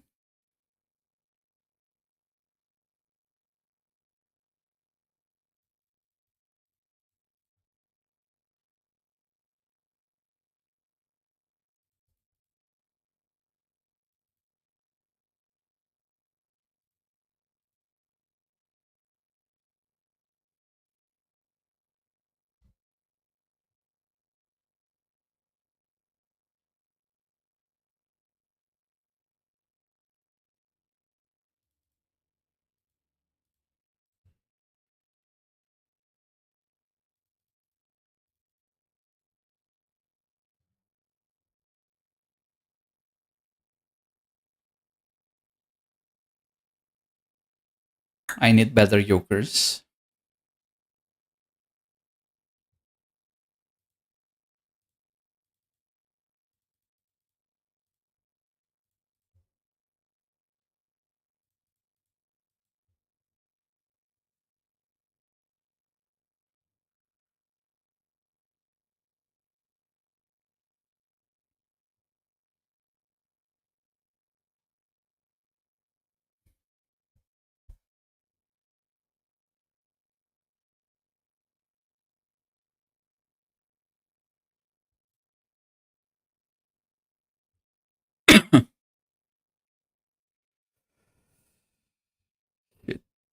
I can sell this for 6. That's actually enough.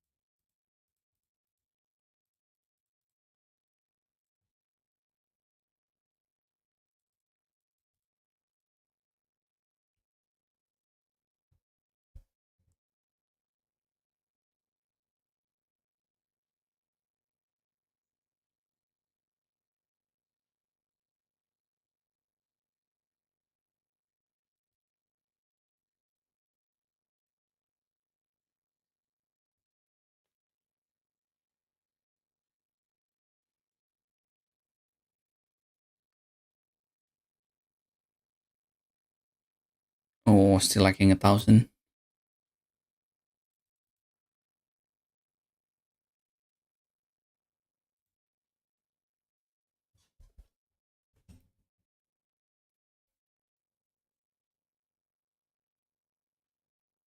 Nice.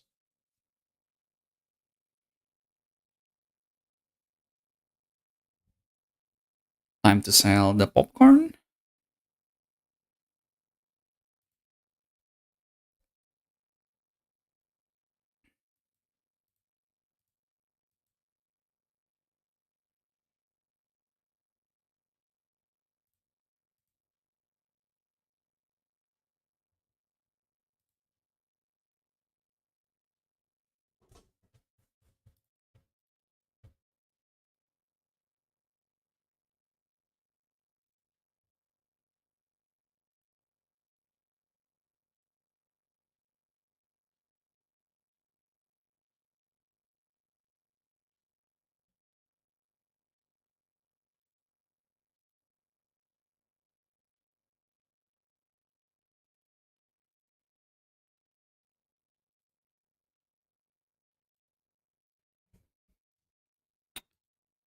Can I skip 2? I don't think so.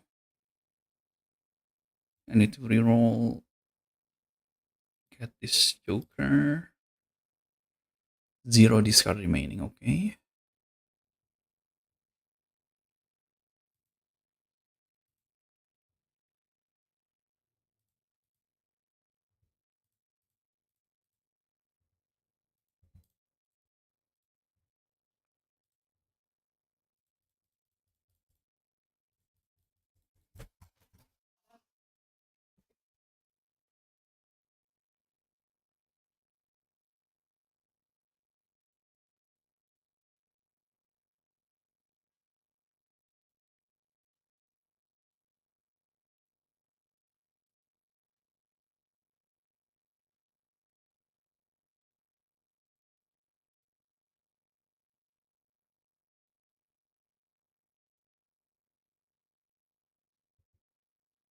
Okay, this should be a lot.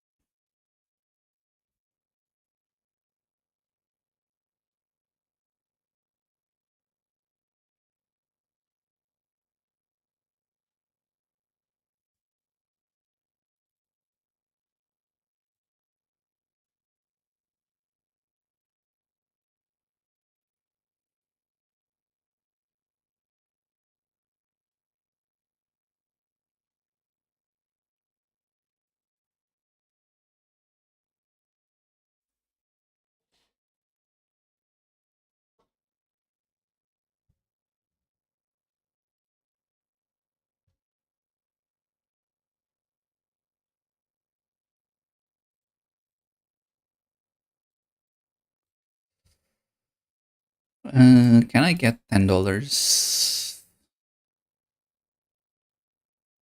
Maybe.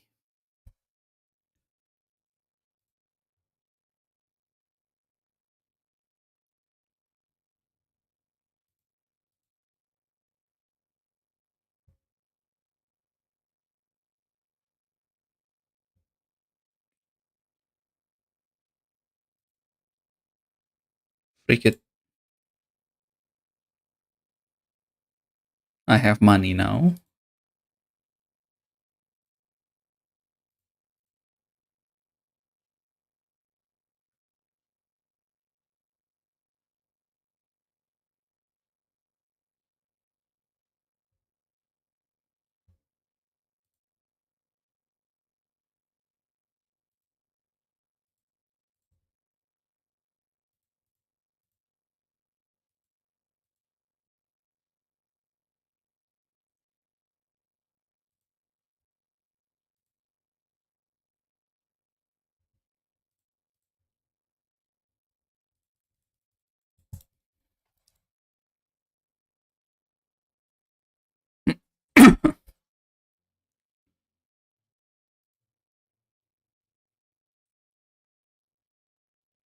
I don't think I need any more jokers right now.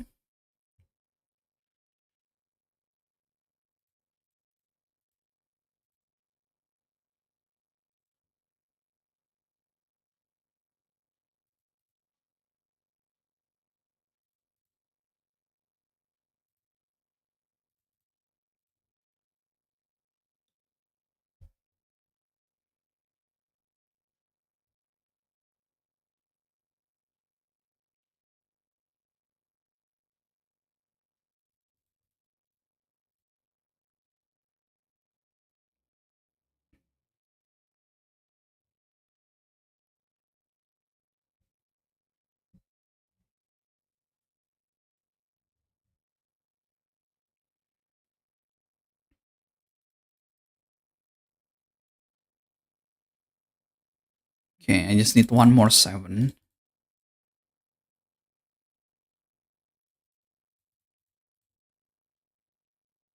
Finally, nice.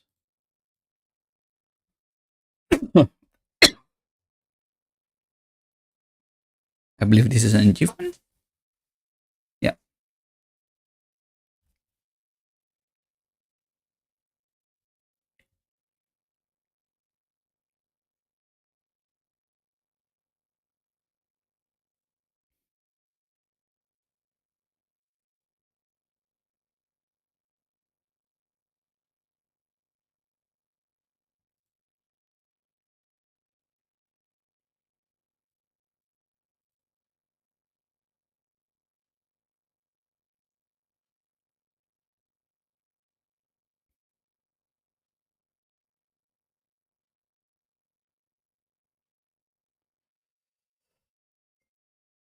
Times 3 if we have a straight.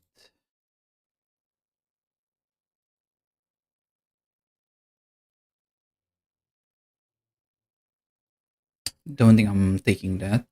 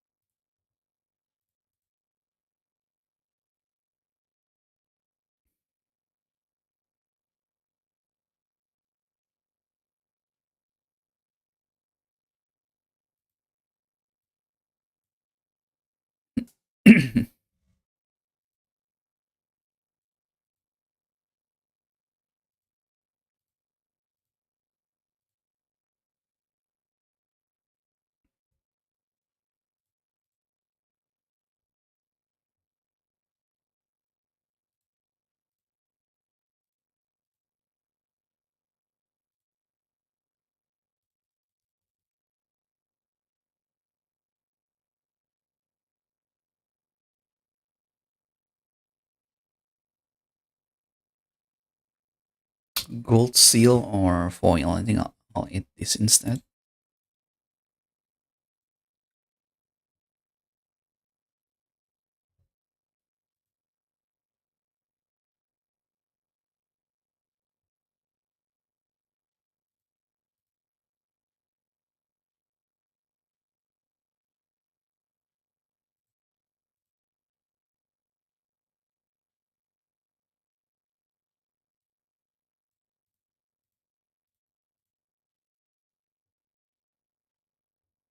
I really hope this does not count as a pair. If this counts as a pair, that means three of a kind counts as a pair as well.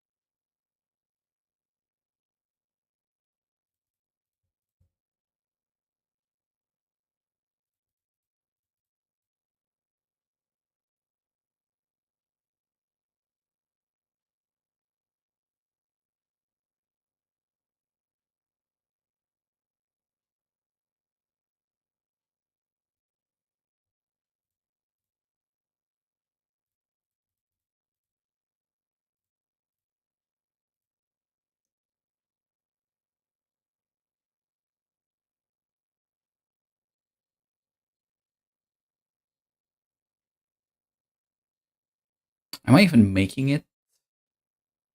It's getting harder.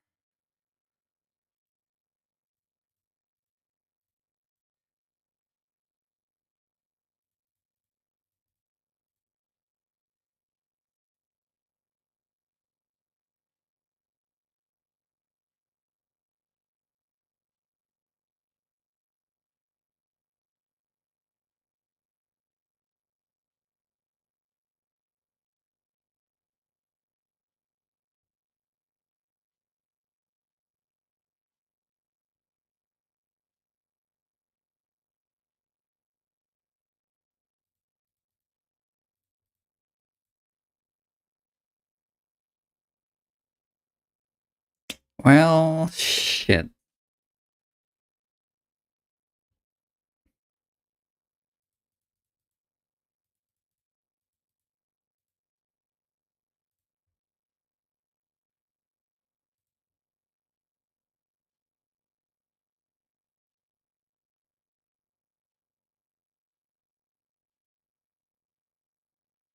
Okay, that's enough. Whew.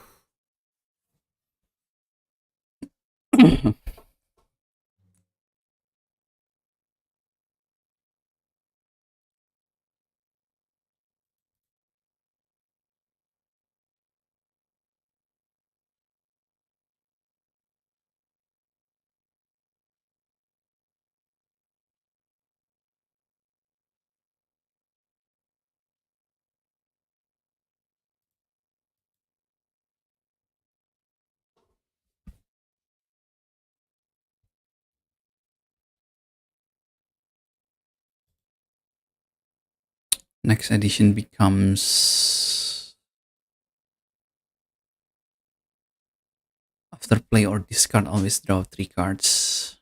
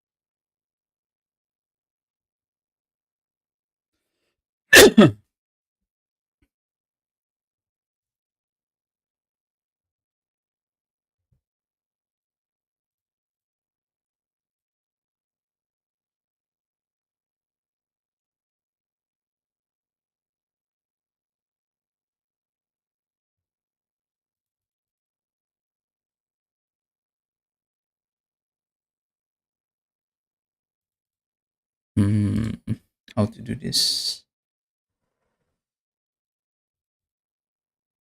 That's a straight.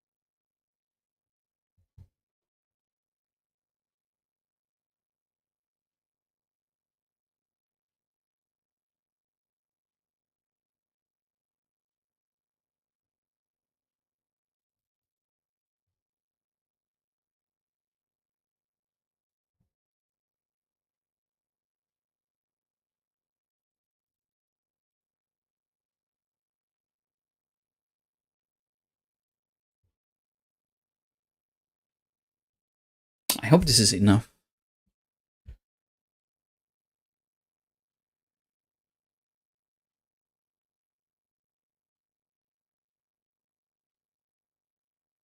It's not enough.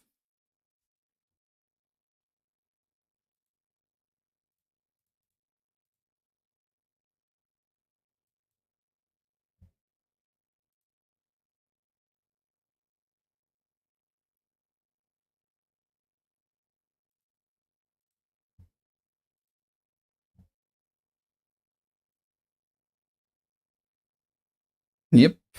It's so hard, man.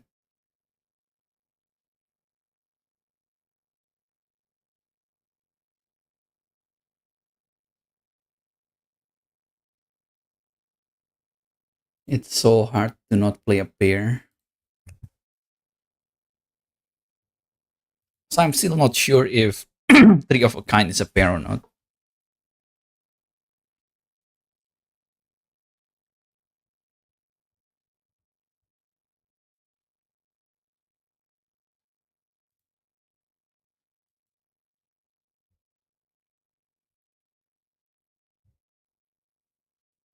Okay, I'm gonna try to have a really nice first skip. Okay, I'll take these two.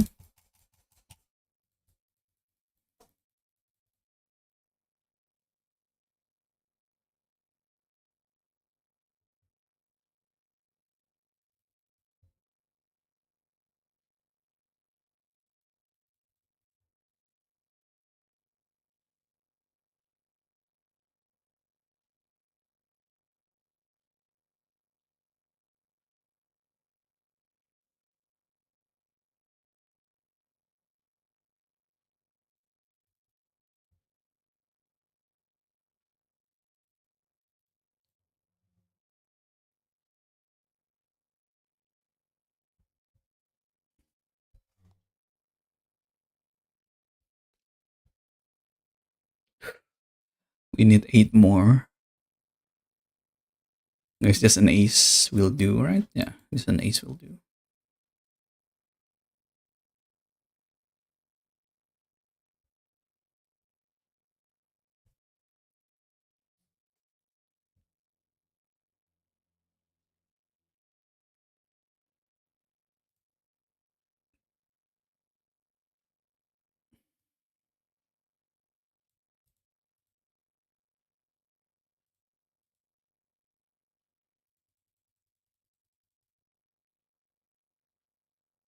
Three of a kind.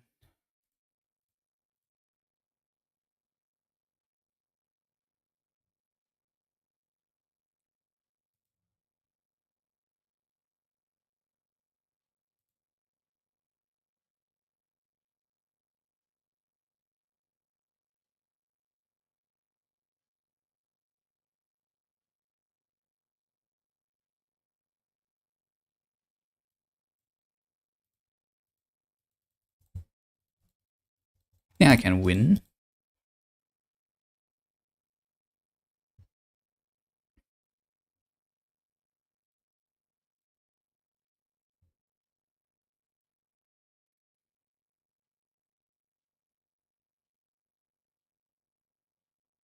Yeah, as long as I have three of a kind, I'll definitely win.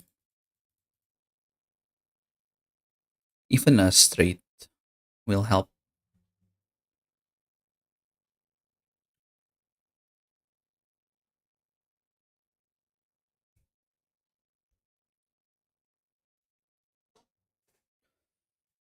The three hand size buff is just so good.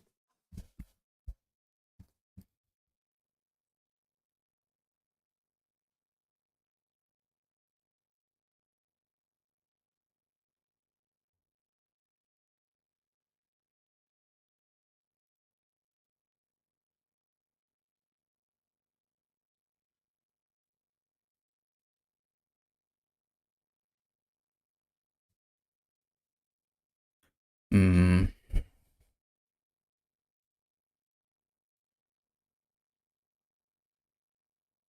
Don't think I need any of this. I also don't need any cards right now. So let's just skip.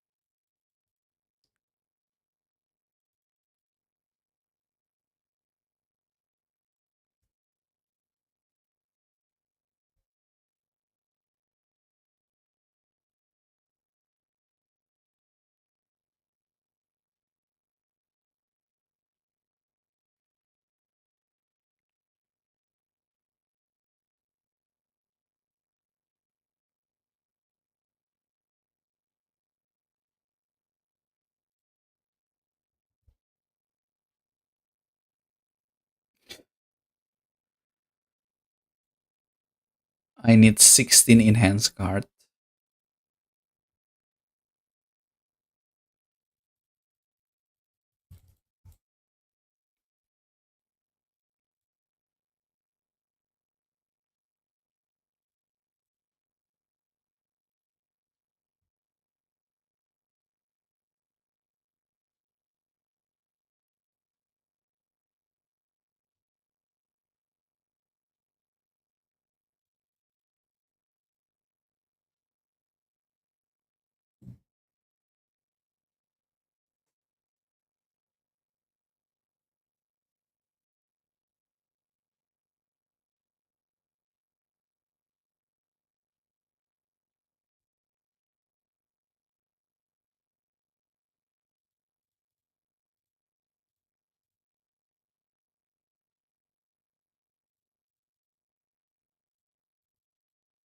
Right, another flash.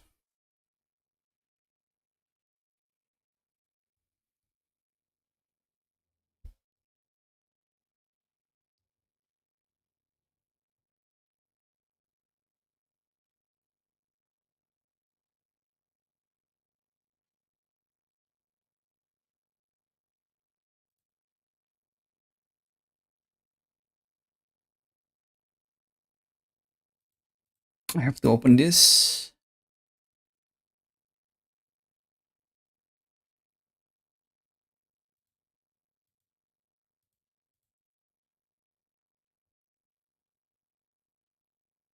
The more enhanced card I have on my deck, the better.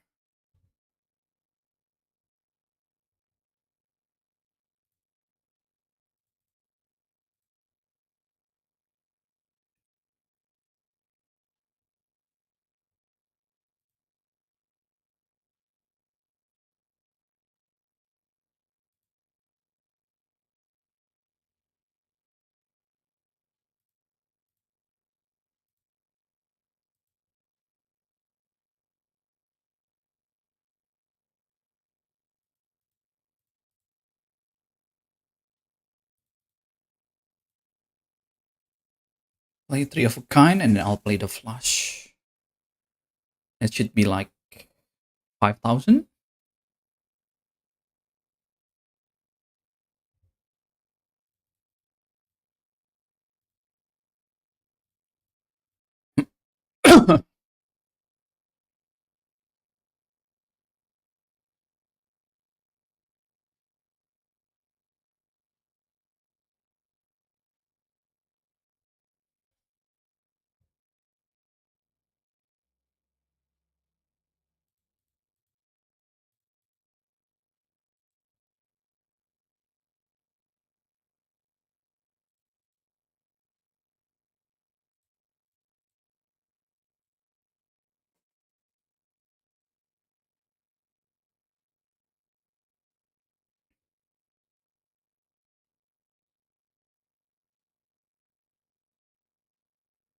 Right.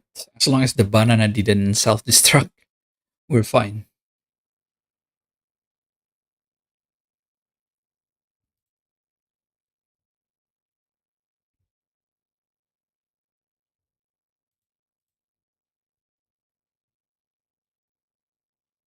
Man, unlucky.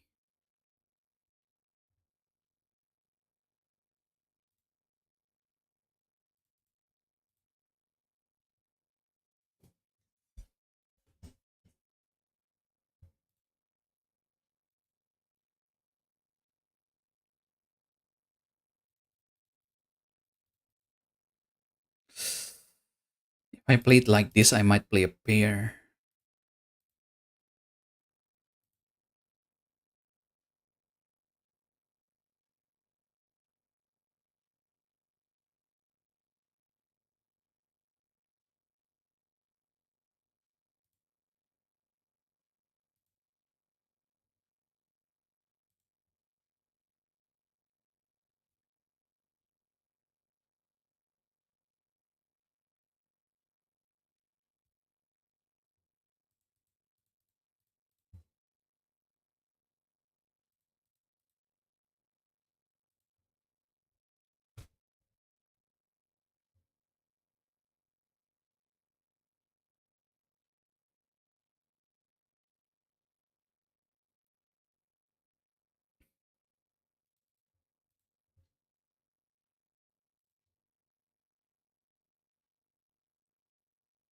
How am I so unlucky, man?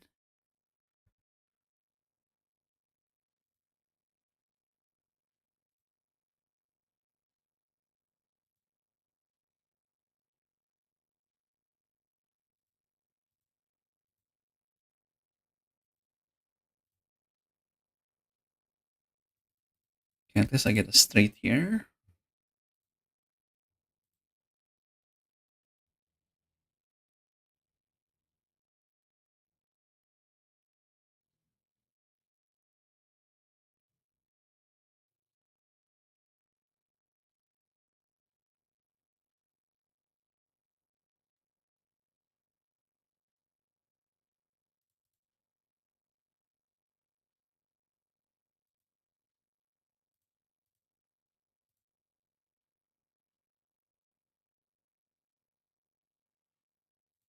Okay, now we just wish for a spade.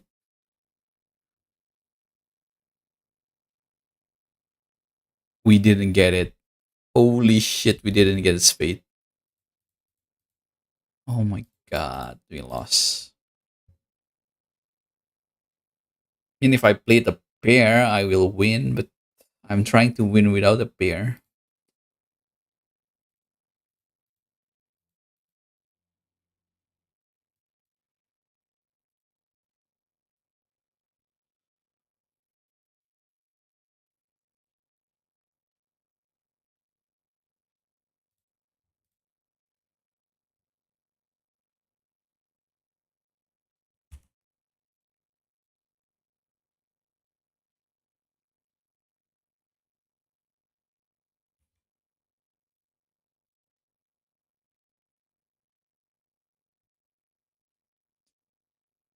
Hmm.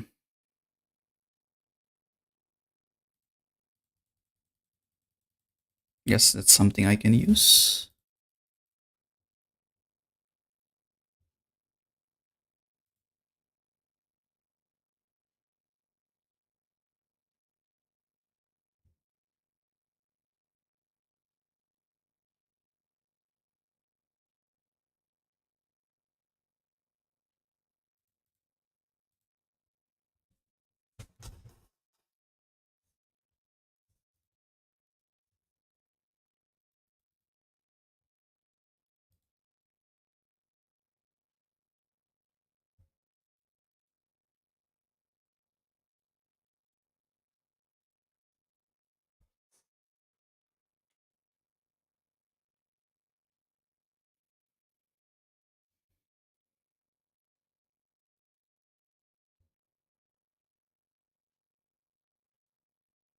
Oh, Royal Flush.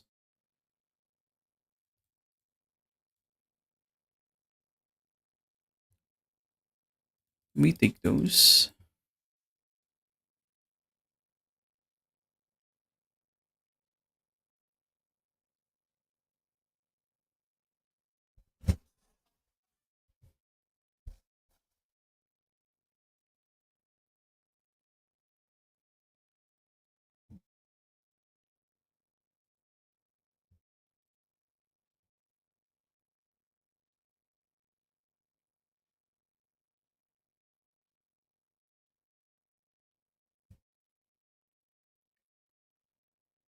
Copy the leftmost abilities Joker.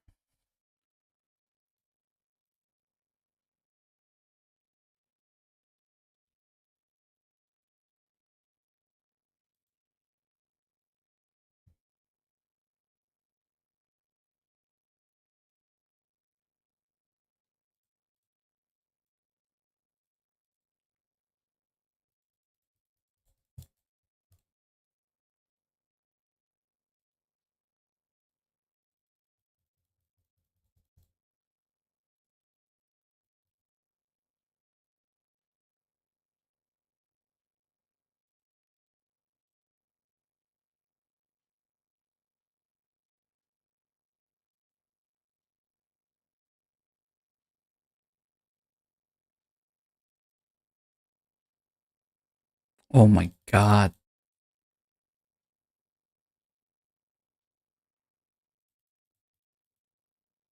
Okay, at least we got a flash.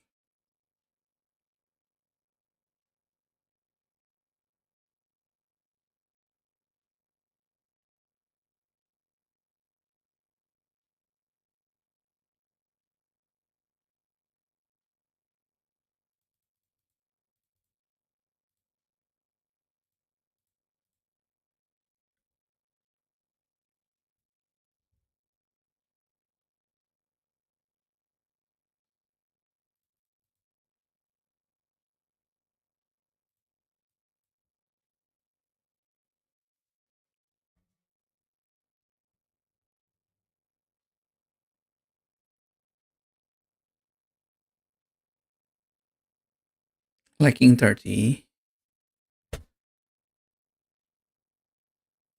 I guess just a single king would be enough.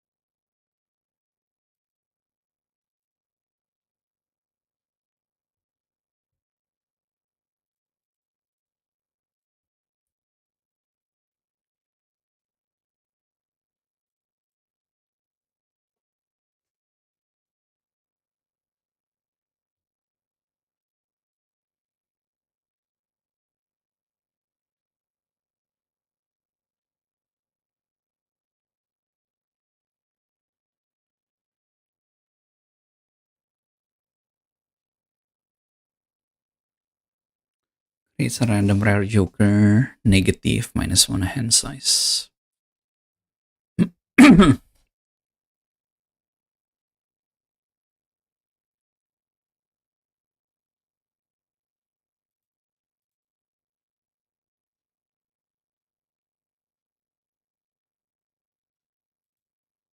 Oh, why didn't I just buy that? That was free.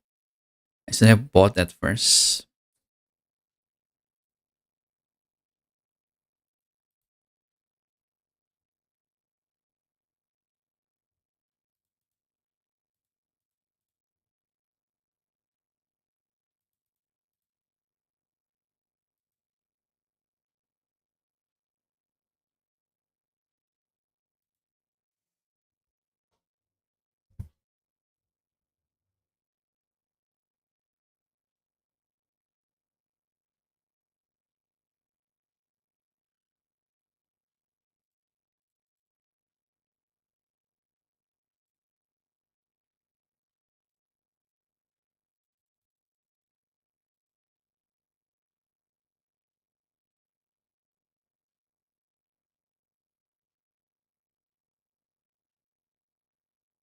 Nice.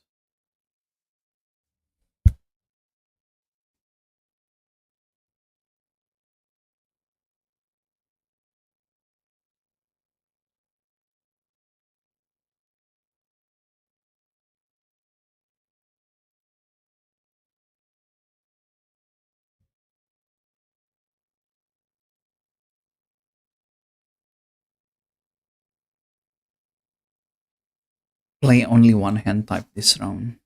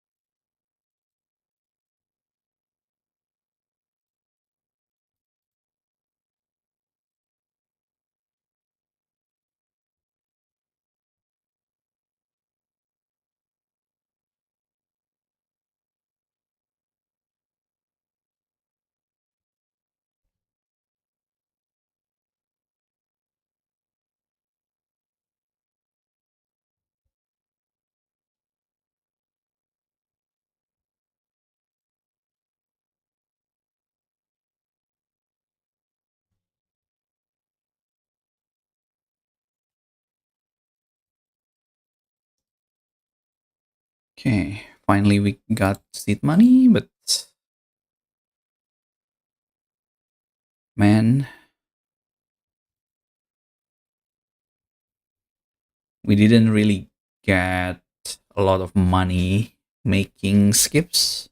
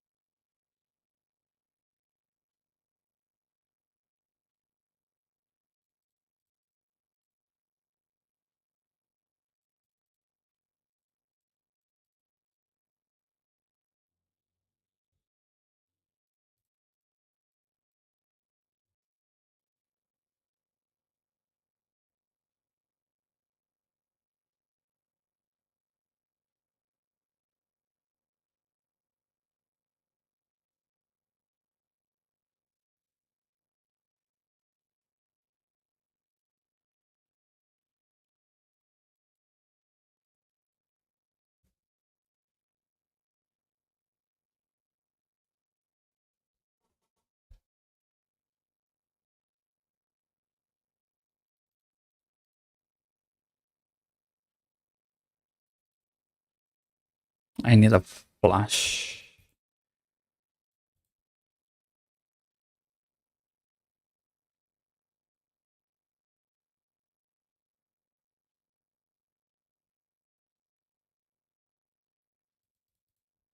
But this works as well.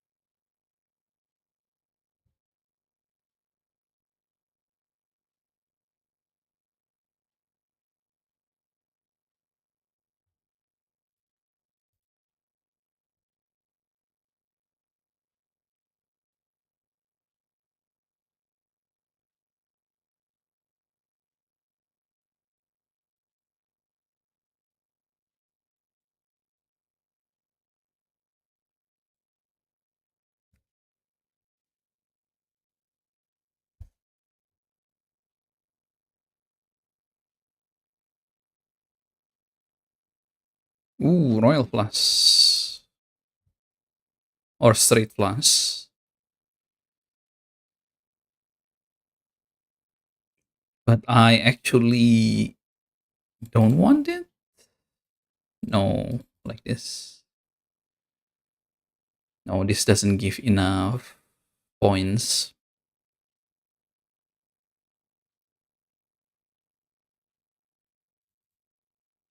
Yeah, whatever.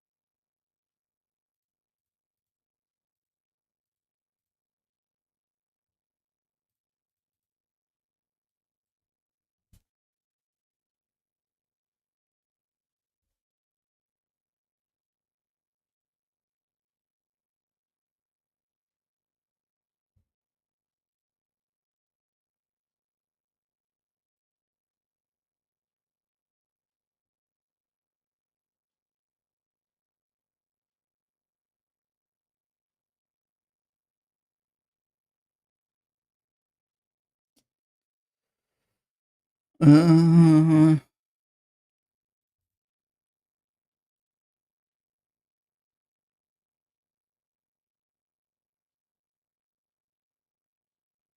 okay, that's definitely enough. I wanted to create a flash card instead of a high card.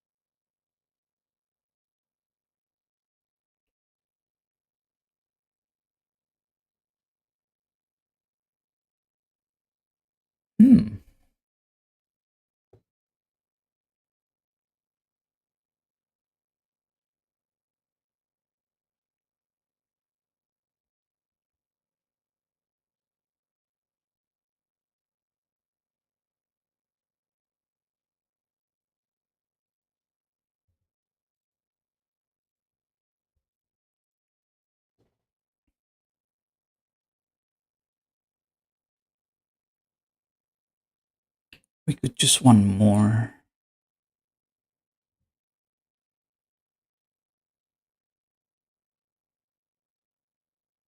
No, nothing else is better. Start with 0 discard. Yeah, I don't like that.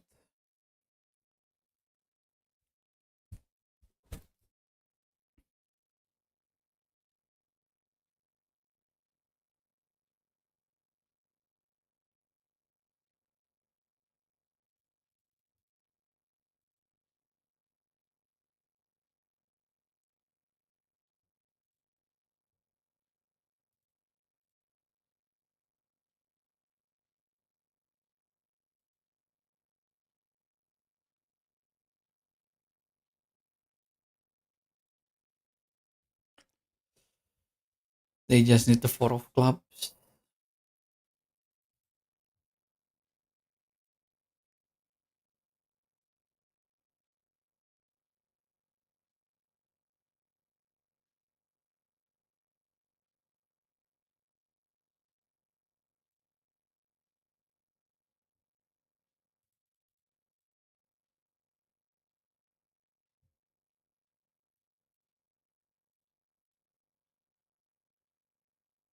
I cannot play a pair. It's so bad. This is so bad.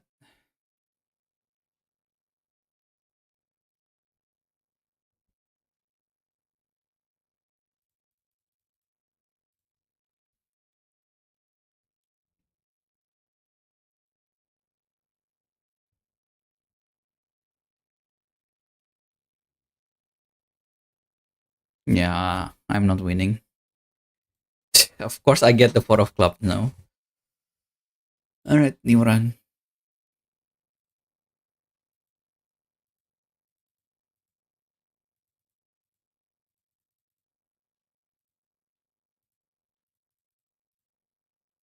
I think I'll try the red deck for this. I need more discards.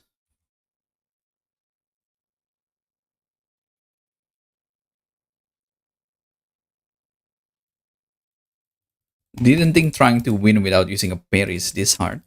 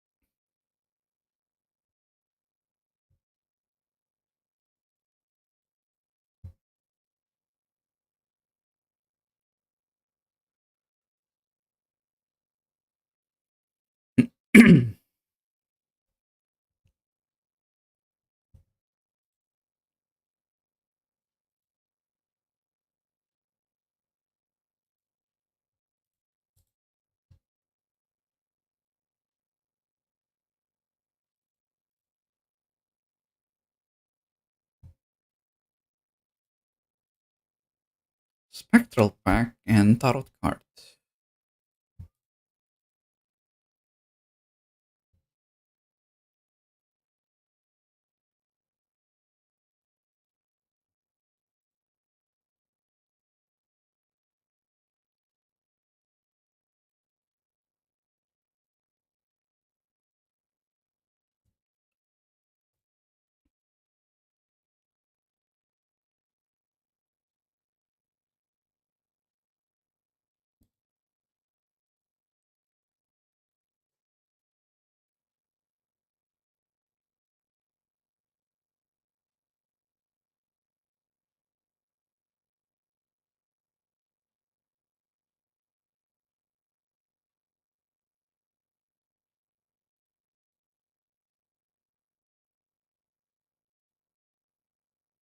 Unlucky.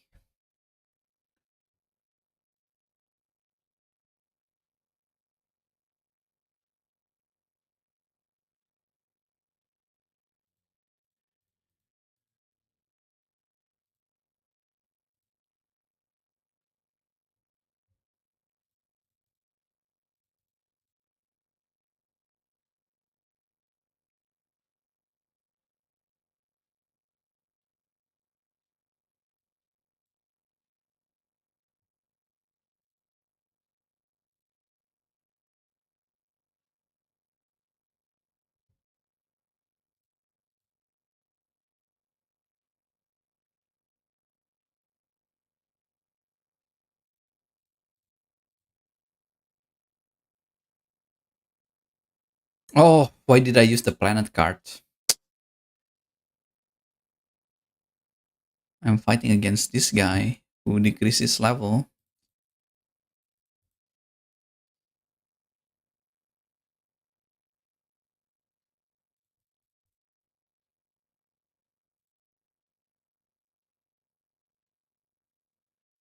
Oh my god.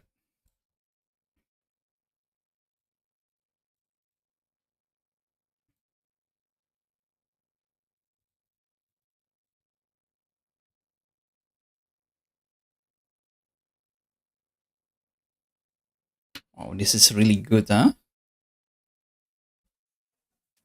I just need to change everything to spade.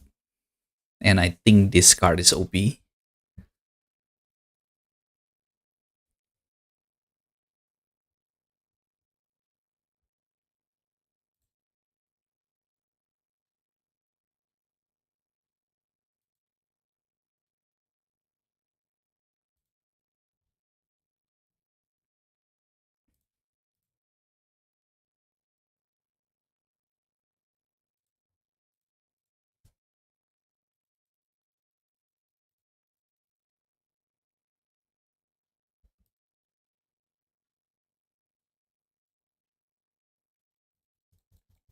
Okay. 0 discard, but I have +3 hand size.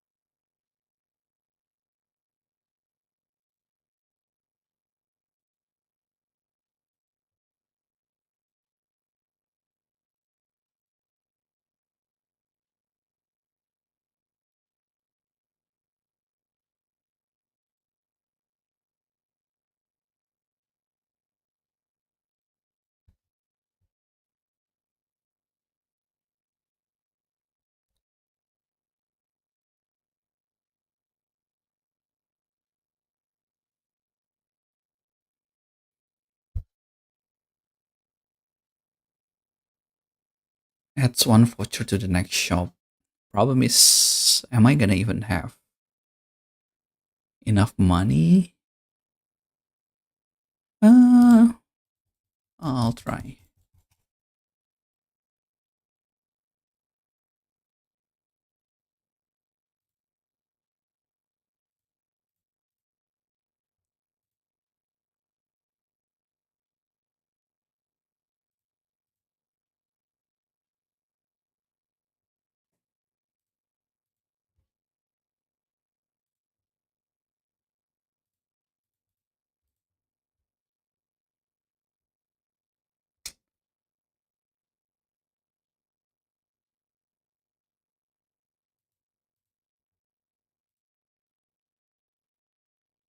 My god, why is this so unlucky?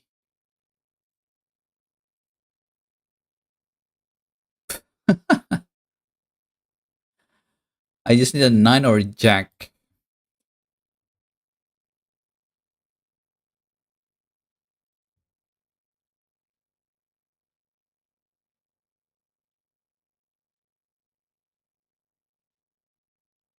Finally.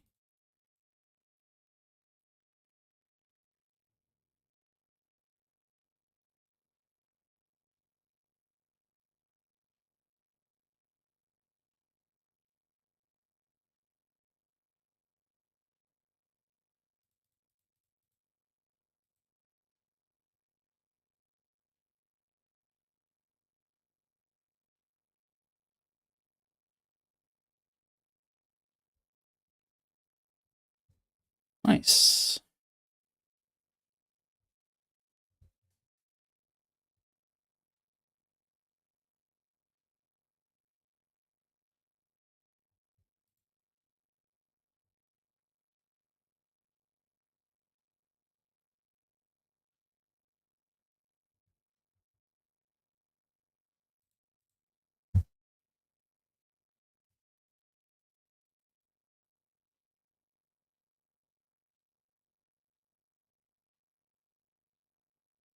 Don't think I need that.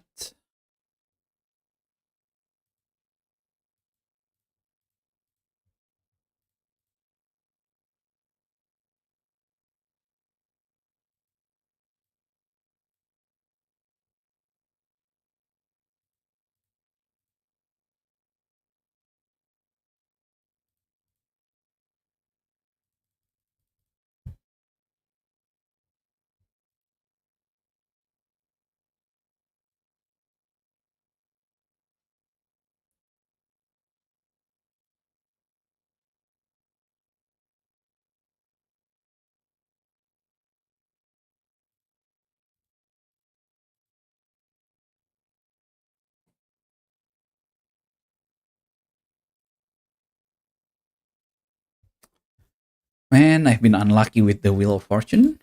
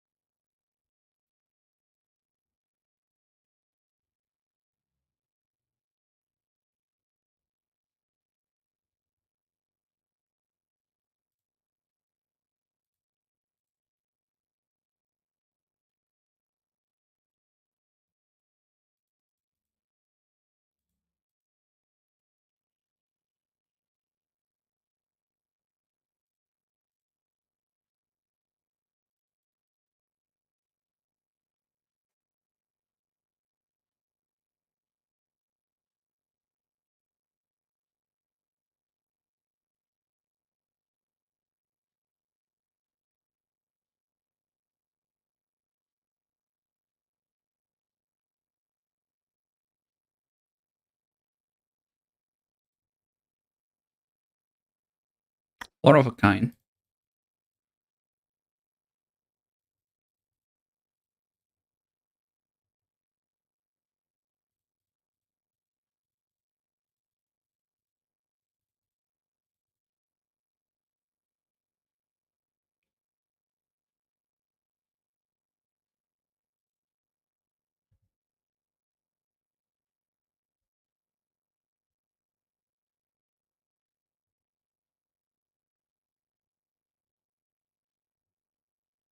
Ooh, five of a kind.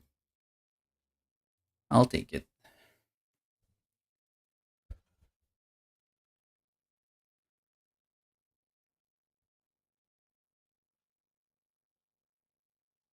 Cash money.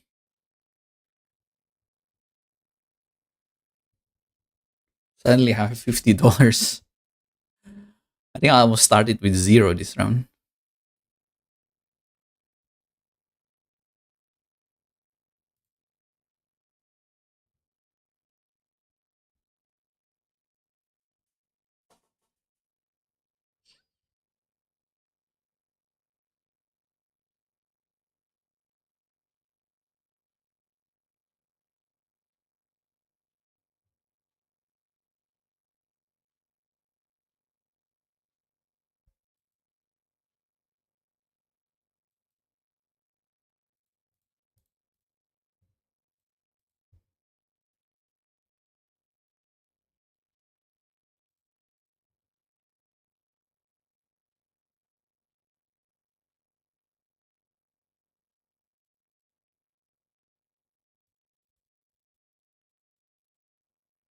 This will refresh the shop, right? Yeah.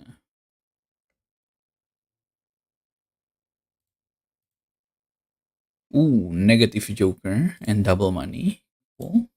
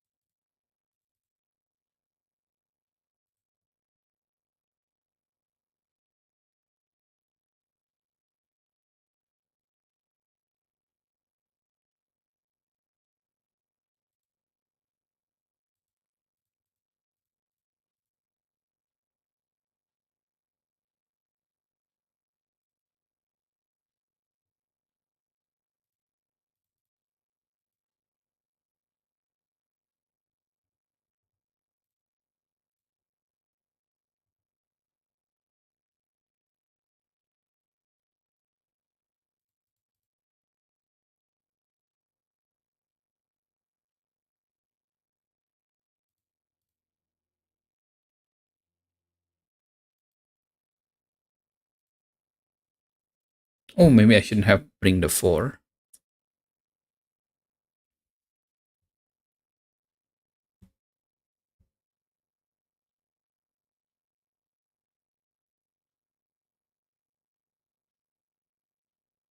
Wait, I was not expecting that to score 60k.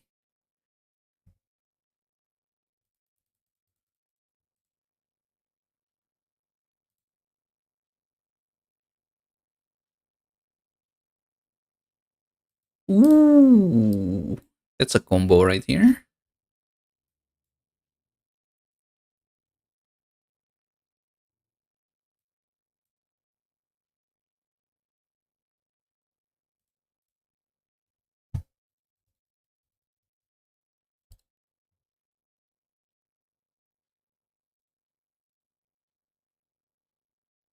Holographic.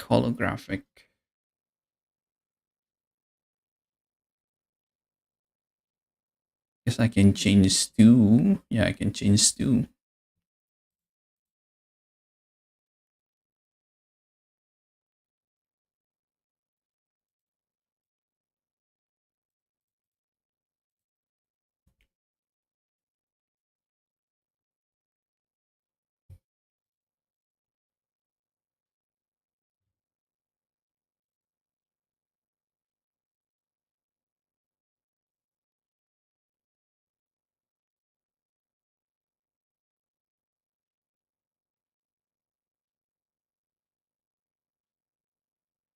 Playing a plus sets money to 0. Feels bad.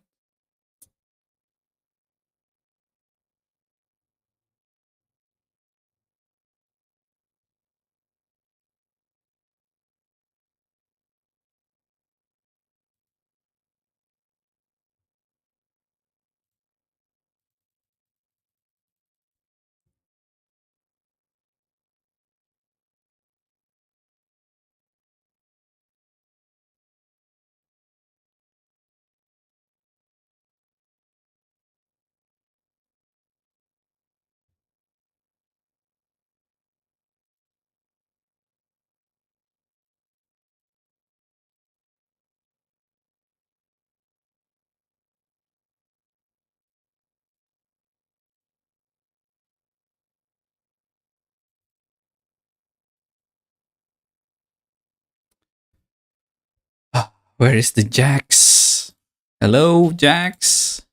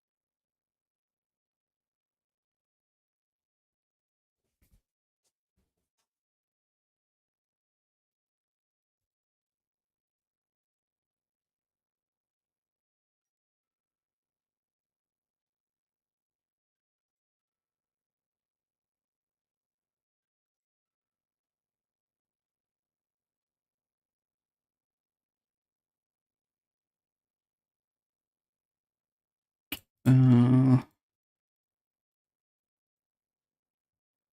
let's give this to a bonus card.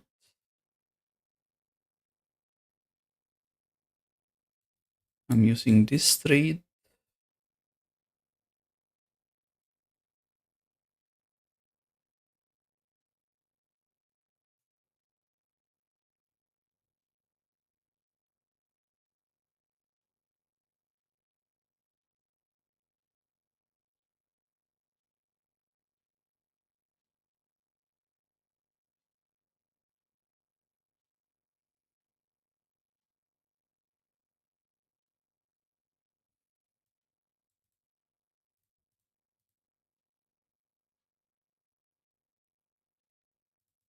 Cannot play pair. Cannot play a pair.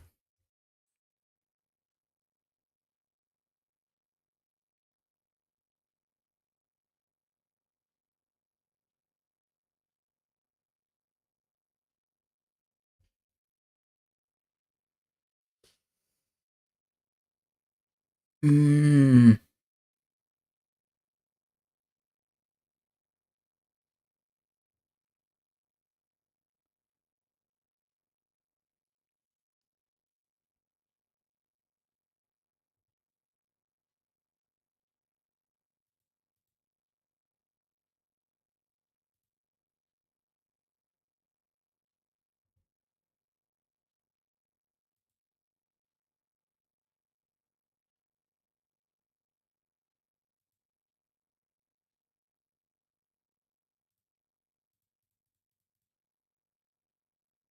Okay, that should be enough.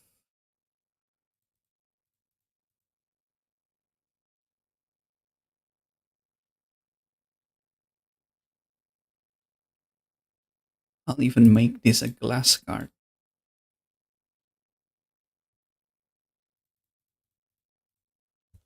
Okay, that was way too close.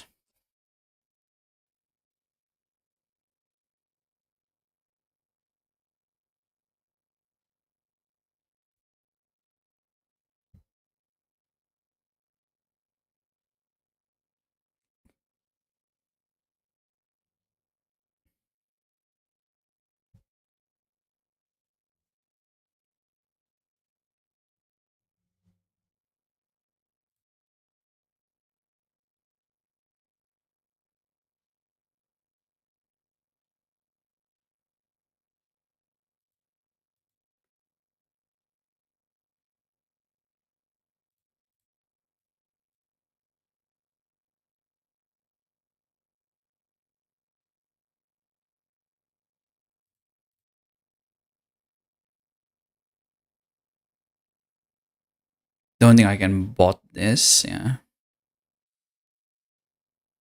There's nothing else to replace.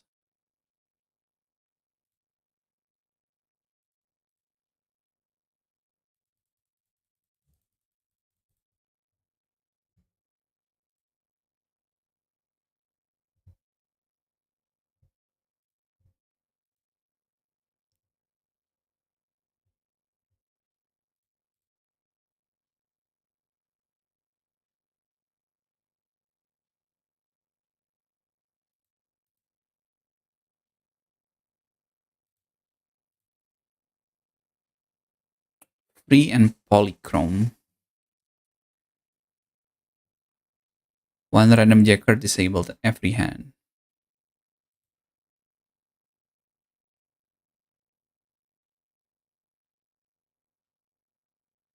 Okay, so this is the final round.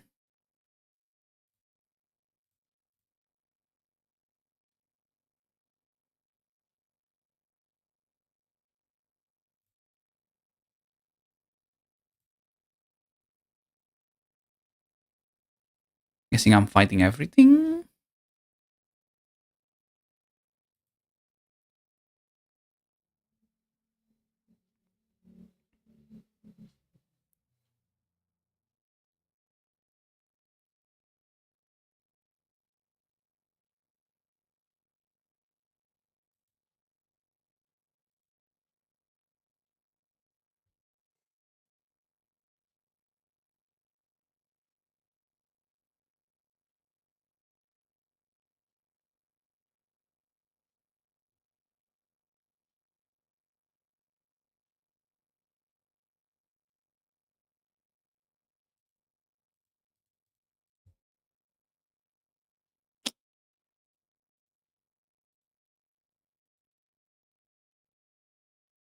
Hmm.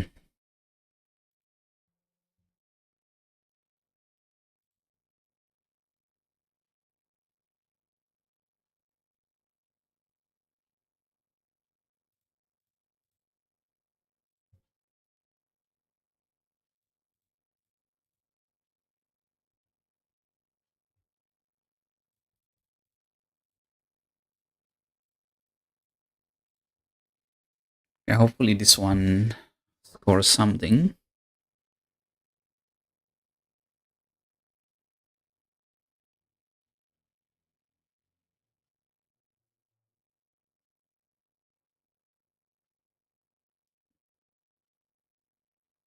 That's not good.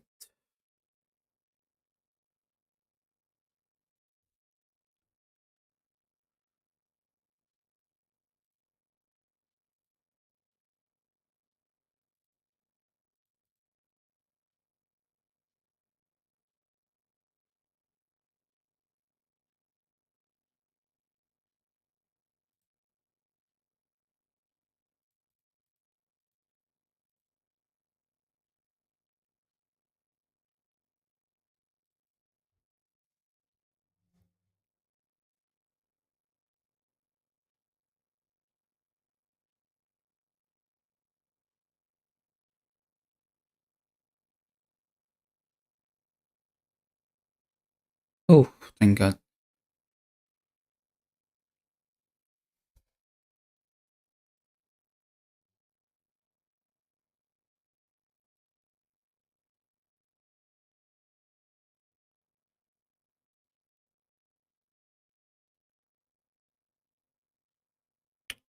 If it actually disable a Joker that I really need, this run will be over.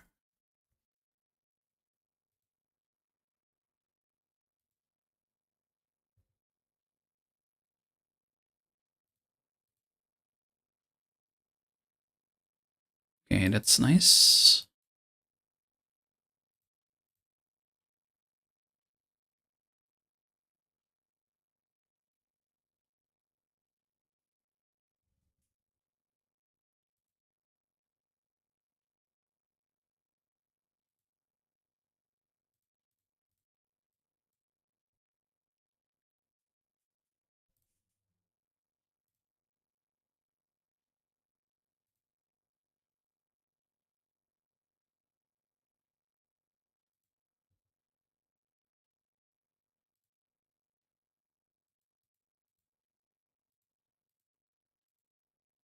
It doesn't.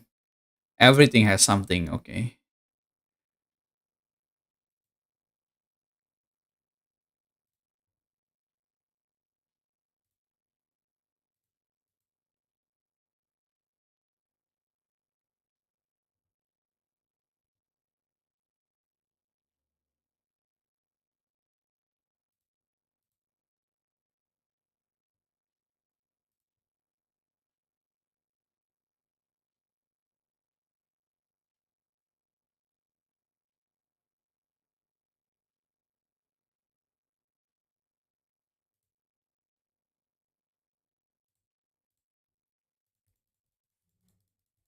Okay, YOLO time.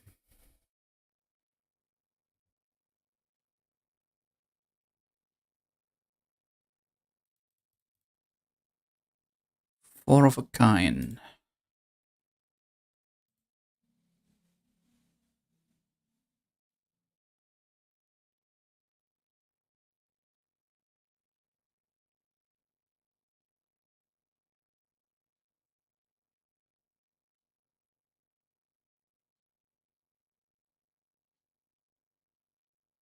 $34K, not bad.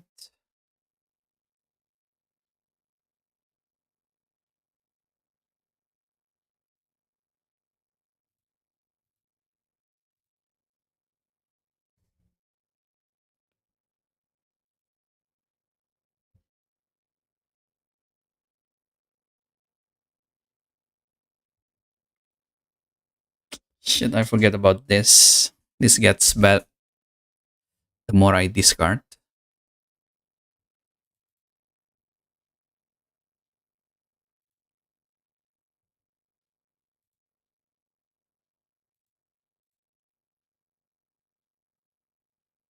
Oh, come on.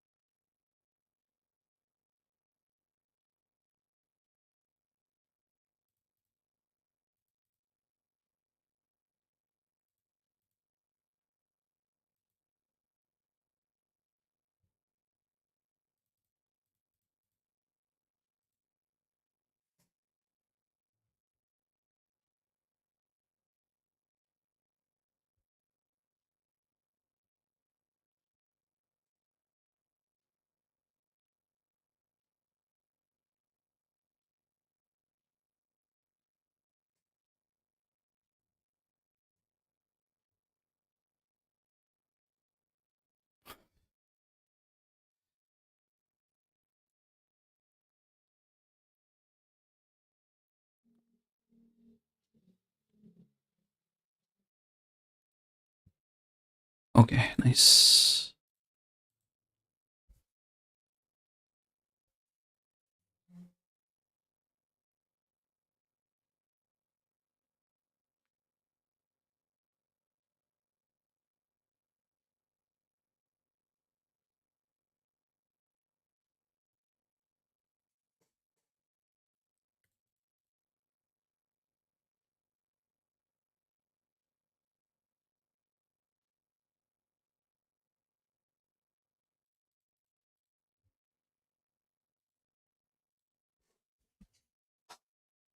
Is there any other possibilities that's better than this?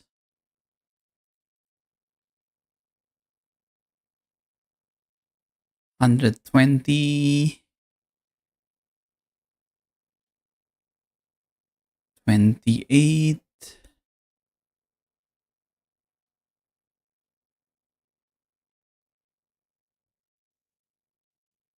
28 times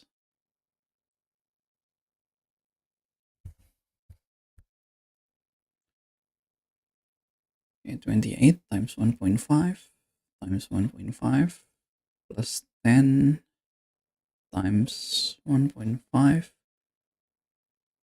times the 26. It's only 13k. That's not enough.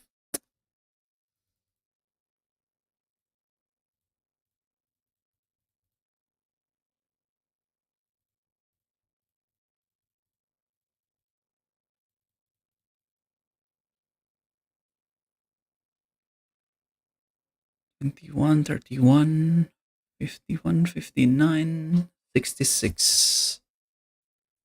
66, so that's 100, 110, 166. Yeah, that's 166.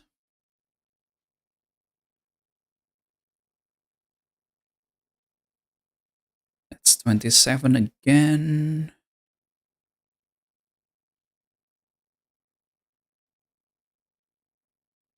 Thirty-one times 1.5 times 1.5 plus 10 times 1.5. 119 times 166.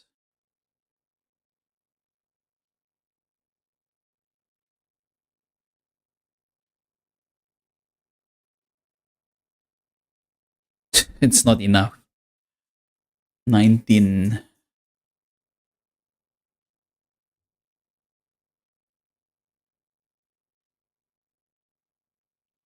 Actually, it's times 1.93. Okay, one sec. 27, 31.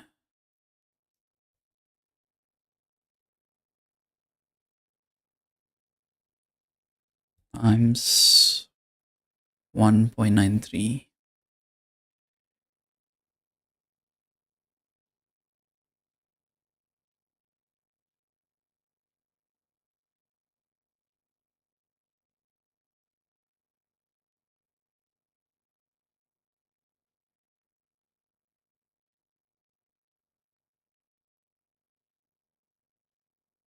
Might be enough.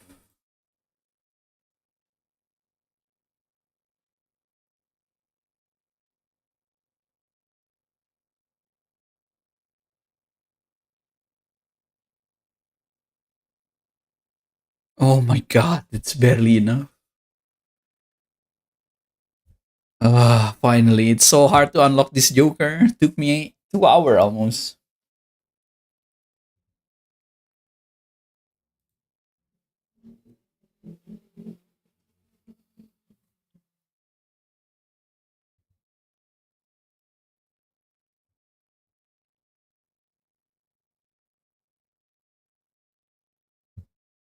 I think I can continue this. Now I don't have to worry about pairs or full house.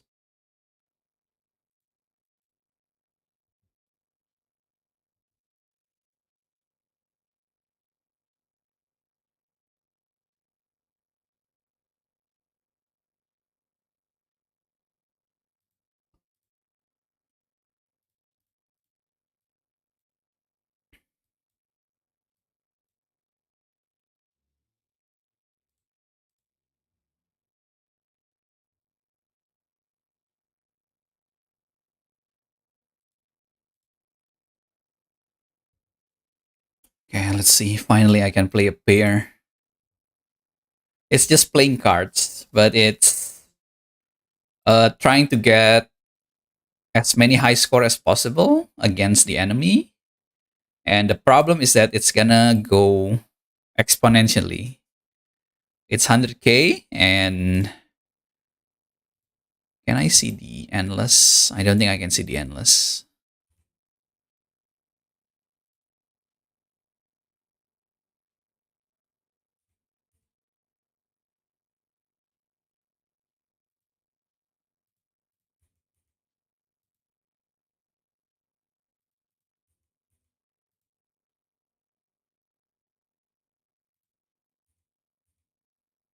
Like it's gonna get to billions.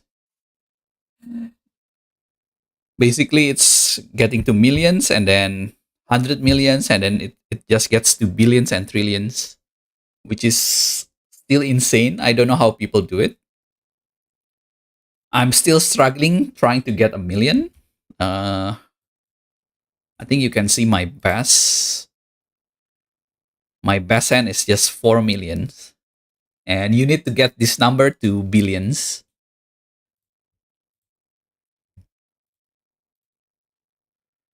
Mega playing card, one voucher.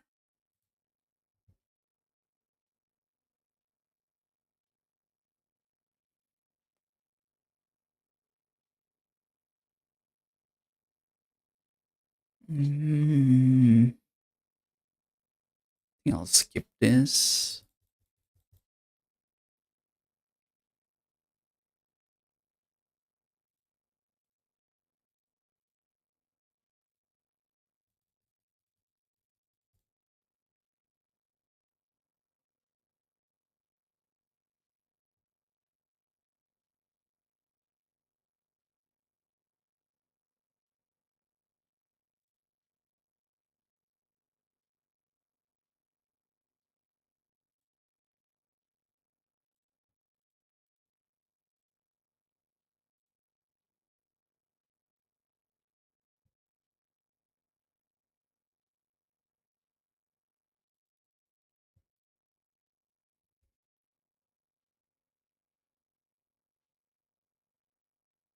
I don't think I'm even reaching 400k.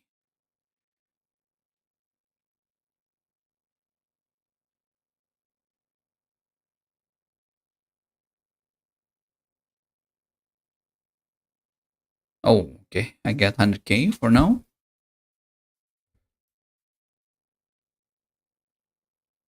Strengthen one card.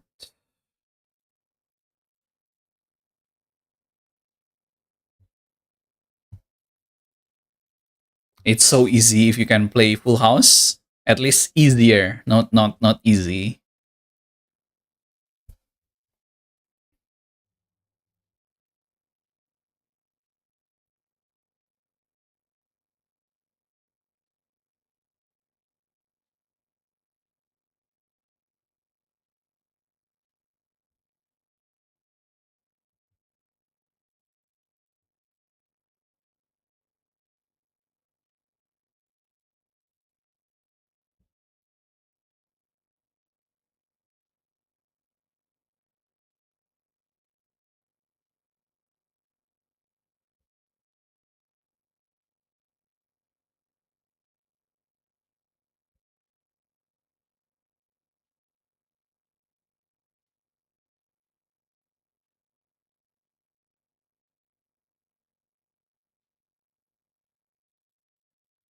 Okay, this should get me to 440.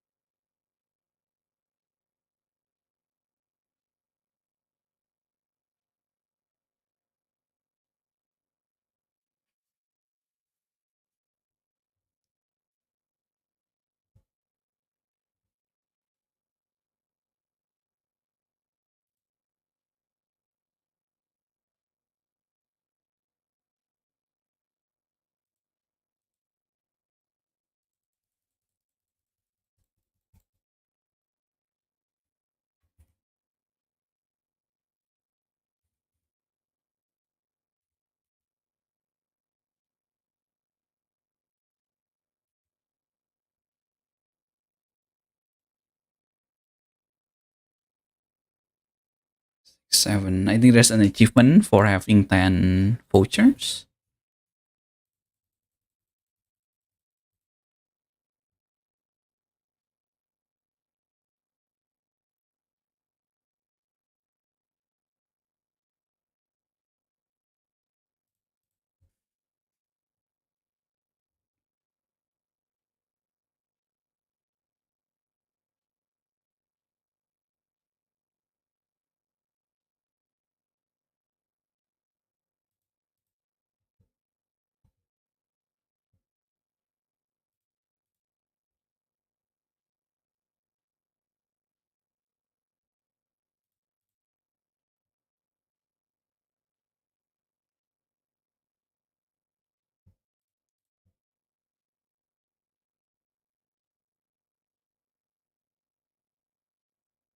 Red seals.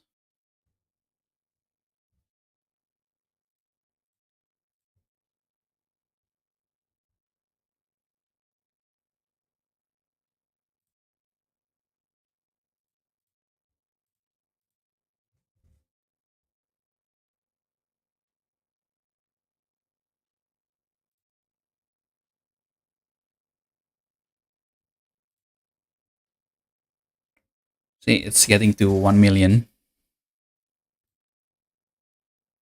Which I don't think I'm getting with, even though this is really good jokers, I think it's still lacking.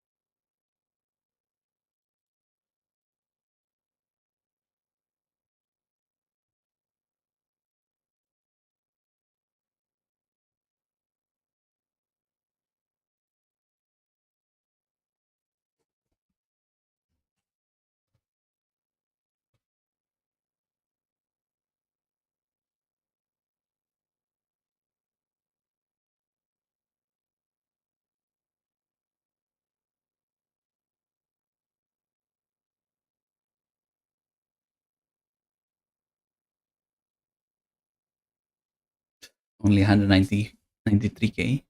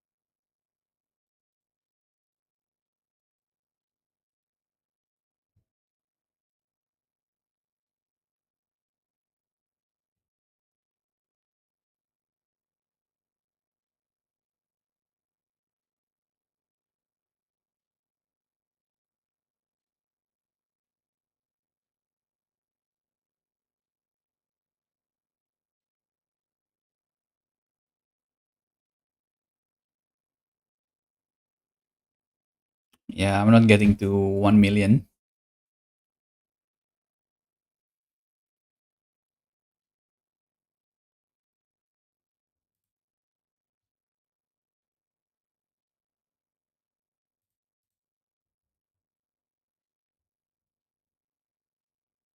Ooh, changing to spades.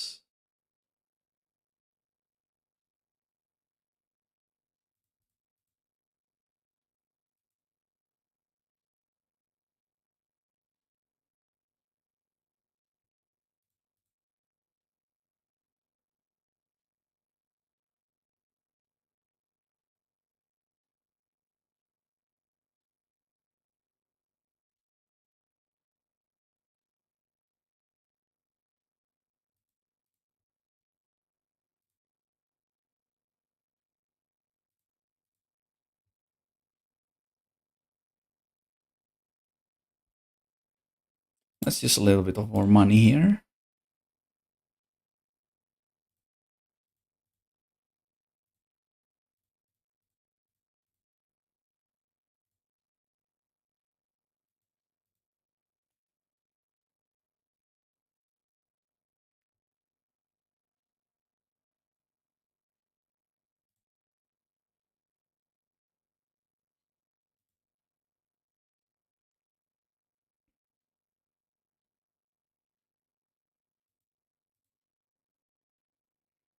Seven, 8, 9, 10.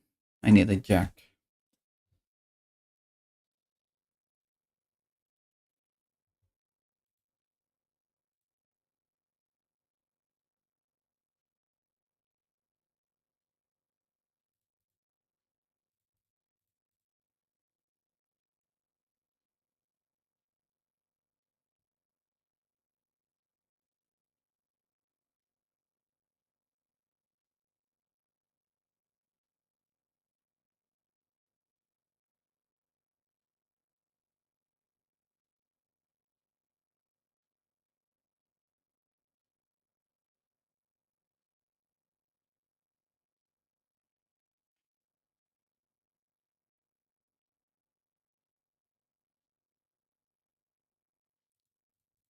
Guess I can make a straight here.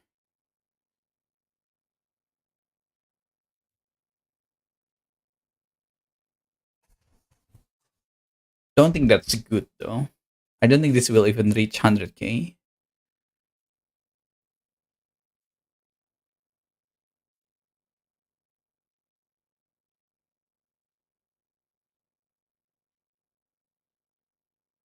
Or it actually reach.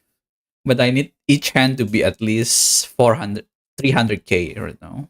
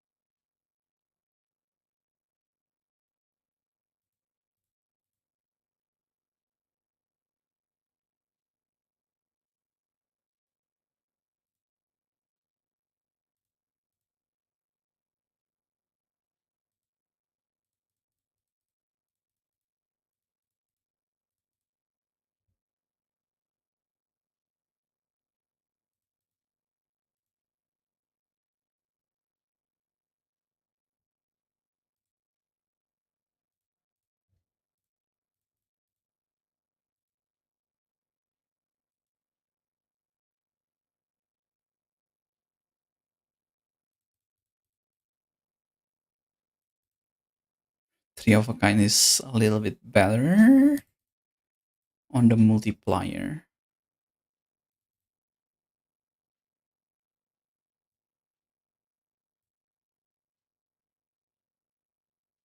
Okay, I lost. Not getting to 800k.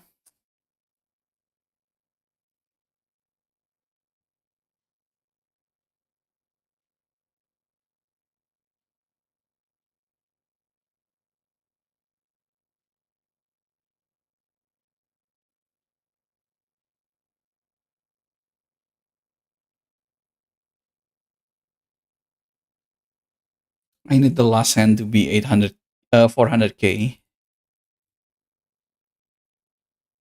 Don't think this is making it, right? Yeah, this is not making it.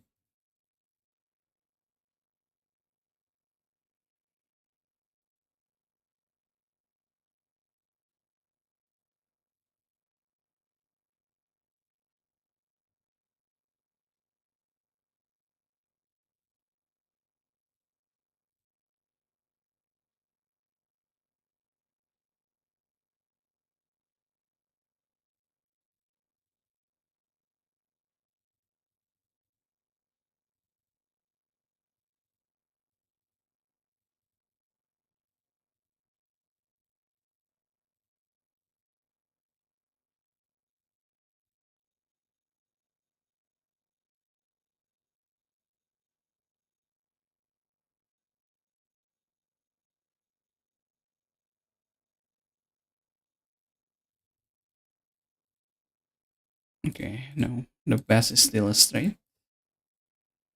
Yeah, this is the best.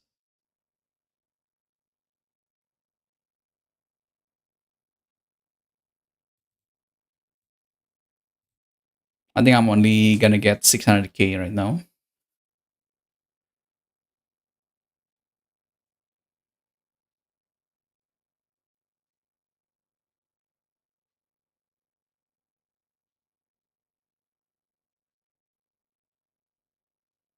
Not even 600k. Wow.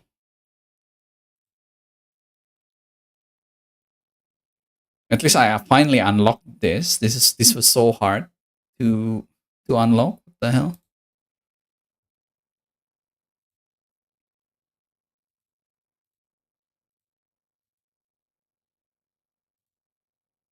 This, if you want to see the increment, Blackie, I have only beaten the 11.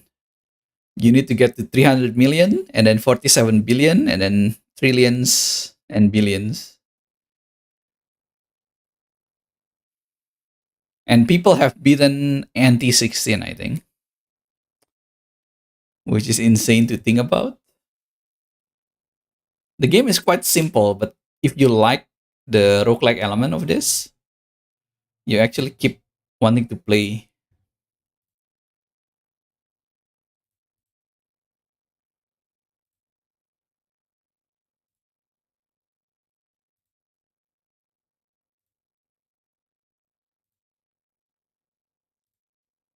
I think I'll do one more run and call it a day. Okay, let's do the hardest difficulty I have, Eternal Jokers. I don't like that.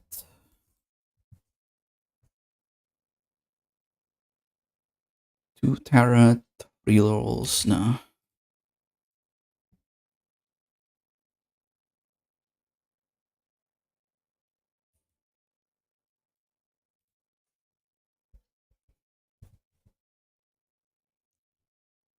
I'll take Polychrome.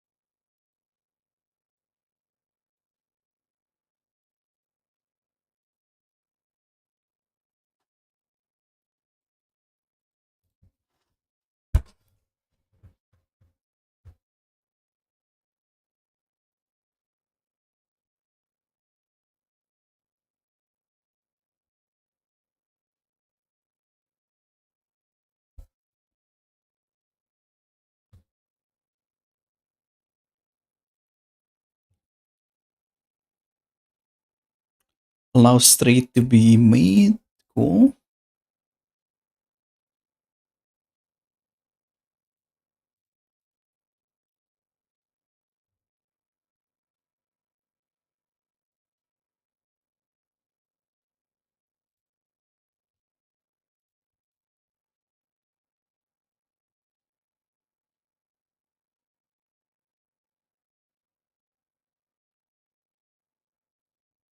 Hearts.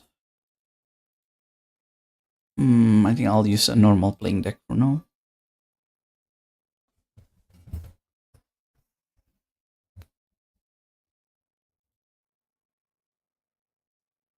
Polychrome. Why not?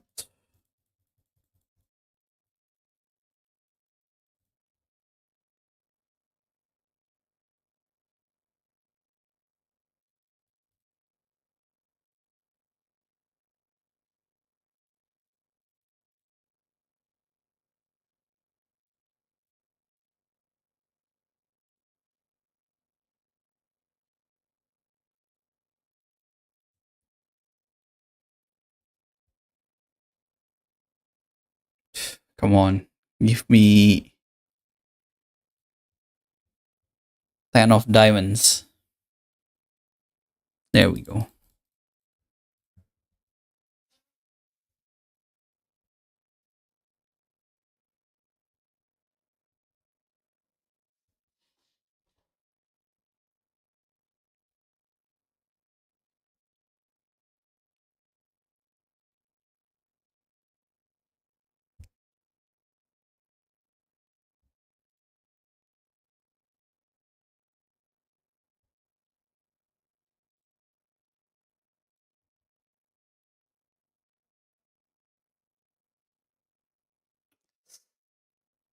Man, never lucky. I'm trying to make more nines because of this. I guess I'll just make a random joker then.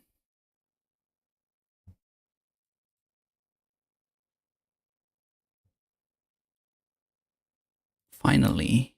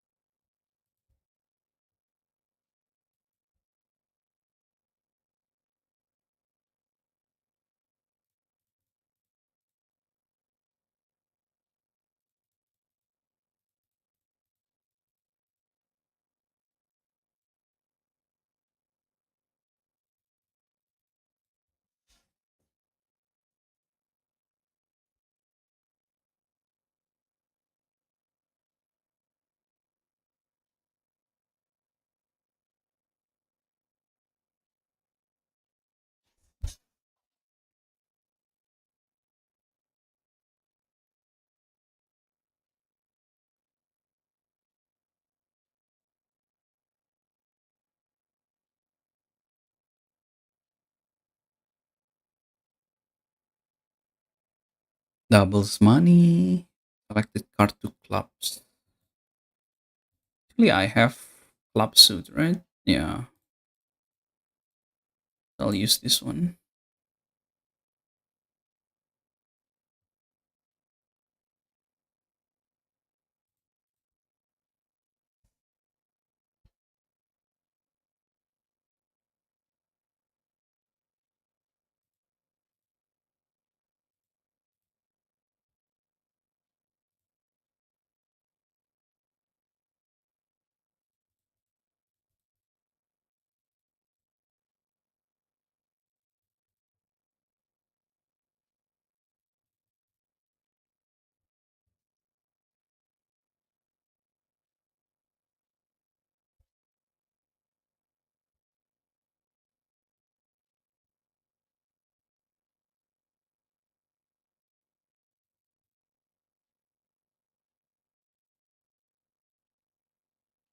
I just need a 10.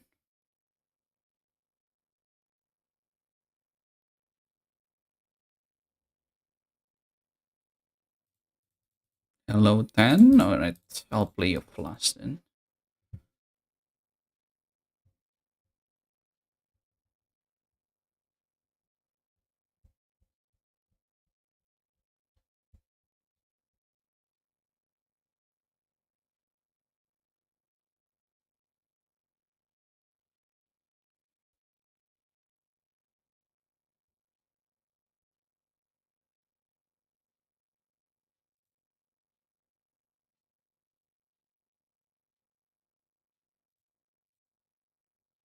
Give me a 9.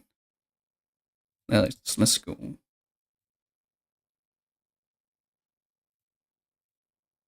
Oh, club card are debuffed. That's not good.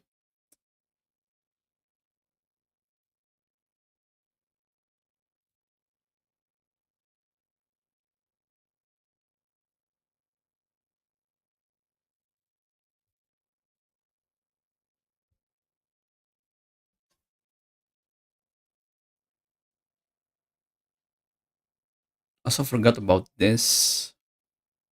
I should have combined it with the other joker. This means this is a straight, right? Yeah.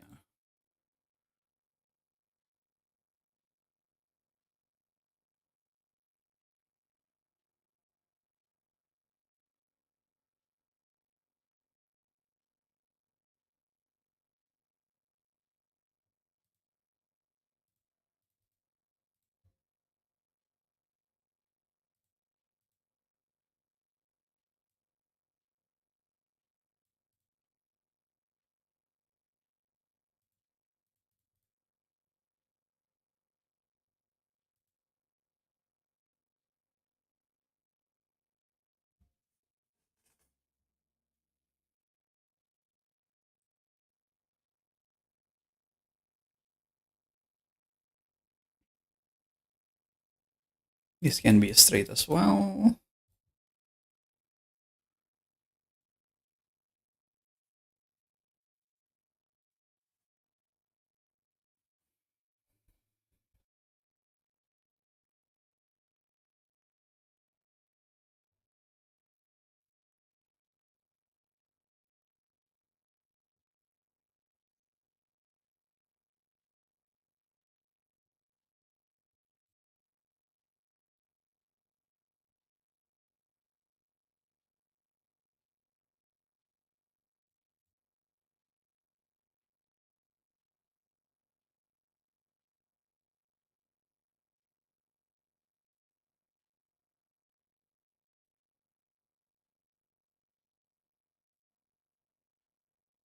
That might be really good.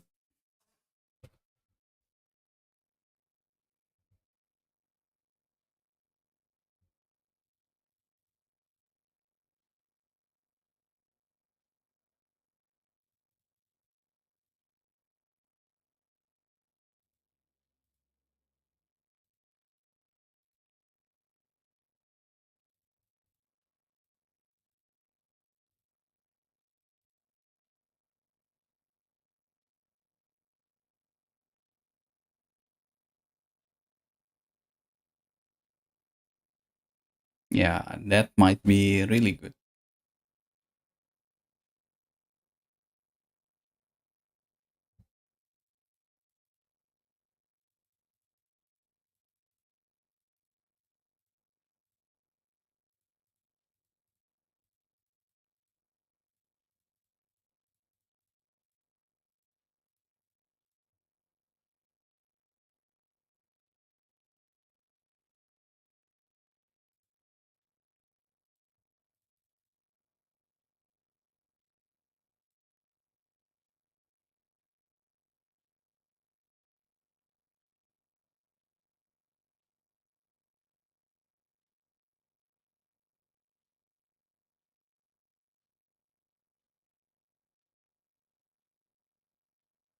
This is a straight flush. Yeah.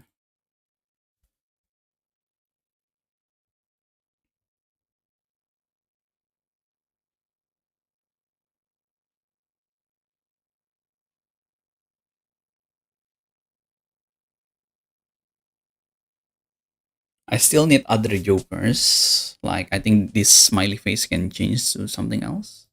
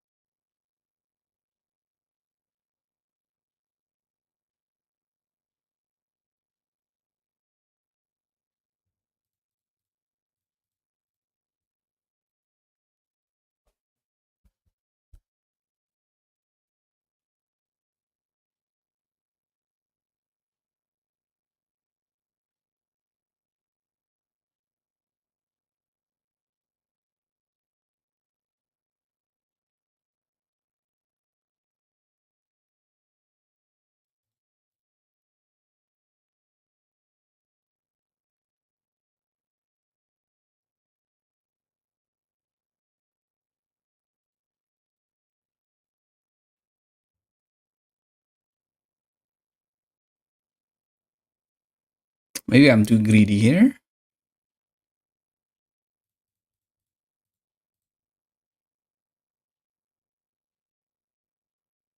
Yeah, I was too greedy.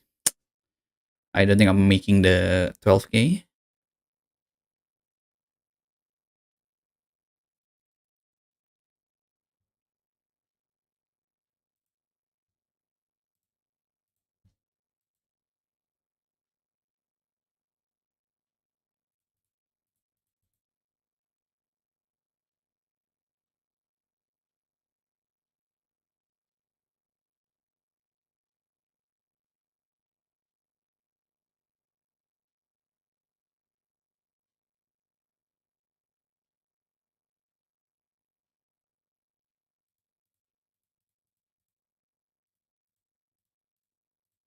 Oh, shit.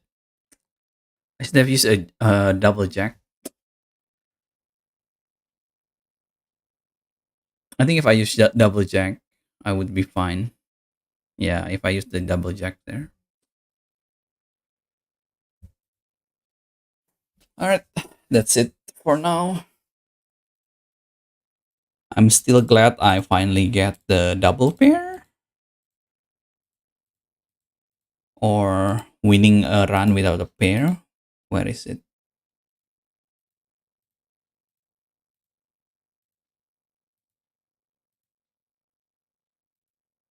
This one. There's still a lot of jokers that are being locked. I think I can unlock this three, and this three is just special. Yeah, legendary. Legendary are specials. So the one that I can unlock is 100 million chips, $400, and play every heart in a single round.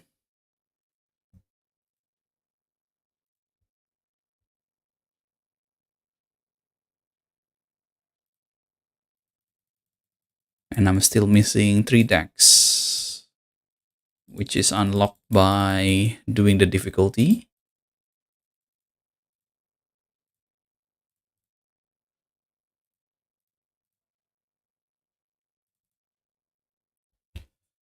Alright, that's it for now. I think tomorrow I'll probably be playing Balatro again, unless I find another variety. I might be replaying Tunic soon. I wanted to see the true ending without spoilers. I heard from Finn that it's pretty fun to try and do the true ending on Tunic, so I might do that. But we'll see. I think tonight we don't have a through static. Let me confirm. Yeah, 3 people even cannot do it. All right, thanks for watching. I'll catch you guys hopefully tomorrow. I hope you guys have a wonderful evening, and bye bye for now.